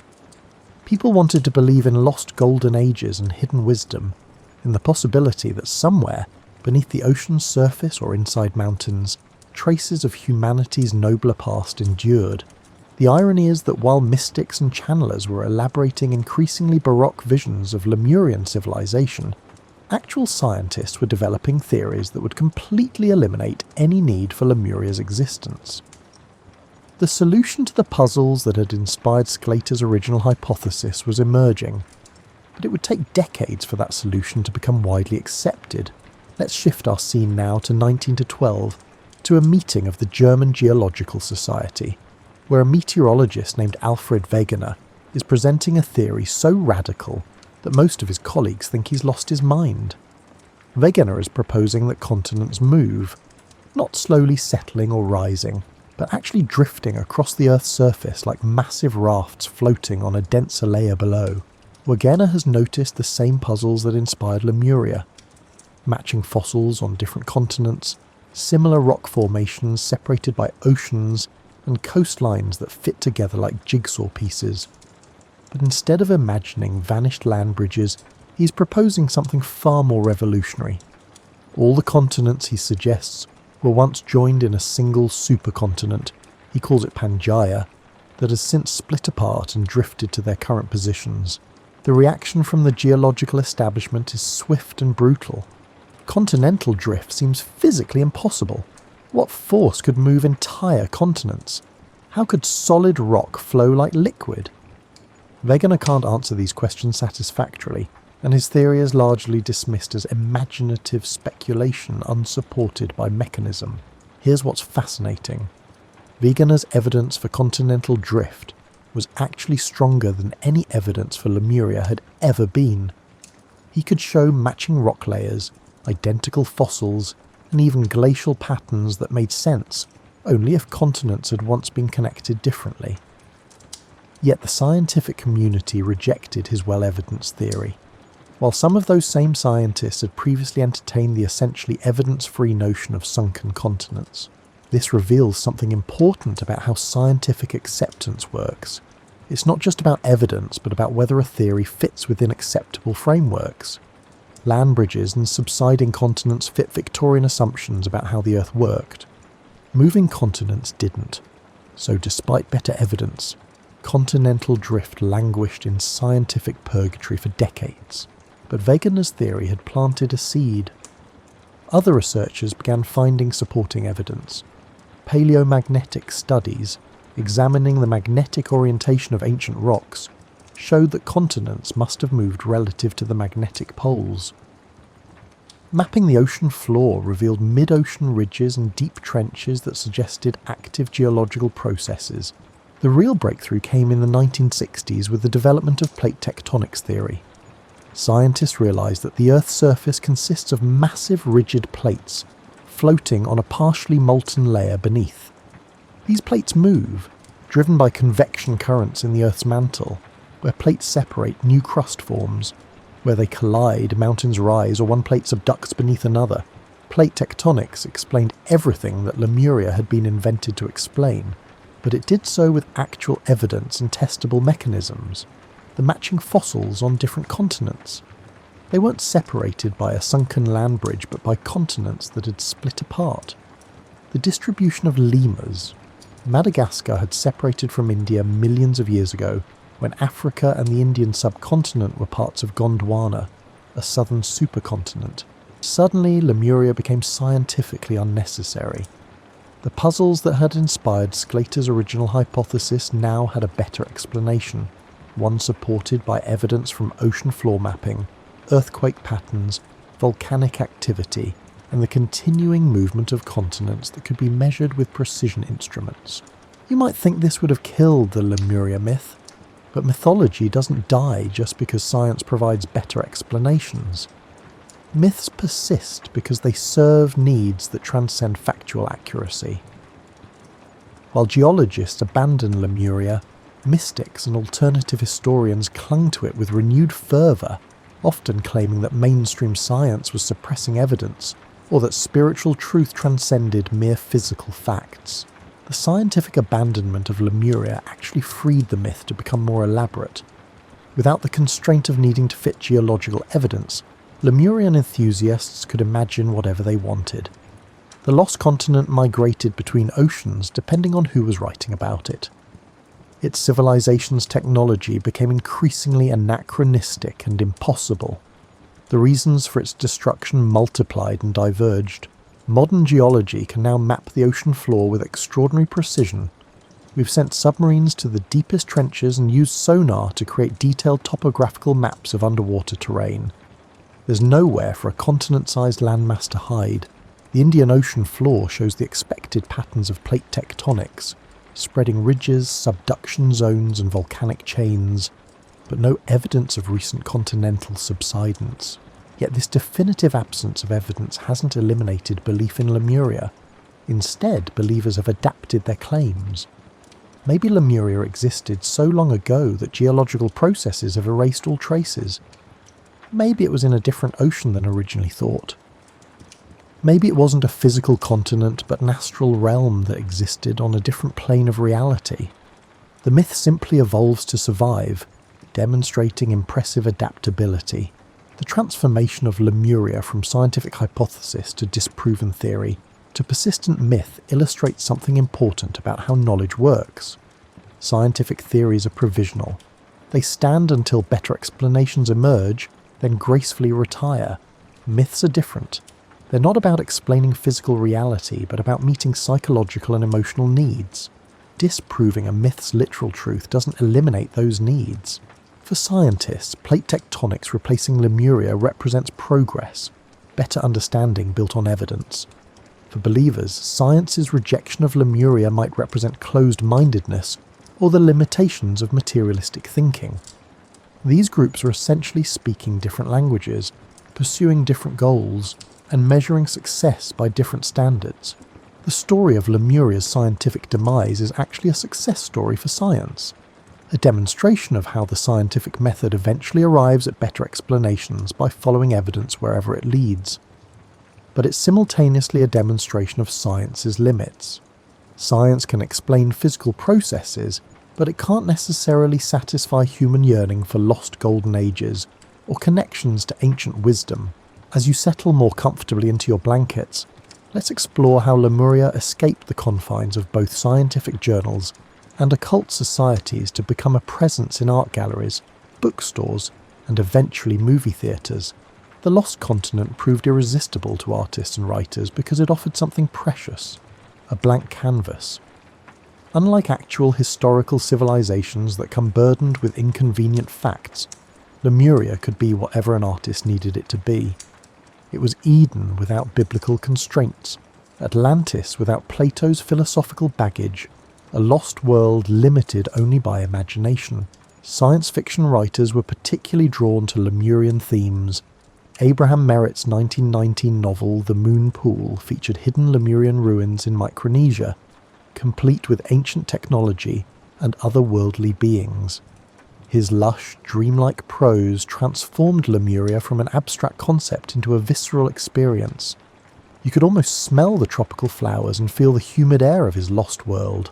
These early 20th century adventure stories treated Lemuria much as they treated any exotic location, as a setting for Western protagonists to have thrilling experiences. The actual Lemurians often appeared as wise mentors, mysterious guides, or occasionally obstacles to be overcome. They were essentially fantastical versions of the noble savage trope. Filtered through theosophical ideas about spiritual advancement, poets found Lemuria equally inspiring. The Lost Continent became a metaphor for vanished innocence, for knowledge lost to time, for the price of hubris. In these poetic treatments, Lemuria wasn't necessarily literal. It was symbolic, representing whatever the poet felt had been lost in the transition to modernity. The continent's physical existence mattered less than its emotional resonance. Visual artists produced countless depictions of Lemuria, each reflecting their era's aesthetic sensibilities. Victorian illustrations showed it as a vaguely classical civilization, with toga-clad inhabitants and marble temples. Art Deco interpretations featured sleek geometric buildings and stylized figures. 1970s New Age art transformed it into a psychedelic paradise of crystals and cosmic consciousness. What's striking about these artistic representations is their diversity. Unlike historically attested civilizations that must conform to archaeological evidence, Lemurian art was constrained only by the artist's imagination and their audience's expectations. This freedom produced wildly varying visions, from primitive tribal societies to technological utopias, sometimes within the same decade. Comic books and pulp magazines embraced Lemuria enthusiastically. The continent appeared in adventure stories, horror tales, and even superhero comics. Sometimes it was the source of mystical artifacts that modern characters sought. Sometimes it provided origin stories for mysterious villains or wise mentors. The Lost Continent had become a standard element in popular culture's toolkit, available for whatever narrative purpose a writer needed. The 1960s and 1970s counterculture found Lemuria particularly appealing. As young people rejected mainstream society and sought alternative worldviews, the Lost Continent fit perfectly into emerging New Age philosophy. Lemuria represented humanity before hierarchies, before pollution, before war. Everything the counterculture imagined could exist if only society would embrace peace, love, and spiritual development. This association with New Age culture cemented Lemuria's modern image. Walk into any metaphysical bookstore, and you'll likely find books about Lemurian crystals, Lemurian healing techniques, or how to channel Lemurian spirits. The continent has become thoroughly integrated into contemporary alternative spirituality. Alongside chakras, auras, and astral projection, musicians have composed symphonies and songs inspired by Lemuria. Progressive rock bands wrote concept albums about its fall. New Age musicians created ambient soundscapes supposedly channeling Lemurian vibrations. The Lost Continent even appeared in video games, providing backstory and mystical elements for fantasy worlds. What's interesting is how Lemuria's artistic and cultural presence has eclipsed its scientific origins. Ask most people today about Lemuria, and they're more likely to mention crystals and spiritual evolution than lemur distribution patterns. The myth has successfully reproduced across cultural domains, adapting to each new medium, while maintaining enough consistency to remain recognizable. Television and film approached Lemuria more cautiously than print media, perhaps because visual media demands more concrete depiction. Still, the continent has appeared in documentaries about lost civilizations, usually framed as some people believe segments that present claims without endorsement. These presentations often treat Lemuria alongside Atlantis and other legendary places, rarely acknowledging that Lemuria, unlike Atlantis, originated as a serious scientific hypothesis. The internet age has been remarkably kind to Lemuria. Websites devoted to the Lost Continent proliferate, offering everything from supposedly historical accounts to guided meditations for connecting with Lemurian energy. YouTube features countless videos about Lemuria, ranging from earnest spiritual teachings to critical debunkings. The democratization of content creation means Lemuria can be endlessly reinvented by anyone with a camera and an internet connection. Social media has created communities of Lemuria believers who share experiences, theories, and art. These digital spaces function similarly to Victorian spiritualist societies, communities of seekers supporting each other's explorations of alternative histories and spiritual possibilities. The technology is modern, but the impulses are ancient. What all these artistic and cultural manifestations share is a sense that Lemuria represents something missing from modern life. Whether that's spiritual wisdom, harmony with nature, advanced but lost technology, or simply the romance of mystery, the Lost Continent serves as a receptacle for contemporary longings projected onto an imaginary past. As we approach the end of our journey, let's consider what Lemuria means now in our own time, when satellite imagery has mapped every inch of the planet, and scientific understanding of Earth's history is more comprehensive than ever. The story of Lemuria is ultimately a story about human imagination and its relationship with evidence. It demonstrates how easily scientific hypotheses can transform into myths when they tap into deeper needs and desires. It shows how myths persist despite contrary evidence because they serve purposes that transcend factual accuracy. Lemuria's journey from zoological puzzle to spiritual homeland reveals something important about the Victorian era that created it. That was a time of enormous confidence in human understanding, but also deep anxiety about humanity's place in the universe. Darwin had displaced humans from their special creation. Industrialization had disrupted traditional communities. Traditional religious certainty was eroding. Lemuria offered comfort, a suggestion that humanity had once achieved greatness and might do so again. The myth also reflects colonial attitudes and anxieties. The idea that isolated, primitive peoples might be degraded remnants of advanced civilizations justified colonialism, while explaining cultural differences in ways that preserved European superiority. Even as it critiqued modern civilization's flaws, Lemurian mythology often embedded racist assumptions about human development and achievement. Modern believers in Lemuria face different challenges than their Victorian predecessors. They must navigate a world where Lemuria's scientific impossibility is well established. This has led to interesting adaptations. Some locate Lemuria in increasingly remote time periods, hundreds of millions of years ago, when geological evidence becomes murkier. Others shift from physical to metaphysical claims, suggesting Lemuria existed on spiritual rather than material planes. The persistence of the Lemuria belief, despite scientific consensus, reveals the limits of scientific authority in shaping public imagination.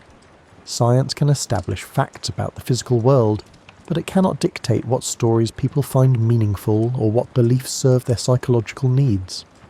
This is both science's limitation and its strength. It constrains itself to answerable questions rather than claiming authority over human meaning-making.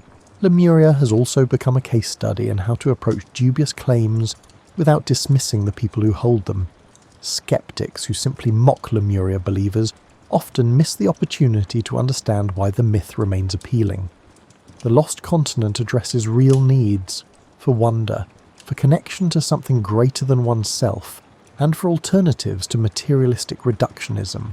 The educational challenge is finding ways to teach critical thinking while respecting people's need for meaning.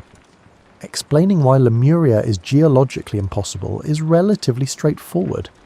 Helping people understand what needs the myth serves, and finding better ways to meet those needs is much harder, but ultimately more important. Lemuria has left its mark on language and culture in ways that persist regardless of belief in its literal existence. When someone refers to an idea as Lemuria, vague, unsubstantiated, but appealing, they're drawing on the lost continent's legacy. The term has become shorthand for a particular kind of attractive but unfounded speculation. The myth has also influenced legitimate archaeology and anthropology, by creating expectations and interpretations that researchers must navigate. When unusual artifacts or structures are discovered, someone inevitably suggests Lemurian origins. This forces scientists to repeatedly explain dating methods, construction techniques, and cultural contexts, which can be frustrating but also provides opportunities for public education about how we actually understand the past. Perhaps Lemuria's most lasting contribution is as a reminder of science's provisional nature. The scientific theories that gave birth to Lemuria seemed sound based on available evidence. Scientists weren't being foolish or credulous. They were working with incomplete information and proposing explanations that fit their understanding of how the world worked. That those explanations proved incorrect doesn't diminish the legitimate scientific process that generated them. This should make us humble about current scientific consensus. Not every theory will be overturned, but history suggests that some of what we consider established fact will be revised as understanding deepens. The scientific method's strength lies in its self-correction, its willingness to abandon even cherished theories when evidence demands it. At the same time, Lemuria's transformation from hypothesis to myth demonstrates the danger of premature certainty. The ease with which Victorian scientists accepted the subsiding continent hypothesis suggests they were too quick to embrace convenient explanations. This is a trap that each generation of scientists must guard against.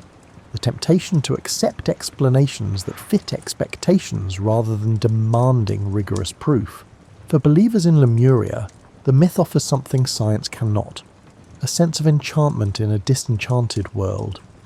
It suggests that reality is larger and stranger than mainstream understanding allows, that mystery persists despite scientific explanation, and that rationality doesn't exhaust the possibilities of human experience. These are important needs that deserve respect even when specific beliefs don't deserve acceptance. The question isn't whether Lemuria existed. Geologically, it didn't. The interesting question is why people continue to believe in it, and what that belief does for them. Some are drawn to the narrative's spiritual elements, finding meaning in Lemurian teachings about consciousness and human potential.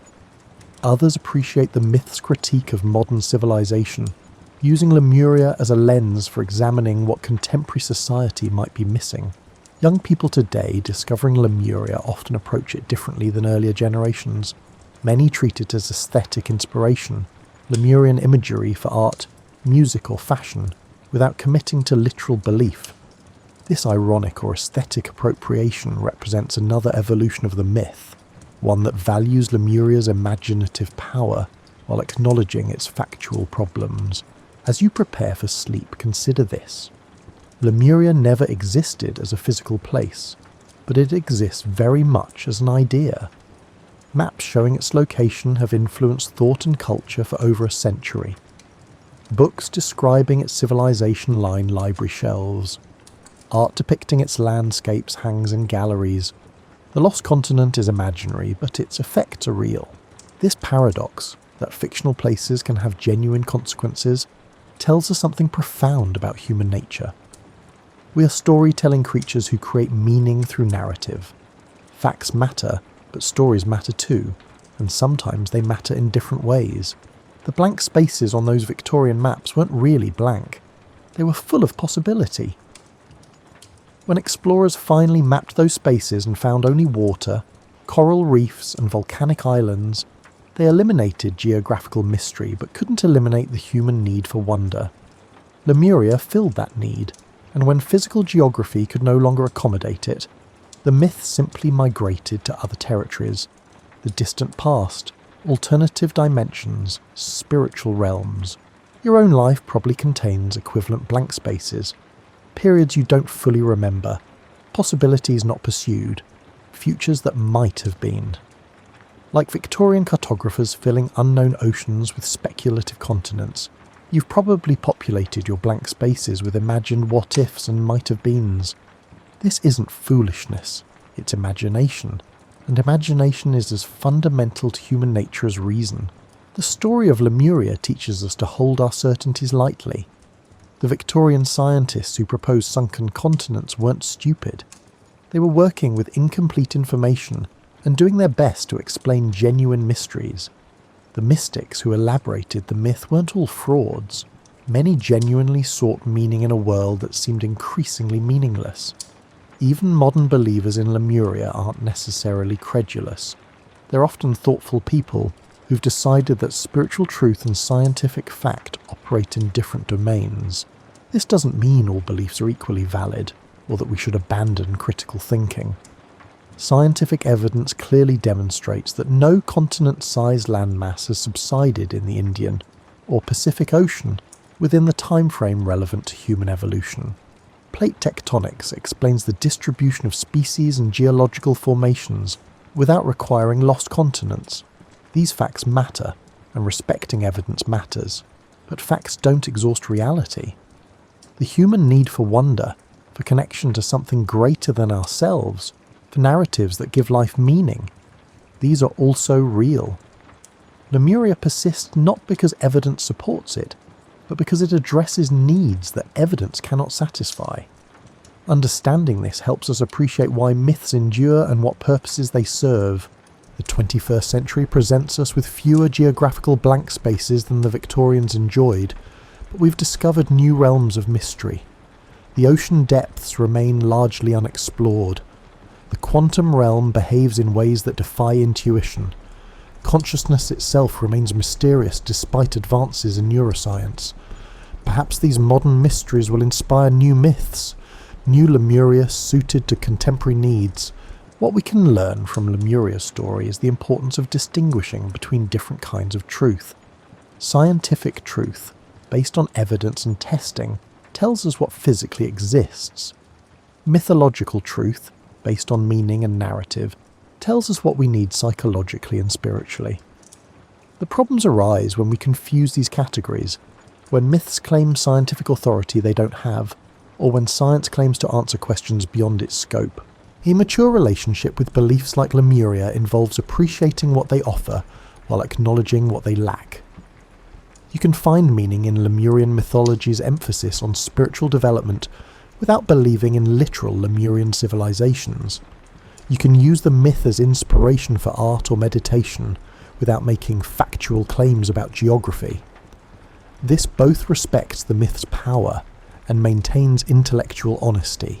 The scientists who debunked Lemuria didn't destroy anything valuable.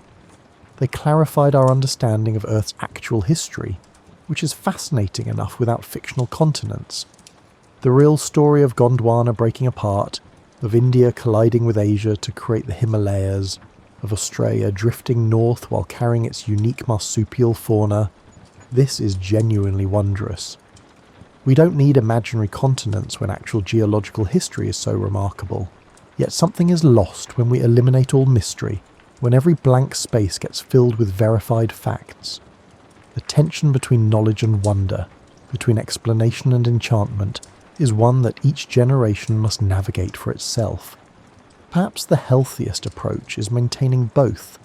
Scientific literacy about how the world actually works, coupled with appreciation for the human imagination that can conceive of lost continents, ancient civilizations, and spiritual truths beyond material reality. Lemuria reminds us that humans have always been meaning makers, storytellers who shape our understanding through narrative as much as through observation. This is neither a flaw nor a virtue, it's simply what we are. The challenge is doing it consciously, with awareness of when we're making claims about physical reality, and when we're expressing psychological needs through metaphor and myth. As you drift towards sleep, you might dream of tropical islands appearing on empty ocean horizons, of ancient temples emerging from mist, of civilizations that never were but somehow feel real, in the way that dreams feel real. These dreams connect you to everyone who has ever wondered about what lies beyond the known, who has populated blank spaces with possibility, and who has found meaning in stories that transcend fact. The Victorians who imagined Lemuria were trying to solve real puzzles with the tools they had available. When better tools revealed better answers, the scientific hypothesis correctly faded away. But the myth persists because it serves different needs. Needs for wonder, for alternative possibilities, for narratives that suggest human existence is larger and more meaningful than materialistic reduction allows. Tomorrow, when you wake, you'll inhabit a thoroughly mapped world. Satellites have photographed every square mile of land and sea. We know where continents are, how they've moved, and why lemurs live where they do. This is progress. Genuine, valuable progress that expands human understanding and capability. But you'll also wake to a world that still contains mystery, still offers possibilities for wonder, and still invites imagination even in the absence of geographical blank spaces. The human capacity to dream up lost continents hasn't disappeared just because we've mapped the ocean floor. It's simply found new outlets, new frontiers, and new blank spaces to populate with possibility. Lemuria was born from lemurs and scientific puzzles, transformed by spiritual seekers and romantic dreamers, elaborated by artists and writers, and survives today as an idea that means different things to different people. It's a testament to human imagination, a cautionary tale about premature certainty, and a reminder that the stories we tell ourselves are as much a part of human reality as the facts we discover. The lost continent never existed, but the needs it addresses are real. The civilizations described by mystics never flourished, but the yearning for golden ages and spiritual wisdom is genuine. The geographical hypothesis was wrong, but the impulse to explain puzzling observations was scientifically legitimate. Lemuria is false, but not meaningless. As sleep approaches, let Lemuria remind you that the boundary between fact and fiction, between knowledge and imagination, and between science and myth is more permeable than we often acknowledge. We need rigorous thinking to understand how the world works, but we also need imagination to envision how it might be different. We need evidence to guide our beliefs, but we also need narratives to give our lives meaning. The story of Lemuria is ultimately hopeful. It shows that humans have always looked at mystery and tried to understand it, have always faced the unknown and tried to map it, and have always encountered limits and tried to transcend them. Sometimes our answers are wrong, but the questions reveal what matters to us: connection, meaning, wonder, and the eternal human impulse to explore beyond the known. So sleep well, knowing you're part of a species that can imagine entire continents into existence. And then, with equal creativity, use the scientific method to discover what actually exists. Both capabilities, imagination and investigation, make us human. Neither is complete without the other. The blank spaces on Victorian maps are filled now, but new blank spaces always emerge. The questions that inspired Lemuria are answered, but new questions constantly arise. The lost continent has been found in myth, in art, in culture, and in the persistent human need for stories that transcend the merely factual. Lemuria reminds us that we are fundamentally explorers, not just of physical geography but of possibility, of meaning, of the territories where fact and imagination intertwine. We map what we find, but we also dream of what might be.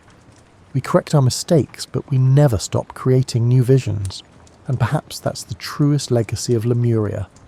Not as a cautionary tale about scientific error or an example of gullibility, but as a testament to the indomitable human spirit that looks at an empty ocean and imagines continents, at scattered species and envisions bridges, at apparent limitations and dreams of transcendence. The lost continent is found, not where maps suggested, not where mystics claimed, but in the persistent human capacity to populate blank spaces with wonder, to create meaning from mystery, and to keep exploring long after the maps are complete. Dream well of continents that never were but somehow remain more real than many things that are. Dream of the blank spaces where possibility lives, of the questions that inspire both science and story, and of the eternal human journey between what we know and what we imagine.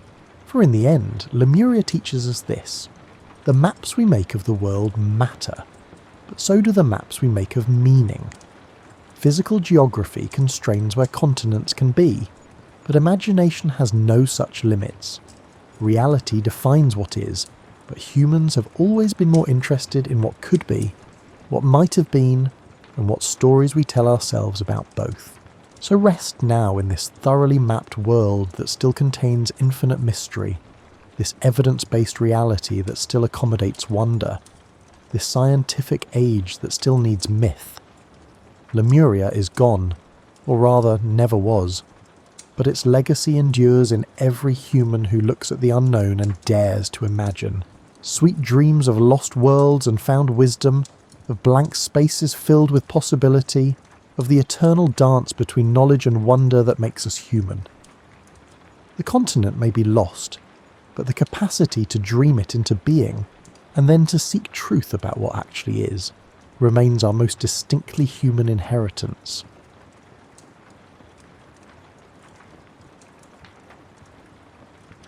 Thomas Jefferson was born on April 13th, 1743, at Shadwell, a plantation in the Virginia Piedmont. His father, Peter Jefferson, was a surveyor and landowner renowned for physical strength and an adventurous spirit. His mother, Jane Randolph, came from a prominent family. Growing up amid rolling hills and dense forests, young Thomas embraced the frontier ethos even as he absorbed the genteel expectations of the colonial gentry. He delighted in full horseback rides, the hush of mountain trails, and the hum of intellectual debate courtesy of visiting tutors. By the 1750s, Virginia's plantation economy thrived on tobacco cultivation. With an enslaved workforce forming its backbone, Peter Jefferson owned enslaved labourers, and Thomas grew up witnessing the institution's daily operations, an uneasy inheritance that would later spark internal conflict in his adult years. But as a child, he balanced field observations with classical studies. His father died when Thomas was 14, leaving him a sizable estate, but also the burden of paternal absence. This responsibility shaped him, instilling a drive for self-reliance and scholarly achievement. Around age 17, Jefferson enrolled at the College of William and Mary in Williamsburg. He immersed himself in philosophy, mathematics, and the law, studying under influential mentors like George Wythe. Late-night reading sessions at the Royal Governor's Palace Library fostered his fascination with Enlightenment thinkers, John Locke, Montesquieu, and others. Their calls for reason over tradition resonated with Jefferson, who scoured texts on government, science, and ethics. He also cultivated his violin skills, joining small music gatherings that balanced his rigorous academic schedule. After concluding his college years, Jefferson read law with Wythe, forging a bond that melded legal rigour with ethical inquiry. This training hammered into him the notion that laws must be grounded in rational principles, not arbitrary decrees. Meanwhile, he kept track of tensions brewing between the colonies and Britain, attending assemblies where taxation and representation roiled the gentry. Even then, Jefferson's reflective nature showed he was not the most boisterous voice, but his private letters revealed a keen sense of injustice at Parliament's intrusions.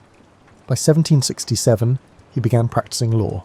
After being admitted to the bar, he frequently represented small landholders in property disputes or merchants caught up in customs enforcement. Observers noted his calm demeanour, meticulous arguments, and persuasive writing. He built a reputation as a reliable advocate who valued clarity over theatrics. That skill set would soon extend to political life, as colonial unrest over the Stamp Act and Townshend duties escalated. Parallel to his legal career, Jefferson oversaw the expansion of Monticello, his future architectural masterpiece perched on a hill near Shadwell. He had begun designing the house in his early 20s, referencing Palladian styles gleaned from books. The property's vantage offered sweeping views, symbolising for Jefferson both intellectual curiosity and the potential of the new world. He adored the notion of designing living spaces with geometric harmony, installing hidden staircases, symmetrical wings, and carefully proportioned rooms. Monticello was not just a home, but a living laboratory for architecture, horticulture, and personal reflection. In 1769, he won a seat in the Virginia House of Burgesses, marking his formal entry into public affairs. He arrived in a tense climate. Radical voices called for boycotts of British goods. Jefferson, though quietly spoken, sided with the emerging patriots. He penned resolutions decrying British overreach. Though initially mild in tone, over time his pen would sharpen as London doubled down on the colonial authority. Around this era, he courted Martha Wells Skelton, a young widow famed for musical talent and a gentle spirit. They married on New Year's Day at 1772, forging a partnership that would shape Jefferson's personal life. She joined him at Monticello. Though her health was fragile, they spent tranquil moments reading or playing duets, Jefferson on violin, Martha on harpsichord. Their bond was tender, yet overshadowed by the mortality rates of the period. Over their decade together, Martha bore children, but only 2 daughters survived to adulthood. Her eventual passing left Jefferson in deep mourning and likely influenced his future emotional reserve. Early in the 17th century, Jefferson found himself on the brink of a more significant colonial crisis. The Boston Tea Party erupted, the British closed the port of Boston, and the call for intercolonial unity grew louder. Jefferson's pen, influenced by his legal background and Enlightenment convictions, would soon craft arguments that soared beyond local assemblies. Fate was guiding him toward the epicenter of revolutionary debate, where he had become a pivotal voice championing independence and articulating a new model of governance. For now, though, he was a rising Virginian notable, poised, methodical, and quietly determined, with Monticello as both sanctuary and symbol of evolving ideals. Jefferson's political instincts emerged as colonial tensions escalated into outright conflict. In 1774, he drafted A Summary View of the Rights of British America, a pamphlet addressing colonial grievances. Though less famous than later texts, it signalled a decisive shift, arguing that Parliament had no authority to govern the colonies without their consent. This stance, radical for its time, circulated widely. Some older patriots found it brash, but for Jefferson, it was a matter of logical extension. If reason and natural rights were universal, British claims to dominion flouted moral law. Virginia recognised Jefferson's talents, sending him in 1774 to the Second Continental Congress in Philadelphia. The environment crackled with possibility. Delegates from 13 colonies debated whether to petition the Crown or brace for independence. Jefferson's stoic presence, overshadowed by the fiery rhetoric of John Adams or the gravitas of Benjamin Franklin, masked his deep convictions. He served on committees, drafting formal statements. As skirmishes around Lexington and Concord flared into the Revolutionary War, the push for full independence intensified. In June 1776, the Congress appointed a 5-man committee to draft a declaration asserting the colony's break from Britain. Despite his relative youth, Jefferson was chosen, with Adams and Franklin among the others. They recognised his gift for articulate prose, honed by years of reading Enlightenment treatises. Holed up in a second-floor apartment, Jefferson wrote feverishly for 2 weeks. He produced a text that merged Lockean philosophy with a distinctly American context, championing life, liberty, and the pursuit of happiness. The phrase soared beyond local grievances to a universal principle of individual rights. Adams and Franklin made slight edits, and the Congress, after heated debate, adopted a final version on July 4, 1776. Thus Jefferson's words became the bedrock statement of a nascent nation, although the final text moderated some of his vehement attacks on slavery. Speaking of slavery, Jefferson's contradictory stance glimmered even then. He condemned the slave trade in an early draft of the Declaration, but that passage was cut under pressure from Southern delegates. He personally owned enslaved individuals at Monticello. Over time, he penned theoretical critiques of slavery as morally corrosive, yet he never comprehensively freed his own. This paradox, rarely resolved, would haunt his legacy. Despite disclaiming the system as an abominable crime, his economic reliance on it ran deep. Following the Declaration's adoption, Jefferson returned to Virginia to help craft the state's new constitution and overhaul its legal codes. He championed disestablishment of the Anglican Church, arguing religious freedom was a cornerstone of liberty. He also sought to reform inheritance laws that concentrated wealth in certain families. Such measures, including the Statute for Religious Freedom, would become pillars of Jefferson's vision of a Republican society, a place where personal conscience reigned and inherited privilege dwindled. Yet implementing them stirred resistance from tradition-bound legislators. During the war, Jefferson served as Virginia's governor from 1779 to 1781, a tenure overshadowed by British invasions. The conflict tested him in ways that writing never had. He faced logistical chaos, troop shortages, meagre supplies, and loyalist uprisings. British forces under Benedict Arnold raided Richmond, nearly capturing Jefferson at Monticello. Critiques of his governorship circulated, branding him ineffective or hesitant under pressure. This damaged his reputation, but the war's chaos left no easy solutions for any leader. In 1781, after stepping down, Jefferson retreated to Monticello, battered in spirit. The personal realm also dealt him blows. Heartbreak at the death of his wife Martha in 1782, she had endured multiple difficult pregnancies, and her final days saw Jefferson nearly inconsolable. Her deathbed request that he not remarry bound him in sorrow for weeks. He burned their correspondence, an act reflecting deep grief and a desire for privacy. The father of 2 surviving daughters, he turned inward, focusing on writing notes on the state of Virginia, a comprehensive look at his region's geography, economy, and mores sprinkled with philosophical musings. That text, published years later, revealed both his intellectual scope and the racial theories that many modern readers find troubling. By war's end in 1783, Jefferson felt the weight of personal loss and the uncertainties of the new Confederation. He took a seat in the Continental Congress, forging ahead with legislative tasks. The faint outlines of a more stable federal government were forming, and so we see Jefferson, father of the Declaration, parted from his wife, uncertain about the new nation's trajectory, but steadfast in pursuit of reason-based governance. His next chapter beckoned, a diplomatic role in Europe, giving him a vantage on global politics that would shape his future as Secretary of State and, eventually, President. For now, though, he was a man in flux, bridging heartbreak, revolutionary ideals, and the complexities of forging a stable republic from scratch. In 1784, Congress appointed Thomas Jefferson as a minister to France, succeeding Benjamin Franklin in representing the fledgling United States abroad. Arriving in Paris, Jefferson found the city teeming with Enlightenment fervour, intellectual salons, and noble flamboyance. Despite missing Monticello's quiet hills, he savoured the chance to cultivate ties with European thinkers and push for commercial treaties beneficial to the US. He immersed himself in French culture, attending theatre, frequenting scientific demonstrations, and forging friendships with luminaries like the Marquis de Lafayette. This diplomatic post sharpened Jefferson's global perspective. He observed how Europe's monarchical structures stifled personal freedoms, reinforcing his belief that the American experiment in republican governance was unique and precious. At the same time, he recognized that Europe's manufacturing base dwarfed that of the US. He lobbied European states to accept American exports, especially tobacco and timber, hoping to reduce reliance on British markets. Negotiations proved slow, but Jefferson's calm intellect helped cultivate goodwill. While in Paris, Jefferson also served as a cultural conduit.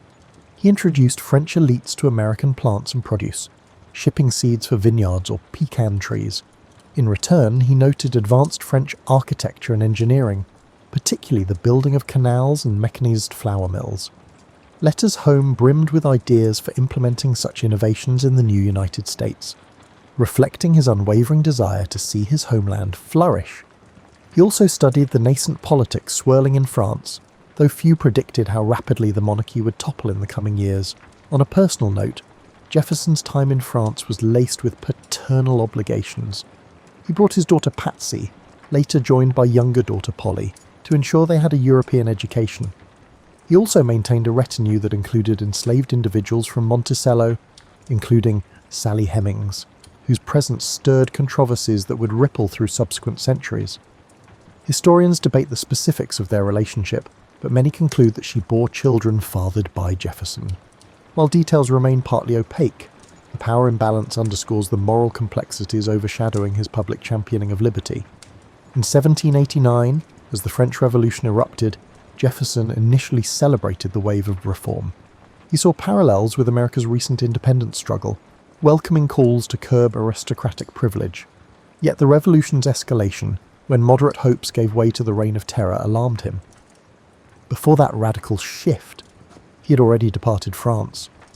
Recalled to serve as the first Secretary of State under President George Washington in 1790. His Paris sojourn ended with a mixture of admiration for French Enlightenment and unease at the extremes their revolution might unleash.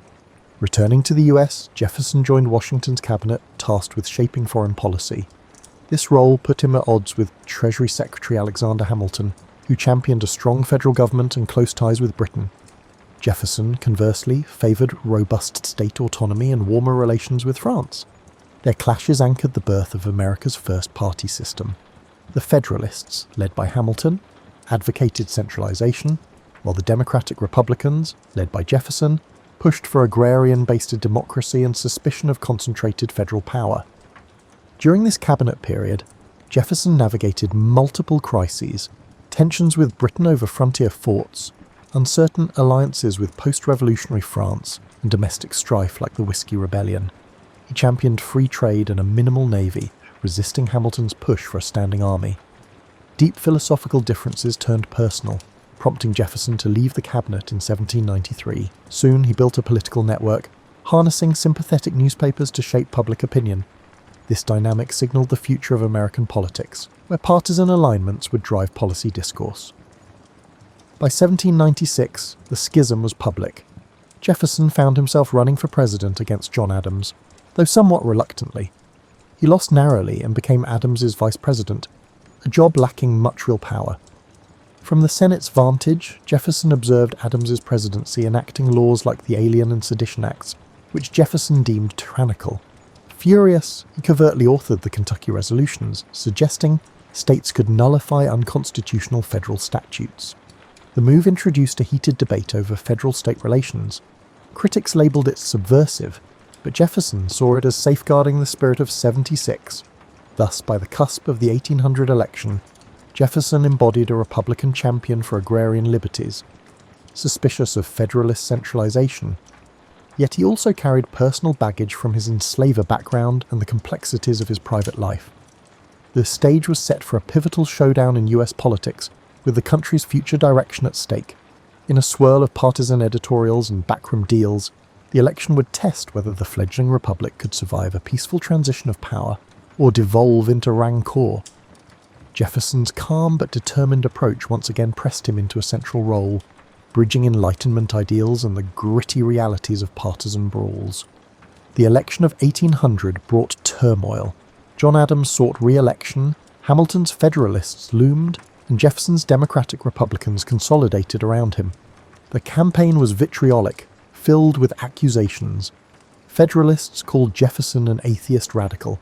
Republicans branded Adams a monarchist.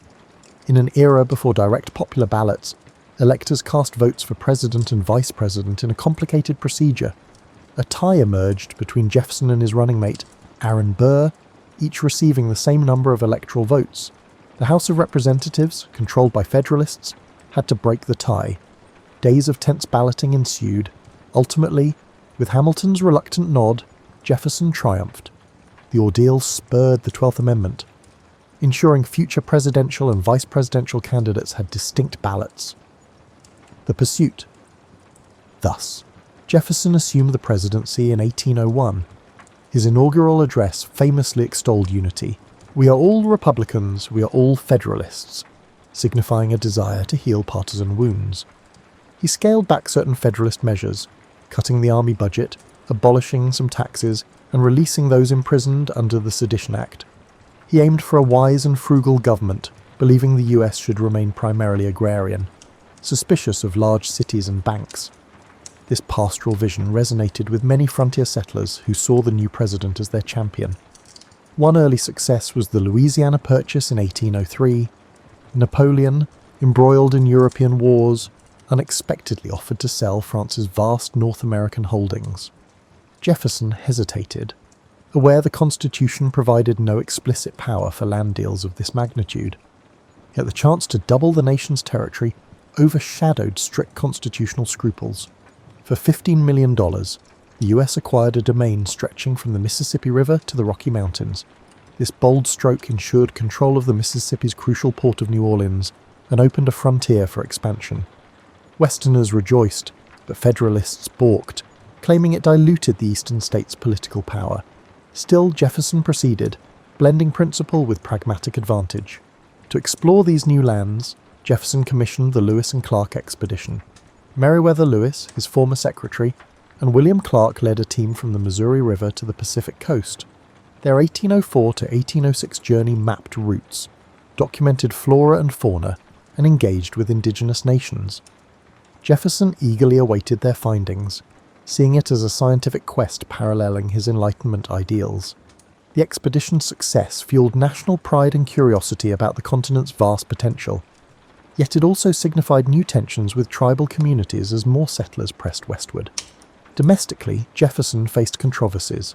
He disliked the existence of the Bank of the United States but tolerated it when expedient. He slashed federal budgets, forcing some in the Navy to protest that the nation's sea defences weakened. Furthermore, the issue of slavery persisted. Jefferson's personal writings described it as a moral and political hazard, yet he neither freed most of his own enslaved individuals nor championed federal abolition. Indeed, the 1807 law banning the importation of enslaved Africans was a partial measure. Some historians argue Jefferson missed a critical chance to push for more sweeping reforms. Foreign affairs proved trickier. Britain and France waged relentless war in Europe, ignoring US neutrality, seizing American merchant ships, and impressing US sailors into their navies. Incensed, Jefferson tried economic warfare, championing the Embargo Act of 1807, halting nearly all US exports. He reasoned Britain and France needed American goods. Instead, the measure devastated US ports, invited smuggling, and turned public opinion against him. The fiasco illustrated the limits of peaceable coercion. Eventually, the unpopular embargo was repealed, tarnishing Jefferson's last year in office. In 1809, he handed the presidency to his close ally, James Madison, quietly retiring to Monticello. His 2 terms shaped the US, expanded territory, a stable political identity, but also heightened regional tensions. His approach, a mix of lofty Republican ideals and occasional pragmatic contradictions, left a complex imprint.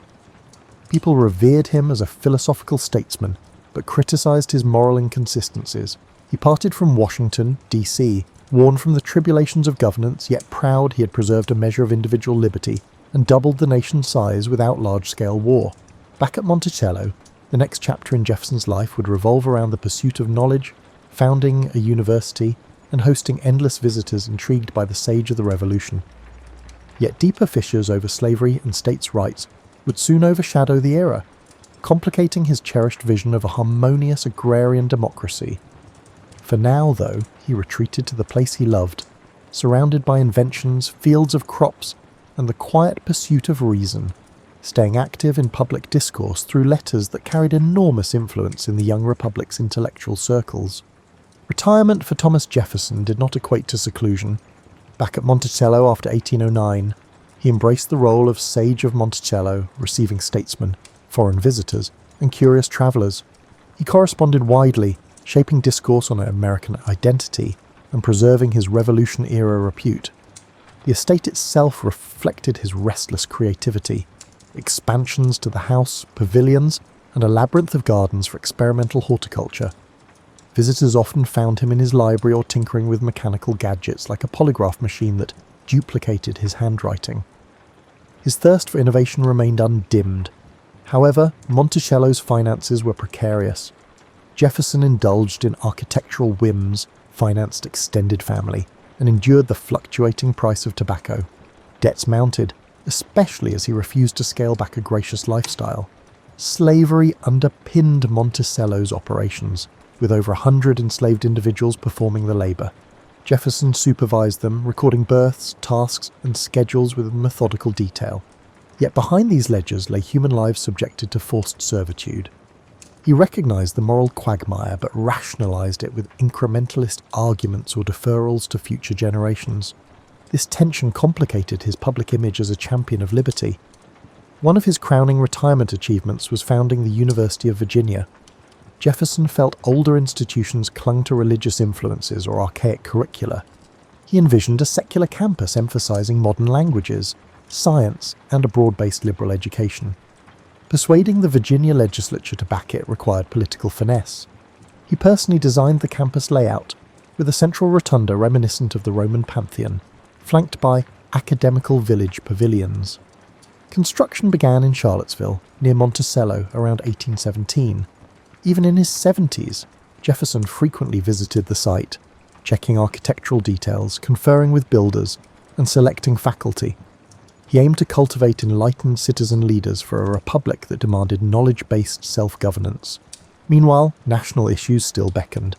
As an elder statesman of the Democratic-Republican Party, Jefferson provided advice to Madison and later to Monroe. He supported the Louisiana Purchase's expansion further, welcoming new states into the Union. However, the War of 1812 with Britain tested his convictions about limited government and a small military. He lamented that some Federalist enclaves seemed willing to undermine national unity, especially in the Northeast. Letters show him torn between localism and the emergent sense of a broader national identity. As the US overcame that conflict, Jefferson expressed relief that Europe's meddling was lessening. A parallel development was his rekindled friendship with John Adams. The two had been friends turned adversaries turned icy correspondents for years. But in retirement, both recognized a mutual bond shaped by the Revolution's intensity. Through letters, they revisited old debates, monarchy versus republic, the role of religion, the fragility of democracy. Their exchange soared with philosophical reflection, spiced with humour about advanced age. The revival of their friendship stands as a testament to the capacity for bridging old political rifts. In these letters, Jefferson revealed his abiding optimism that the American experiment, though imperfect, would endure if guided by reason and virtuous leadership. Yet personal sorrow recurred. Jefferson outlived several of his children, enduring repeated heartbreak. The Monticello household was no quiet domain. Grandchildren ran about. Extended relatives sought financial aid, and guests arrived unannounced to glean a moment with the iconic founder. He wore the mask of a benevolent patriarch, but diaries hint at bouts of melancholy. The precarious economy pressed him to mortgage properties, and he relied on lines of credit that threatened to upend the estate. The image of Monticello as a microcosm of Republican enlightenment concealed a precarious ledger balancing. As Jefferson neared 80, he took pride in the University of Virginia's nearing completion. He personally selected some library materials, established faculty guidelines, and wrote about its potential to transform the American education. In 1825, the university opened to its first class of students. Jefferson's dream had become real, a secular institution dedicated to free inquiry, unencumbered by rigid religious dogma or stale tradition. He believed it would foster the next generation of leaders to safeguard the Republic's ideals. By 1826, Jefferson felt time slipping. Freed from daily policy fights, he dedicated his final energy to ensuring the university's stability. People noticed his health fading, but he refused to slow. He yearned to see July 4, 1826, the the 50th anniversary of the Declaration of Independence. That day arrived. In a poetic twist, John Adams and Jefferson both passed away on that date, with Jefferson dying in the early afternoon. The synergy of these two revolutionaries departing on the nation's half-century mark cemented a legend. Thus, Thomas Jefferson's retirement was no quiet twilight but a culminating chapter of architectural innovation, educational reform, and reflection on a revolution's legacy. He left behind a complicated estate weighed by debt, a family overshadowed by the institution of slavery, yet also a shining new university and a trove of letters that would shape America's self-perception for generations. In him, old illusions of an agrarian utopia mingled with the unstoppable push of a modernizing republic, capturing the contradictions that still define the American ethos. In the immediate wake of Jefferson's death, admirers and critics clashed over his legacy. Many hailed him as the pen behind the Declaration of Independence, the mind that doubled the nation's size via the Louisiana Purchase, and the visionary who championed religious freedom. Others lambasted his inconsistencies, a self-proclaimed egalitarian who held enslaved labourers, an Enlightenment thinker who let personal finances descend into chaos, a champion of states' rights who, ironically, used federal power for expansion. Monticello, the physical embodiment of Jefferson's intellect, soon faced financial turmoil. His heirs struggled to pay his debts. They sold land and eventually auctioned off furniture and enslaved individuals, fracturing the community that had sustained the plantation. Monticello changed hands multiple times, deteriorating until the early 20th century, when the Thomas Jefferson Foundation acquired and restored it, symbolically reassembling his architectural dream as an American heritage site. This restoration also reignited debates about the everyday realities of enslaved families who once toiled there, culminating in renewed emphasis on their stories, a dimension historically muted in the veneration of Jefferson. Meanwhile, the broader American public constructed a mythic image of Jefferson.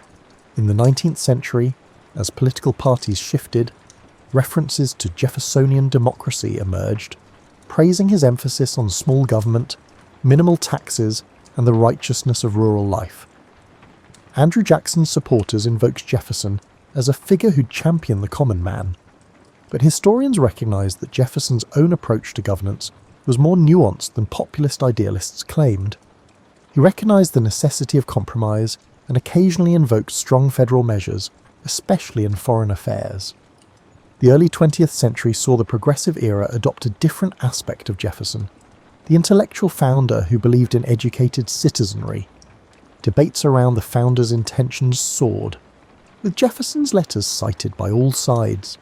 Archival releases of his personal correspondence lent more profound insight into his moral grappling with slavery and his dynamic shift from localist to expansionist. The public began to appreciate that the founders were not monolithically consistent paragons, but flawed statesmen shaped by urgent demands. In scholarship, the 1970s and beyond propelled a fresh wave of inquiry, focusing on Jefferson's relationship with Sally Hemings. DNA evidence in the late 1990s pointed strongly to him, fathering Hemings's children. This revelation forced a national re-evaluation of the so-called Sage of Monticello. Some were scandalized, others found it wholly unsurprising. In retrospect, it underscored the complexities swirling under his polished philosophical veneer. For a man who wrote, "All men are created equal," reconciling these two realms, intellectual champion of liberty and personal practitioner of slavery, was never straightforward. Academic attention also delved deeper into his political philosophy. Jefferson's notion of an empire of liberty entailed agrarian expansion across the continent. Yet it set the stage for native displacement and further entrenchment of slave labour in new territories. While he personally doubted the morality of forcibly taking indigenous lands, he accepted the unstoppable momentum of frontier settlers. This acceptance shaped federal policy that stoked tensions for generations, culminating in forced relocations. Today, some re-evaluate Jefferson's role in establishing moral frameworks that facilitated expansion at others' expense. In popular memory, Jefferson's Memorial in Washington, D.C., opened in 1943, still stands as a testament to his rhetorical brilliance. Visitors read excerpts from the Declaration of Independence and letters on the rotunda's walls, underscoring his luminous call for equality and freedom of conscience. The monument, ironically, does not portray the full tangle of contradictions. Yet, More incisive interpretive programs now incorporate nuance, describing his progressive achievements and moral failings side by side. Amid these controversies, Jefferson's intellectual achievements remain uncontested.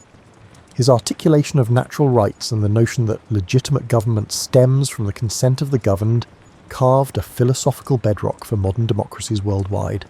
Educators and politicians continue citing him to justify policy, from religious tolerance to public education. Meanwhile, the University of Virginia stands as a living reminder of his conviction that knowledge fosters responsible governance. Its rotunda, overshadowing the lawn, keeps the spirit of Enlightenment learning alive. Hence, 2 centuries on, Thomas Jefferson remains as complicated as the era he shaped. A luminous author of democracy's founding creed, overshadowed by glaring contradictions on race and personal conduct. His life prompts reflection on how lofty ideals can clash with ingrained social structures and personal entanglements. For many Americans and observers abroad, grappling with Jefferson is akin to grappling with the nation's own layered identity, built on noble declarations, yet intimately entangled in unresolved injustices. The conversation he started continues, bridging history and contemporary debates on liberty, equality, and the messy realities in between. Thomas Jefferson's life invites reflections on how visionary ideals intersect with the flawed scope of practical living. He exemplifies the possibility that one can be intellectually gifted, deeply principled, yet remain entangled in personal contradictions. Observing his journey reveals lessons on leadership, creativity, compromise, and moral blind spots, each a facet that resonates in modern times, where we juggle personal convictions with structural constraints. At Monticello, his architectural flourishes highlight how creativity can transform personal space into a canvas of experimentation.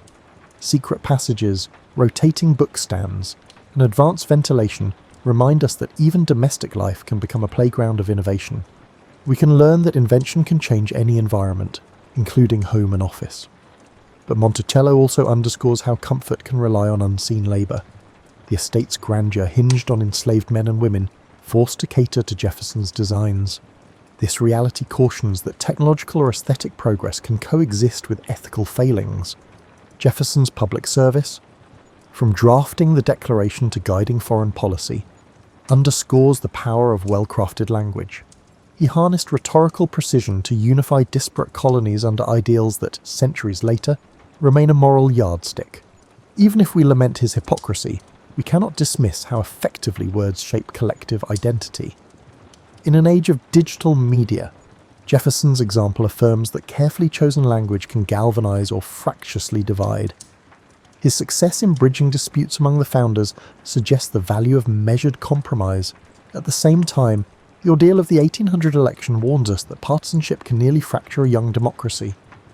One cannot ignore the deeper moral debate, how a man proclaiming universal rights upheld the structure of slavery. Modern readers might view that as an irredeemable contradiction. Alternatively, one might interpret it as a historical caution that even well-intentioned reformers can remain captive to entrenched economic and social norms. Jefferson's story prominently highlights the difference between personal moral clarity and institutional inertia. It compels us to question our complicities in modern systems that might conflict with our professed values. Additionally, Jefferson's championing of religious freedom stands out.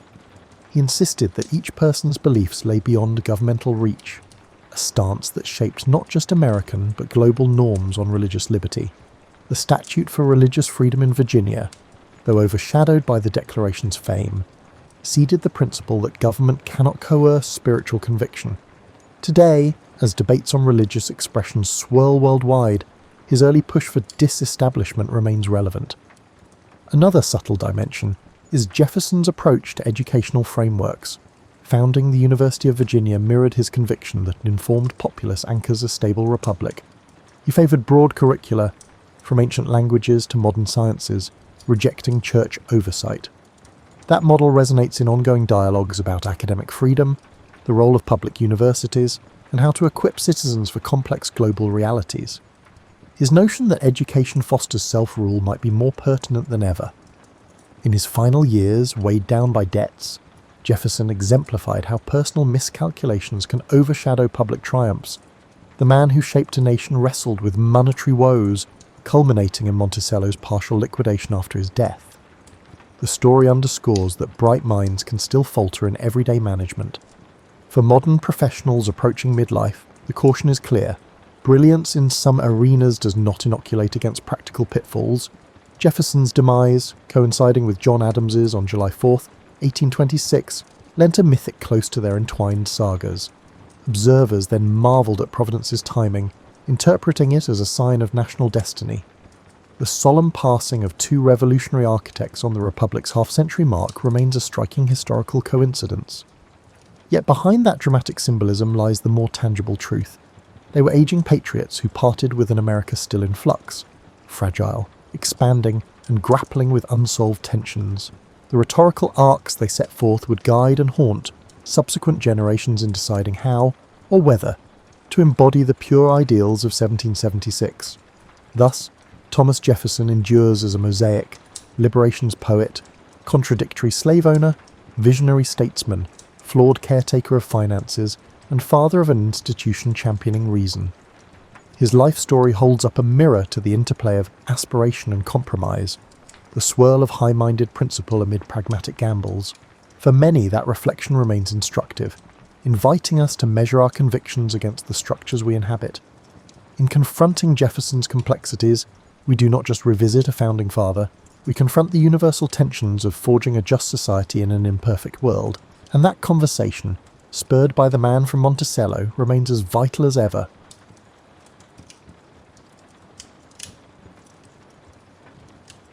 Picture this, it's 1911, and you've just landed what everyone calls a good job at the local textile mill. Your family's practically throwing a party because, hey, steady work is steady work, right? Little do you know, you have just committed to what feels like a very long, very loud and very dusty adventure, filled with creative ways to dislike your life. Your first day starts at 5:30 a.m, which wouldn't be a problem if you were, say, a rooster. But you're not. You're a human being who needs sleep, and the mill whistle doesn't care about your beauty rest. That whistle becomes your new alarm clock, your lunch bell, and your freedom song all rolled into one ear-splitting package. It's like having a very punctual, furious metal bird living in your neighbourhood. Walking into the mill for the first time is like stepping into another world, if that world were designed by someone who really, really hated comfort. The noise hits you first. Imagine 1,000 typewriters having an argument with a brass band while someone runs a cheese grater over a chalkboard. That's your new soundtrack, 12 hours a day, 6 days a week. The air inside feels thick enough to chew. Cotton dust floats everywhere like the world's most annoying snow, except this snow makes you cough and never melts. You'll spend your first week thinking you're coming down with something, until you realise that scratchy throat and those sneezing fits aren't temporary visitors, they're your new roommates. Your supervisor, a man whose smile disappeared sometime around 1897, explains your job with the enthusiasm of someone reading a grocery list. You'll be tending machines that look like they were built by someone who thought, you know what this device needs? More ways to catch fingers. These mechanical beasts consume cotton and expel thread, and their temperament is akin to that of a cat during a thunderstorm. The learning curve is steep, which is a polite way of saying you'll spend your first month feeling like you're trying to juggle while riding a unicycle in an earthquake. Every machine has its personality, and most of them have bad attitudes. There's the one that jams if you look at it wrong, the one that makes a weird clicking sound that means either everything's fine or run for your life, and the one that seems to wait until you're distracted to break something expensive. Your fellow workers welcome you with the kind of tired solidarity that comes from shared suffering. They will teach you important information, such as which water fountain actually works, where to hide when the floor supervisor is in a bad mood, and how to eat lunch in exactly 12 minutes, since that is all the time you're given. These people become your mill family, bonded together by cotton dust, and the mutual understanding that everyone's just trying to make it through another day without losing a finger. The pay sounds decent when they tell you about it, until you realise that decent is relative. Sure, you're making more than the guy who sweeps streets, but you're also working twice as hard and breathing air that's more cotton than oxygen. Your wages might cover rent, food, and maybe a small luxury like soap, but forget about those fancy things like saving money or buying clothes that don't smell permanently of machine oil. By the end of your first week, you've acquired what everyone refers to as a mill cough, a charming little ailment that will accompany you constantly. Your hands are already showing the signs of your new profession: small cuts from handling rough materials, calluses from gripping tools, and a general toughness that comes from shaking hands with machinery all day. Your mother would cry if she saw your hands, but then again, your mother isn't trying to feed a family on mill wages. The worst part, you're just getting started.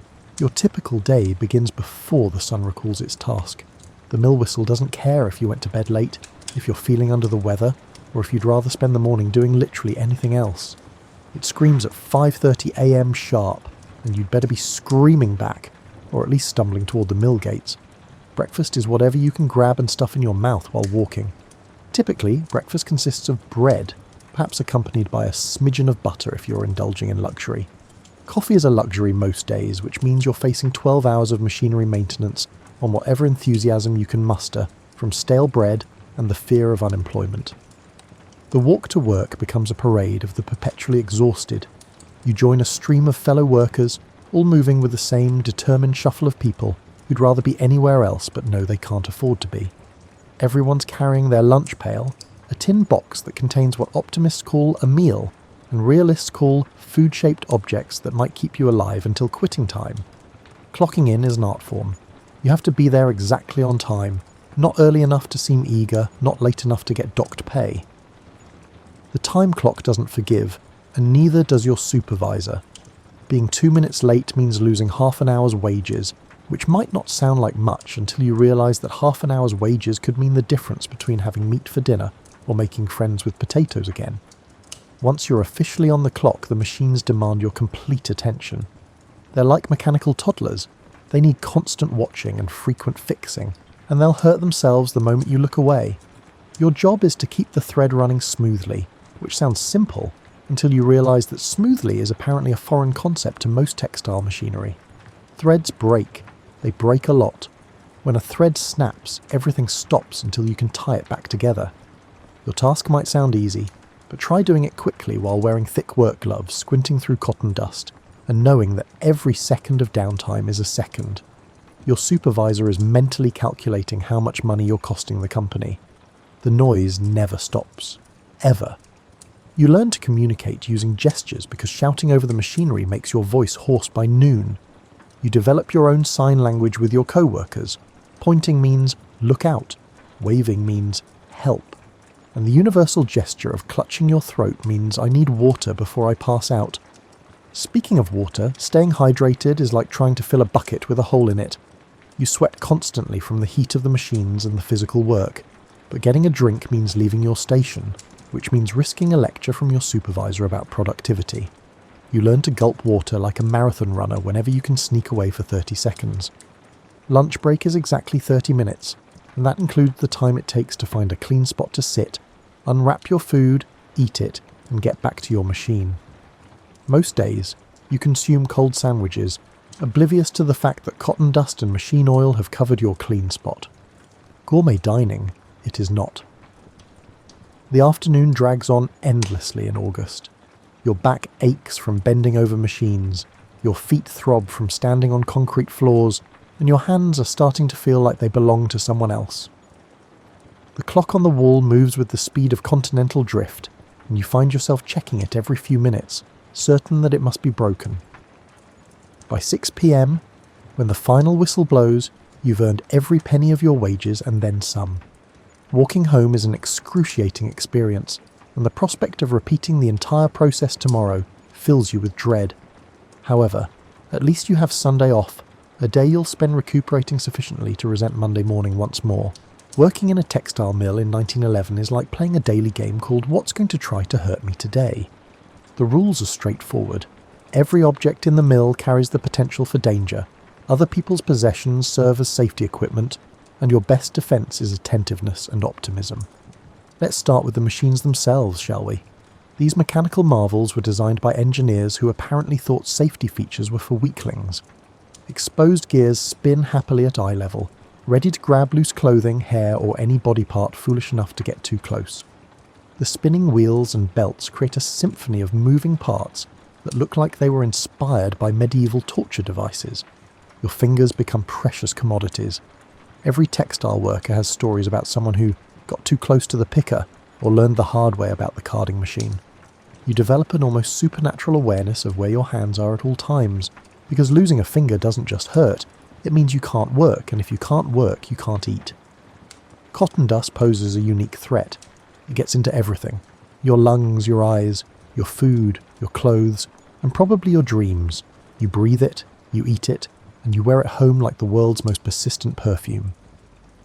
After a few months, you develop a condition that everyone politely refers to as mill cough, although cotton lung would be a more accurate description.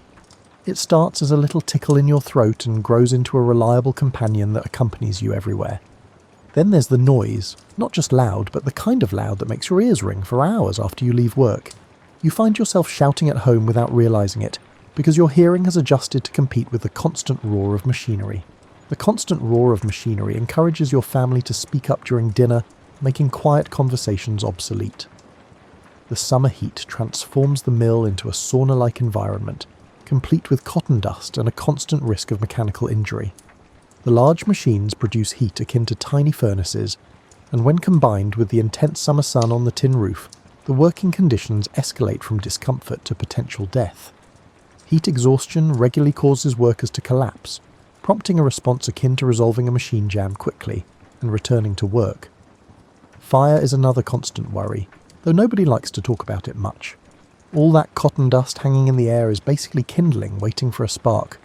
The wooden floors are soaked with machine oil, the electrical systems are what you might generously call experimental, and everyone smokes because, hey, what's one more risk? Fire drills consist mainly of hoping nothing catches fire and trusting that you can run faster than the flames. The chemical treatments used on the cotton create their own problems. Your skin develops a permanent relationship with various dyes and treating agents that would make a chemist nervous.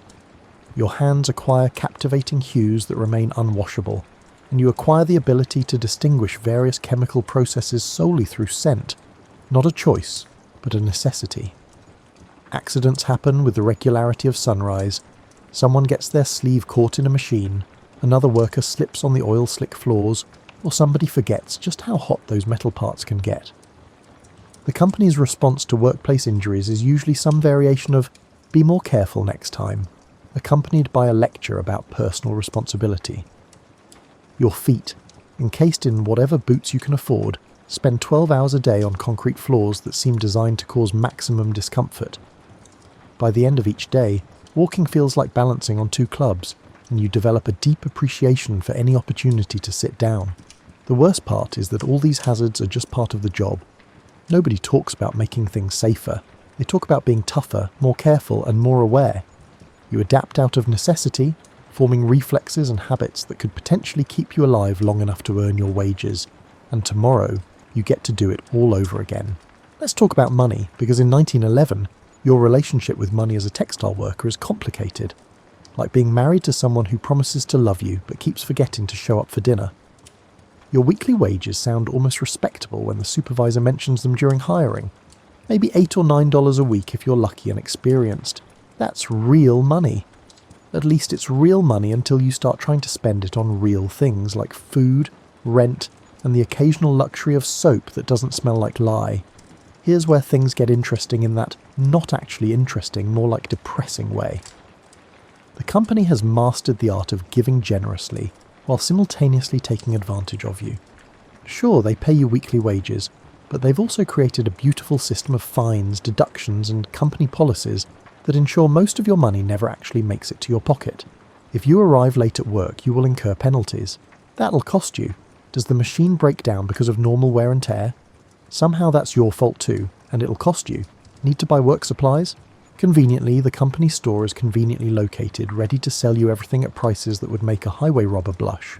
Your thread, your needles, even your machine oil, all come out of your wages at rates that make you wonder if the children of the company store owner are planning to attend Harvard. The company housing is another beautiful scam. They offer you a place to live, which sounds generous until you realise they're charging rent that eats up nearly half your wages for the privilege of living in what amounts to a wooden box with windows. The construction of these houses reflects the meticulous attention to detail and craftsmanship of someone attempting to complete a project before lunch. The walls are thin enough that you know everything about your neighbours' lives, the roof leaks with artistic creativity, and the plumbing works on the same principles as prayer. Food becomes a daily exercise in creative mathematics. You learn to make meals out of ingredients that cost almost nothing and fill you up just enough to keep working. Potatoes become your best friend, beans become your steady companion, and meat becomes that exciting acquaintance you see maybe once a week if you're lucky. You develop cooking skills that would impress a frontier pioneer. How to make filling soup out of bones and vegetables that other people might throw away. How to stretch a small piece of meat across 3 days of meals. And how to make bread last longer by eating less of it. Your work clothes are another expense that nobody mentions during hiring. The machines are hard on fabric, the dust and chemicals stain everything permanently, and you need at least 2 sets of work clothes so you can wash one while wearing the other. Buying new clothes means going without something else, so you learn to patch, mend and wear things, until they're more patched than the original fabric. Saving money is like trying to hold water in your hands, technically possible, but requiring perfect conditions and a lot of luck. Most weeks you're doing well if you break even. A good week means you have a few coins left over for something special, like better food or maybe a newspaper. A bad week means choosing between paying rent on time or eating properly. The really frustrating part is watching the mill owners drive past in their fancy carriages, wearing clothes that cost more than you make in a year, living in houses that could fit your entire neighbourhood. They talk about the dignity of work and the value of honest labour while paying wages that make dignity feel like an expensive luxury you can't afford. Medical expenses are particularly cruel. Get sick or injured and you lose wages for the days you can't work. Need to see a doctor? That costs money you don't have for treatment you can't afford. The company's solution is usually some variation of work through it. Or maybe you should have been more careful. Your financial planning consists mainly of hoping nothing unexpected happens, because unexpected things cost money you don't have. A broken shoe, a sick child, or a winter that's colder than usual, any of these can turn a tight budget into a financial disaster. But hey, at least you have steady work, right? That's what everyone keeps telling you anyway.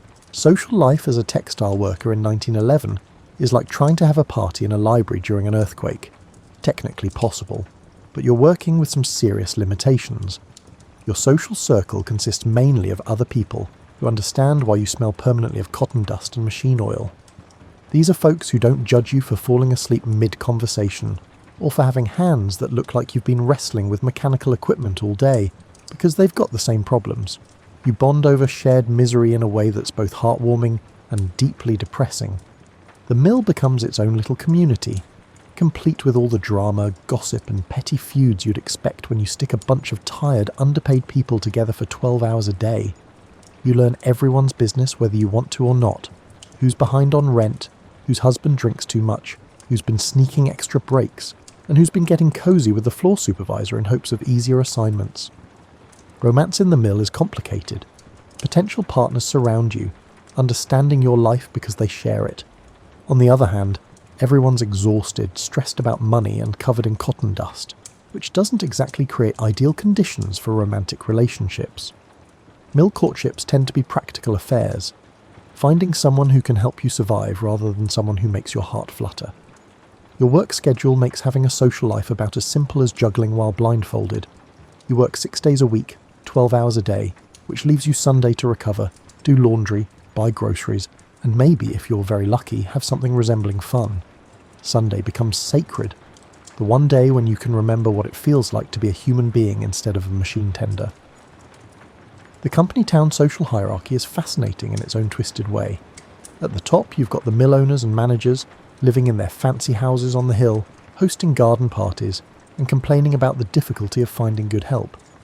Below them are the skilled workers and supervisors, who get to look down on the regular mill hands while still being looked down on by management.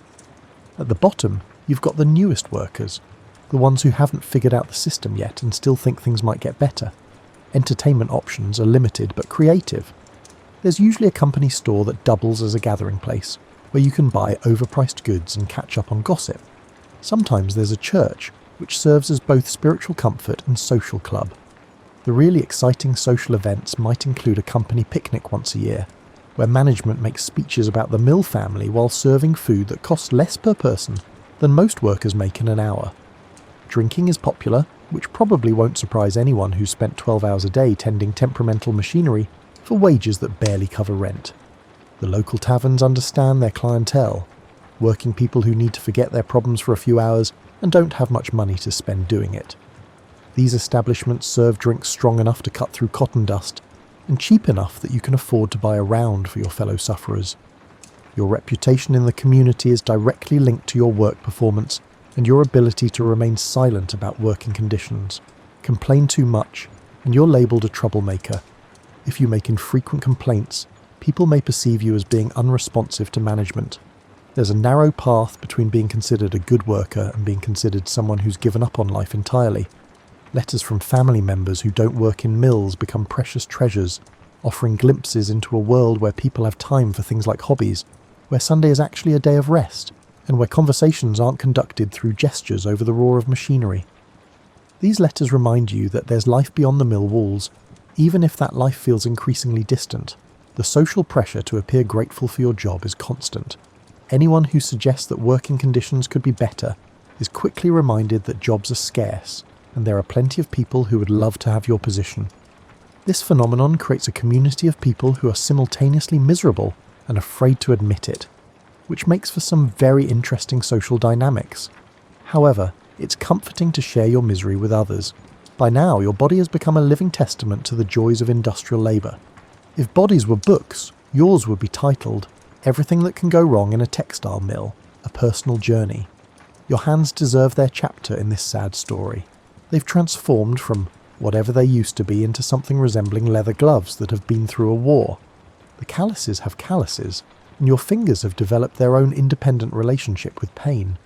You can identify different types of thread by feel alone, not because you're particularly skilled, but because your nerve endings have been educated by thousands of hours of handling rough materials. The constant vibration from the machines has given your hands a permanent slight tremor, like you're always cold or nervous. This condition makes simple tasks at home surprisingly difficult. Eating soup becomes an adventure, writing a letter turns into an exercise in patience, and trying to thread a needle for personal sewing projects is like performing surgery while riding a horse. Your hearing is being subjected to an intensity that would make a prizefighter sympathetic. The constant roar of machinery has left you with a permanent ringing in your ears that sounds like a very small, very persistent bell that never stops chiming.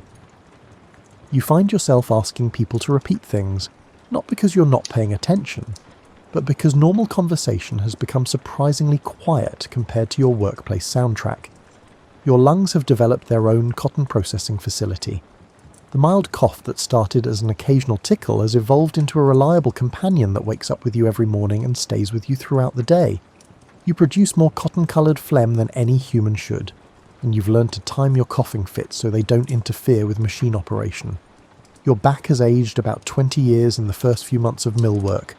All that bending over machines, lifting materials and standing on concrete floors has given your spine the personality of an angry old man. You awaken with stiffness, endure escalating pain and retire to bed with a sense of resentment. Your feet have their complaints to file. 12 hours a day on concrete floors in whatever boots you can afford has given you an intimate relationship with foot pain. Your arches have fallen, your heels ache, and your toes have developed their own survival strategies. Each day, you walk home with the gait of someone who has hiked uphill in uncomfortable shoes, a situation that is not far from reality. The heat and humidity of the mill have done strange things to your skin. You've developed a permanent light sheen of perspiration mixed with cotton dust that gives you the appearance of someone who's been lightly breaded for frying. Your complexion has taken on the pale, slightly greyish tone of someone who spends most of their daylight hours indoors under artificial lighting. Your sleep patterns have been completely reorganised around exhaustion. You don't wake up so much as get dragged back to awareness by the mill whistle, and you don't so much go to sleep as collapse into unconsciousness. Your dreams, when you remember them, often feature the sound of machinery and the feel of cotton dust in your throat. Your appetite has changed too. The physical demands of the work make you hungry, but the dust and chemicals you breathe all day have given food a slightly metallic aftertaste. Everything you eat seems to have a faint cotton flavour, which is less appealing than it sounds. The worst part is that all these physical changes are considered normal, even expected. Nobody talks about preventing them. They talk about enduring them. Your body is depreciating like a piece of machinery, wearing out from constant use under difficult conditions, and the general attitude is that such degradation is simply the price of employment. Your mirror becomes less and less friendly over time. The person looking back at you has the appearance of someone who's been through something difficult and prolonged. Your posture has changed, your expression has developed a permanent, slightly tired look, and your hands are always slightly stained with dyes and oils that never quite wash clean. But hey, at least you're building character, right? That's what people who don't work in mills like to say anyway. After months or years of this lovely life, you may be asking, does it get better? Well, that depends on your definition of better and your relationship with reality. Eventually, some workers manage to break free from the mill life, although the term escape may be overly dramatic. A few workers manage to save enough money to start small businesses, usually in textiles since that is what they know. Others marry into slightly better circumstances or move to different towns where the mills pay marginally better wages. These success stories circulate throughout the mill community like enchanting tales, instilling in everyone a semblance of hope to continue attending work. The really optimistic workers talk about their children having better lives, getting educations, and learning trades that don't involve breathing cotton dust for 12 hours a day. This notion becomes your motivation on the worst days. The idea that your suffering might mean something if it gives the next generation a chance at something better. It's a beautiful thought, even if the mill owner's children are already getting those better chances, while yours are learning to patch clothes and stretch soup. You develop survival strategies that would impress a wilderness guide. You learn exactly how to pace yourself to last 12 hours without collapsing, how to eat meals that provide maximum energy for minimum cost, and how to sleep deeply enough in 6 hours to function the next day. You become an expert in the art of functioning while miserable, which is a skill nobody teaches but everyone in the mill somehow learns. The mill community develops its own support systems. Workers share food when someone's family is struggling, cover for each other when illness strikes, and pass along information about better jobs or safer machines. You learn that solidarity isn't just a fancy word. It's what keeps you alive when the company sees you as expendable equipment. Some days, you catch glimpses of the world outside the mill walls, and remember that there are people living entirely different lives. They wake up when they want to, work at jobs that don't slowly kill them, and have money left over after paying for basic necessities. These glimpses are both inspiring and deeply depressing, like looking through a window at a party you're not invited to. Slowly, the political landscape is beginning to change. Labour unions, workplace safety laws, and the radical idea that workers might deserve basic protections are being discussed. These conversations happen in whispers because mill owners don't appreciate employees who think too much about their rights. But the seeds of change are being planted, watered by the shared misery of thousands of workers who are starting to realise that grateful for any job might not be the best approach to employment. Your relationship with work itself becomes complicated in ways that are hard to explain to people who've never spent years of their lives tending machines that seem designed to break down at the worst possible moments. You develop a grudging respect for your toughness, a pride in your ability to survive conditions that would break softer people. At the same time, you're acutely aware that this toughness came at a cost: your health, your time, your dreams of doing something else with your life. Years later, if you're lucky enough to have those years, you will probably have mixed feelings when you look back on your mill experience. You will likely feel a mixture of pride in your survival, anger at the conditions you endured, and a deep appreciation for any work that allows you to breathe clean air and keep your fingers intact. You'll tell stories that sound almost unbelievable to people who've never worked in heavy industry, and you'll probably downplay just how bad it really was, because some experiences are too big and complicated to explain to people who weren't there.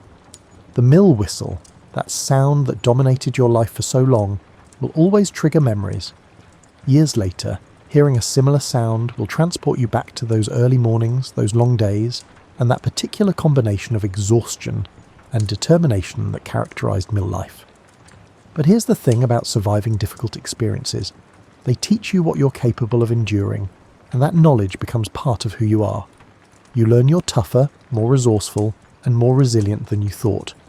And sometimes, on quiet Sunday mornings when you're not rushing to answer a mill whistle, that knowledge feels almost worth the price you paid for it. Almost.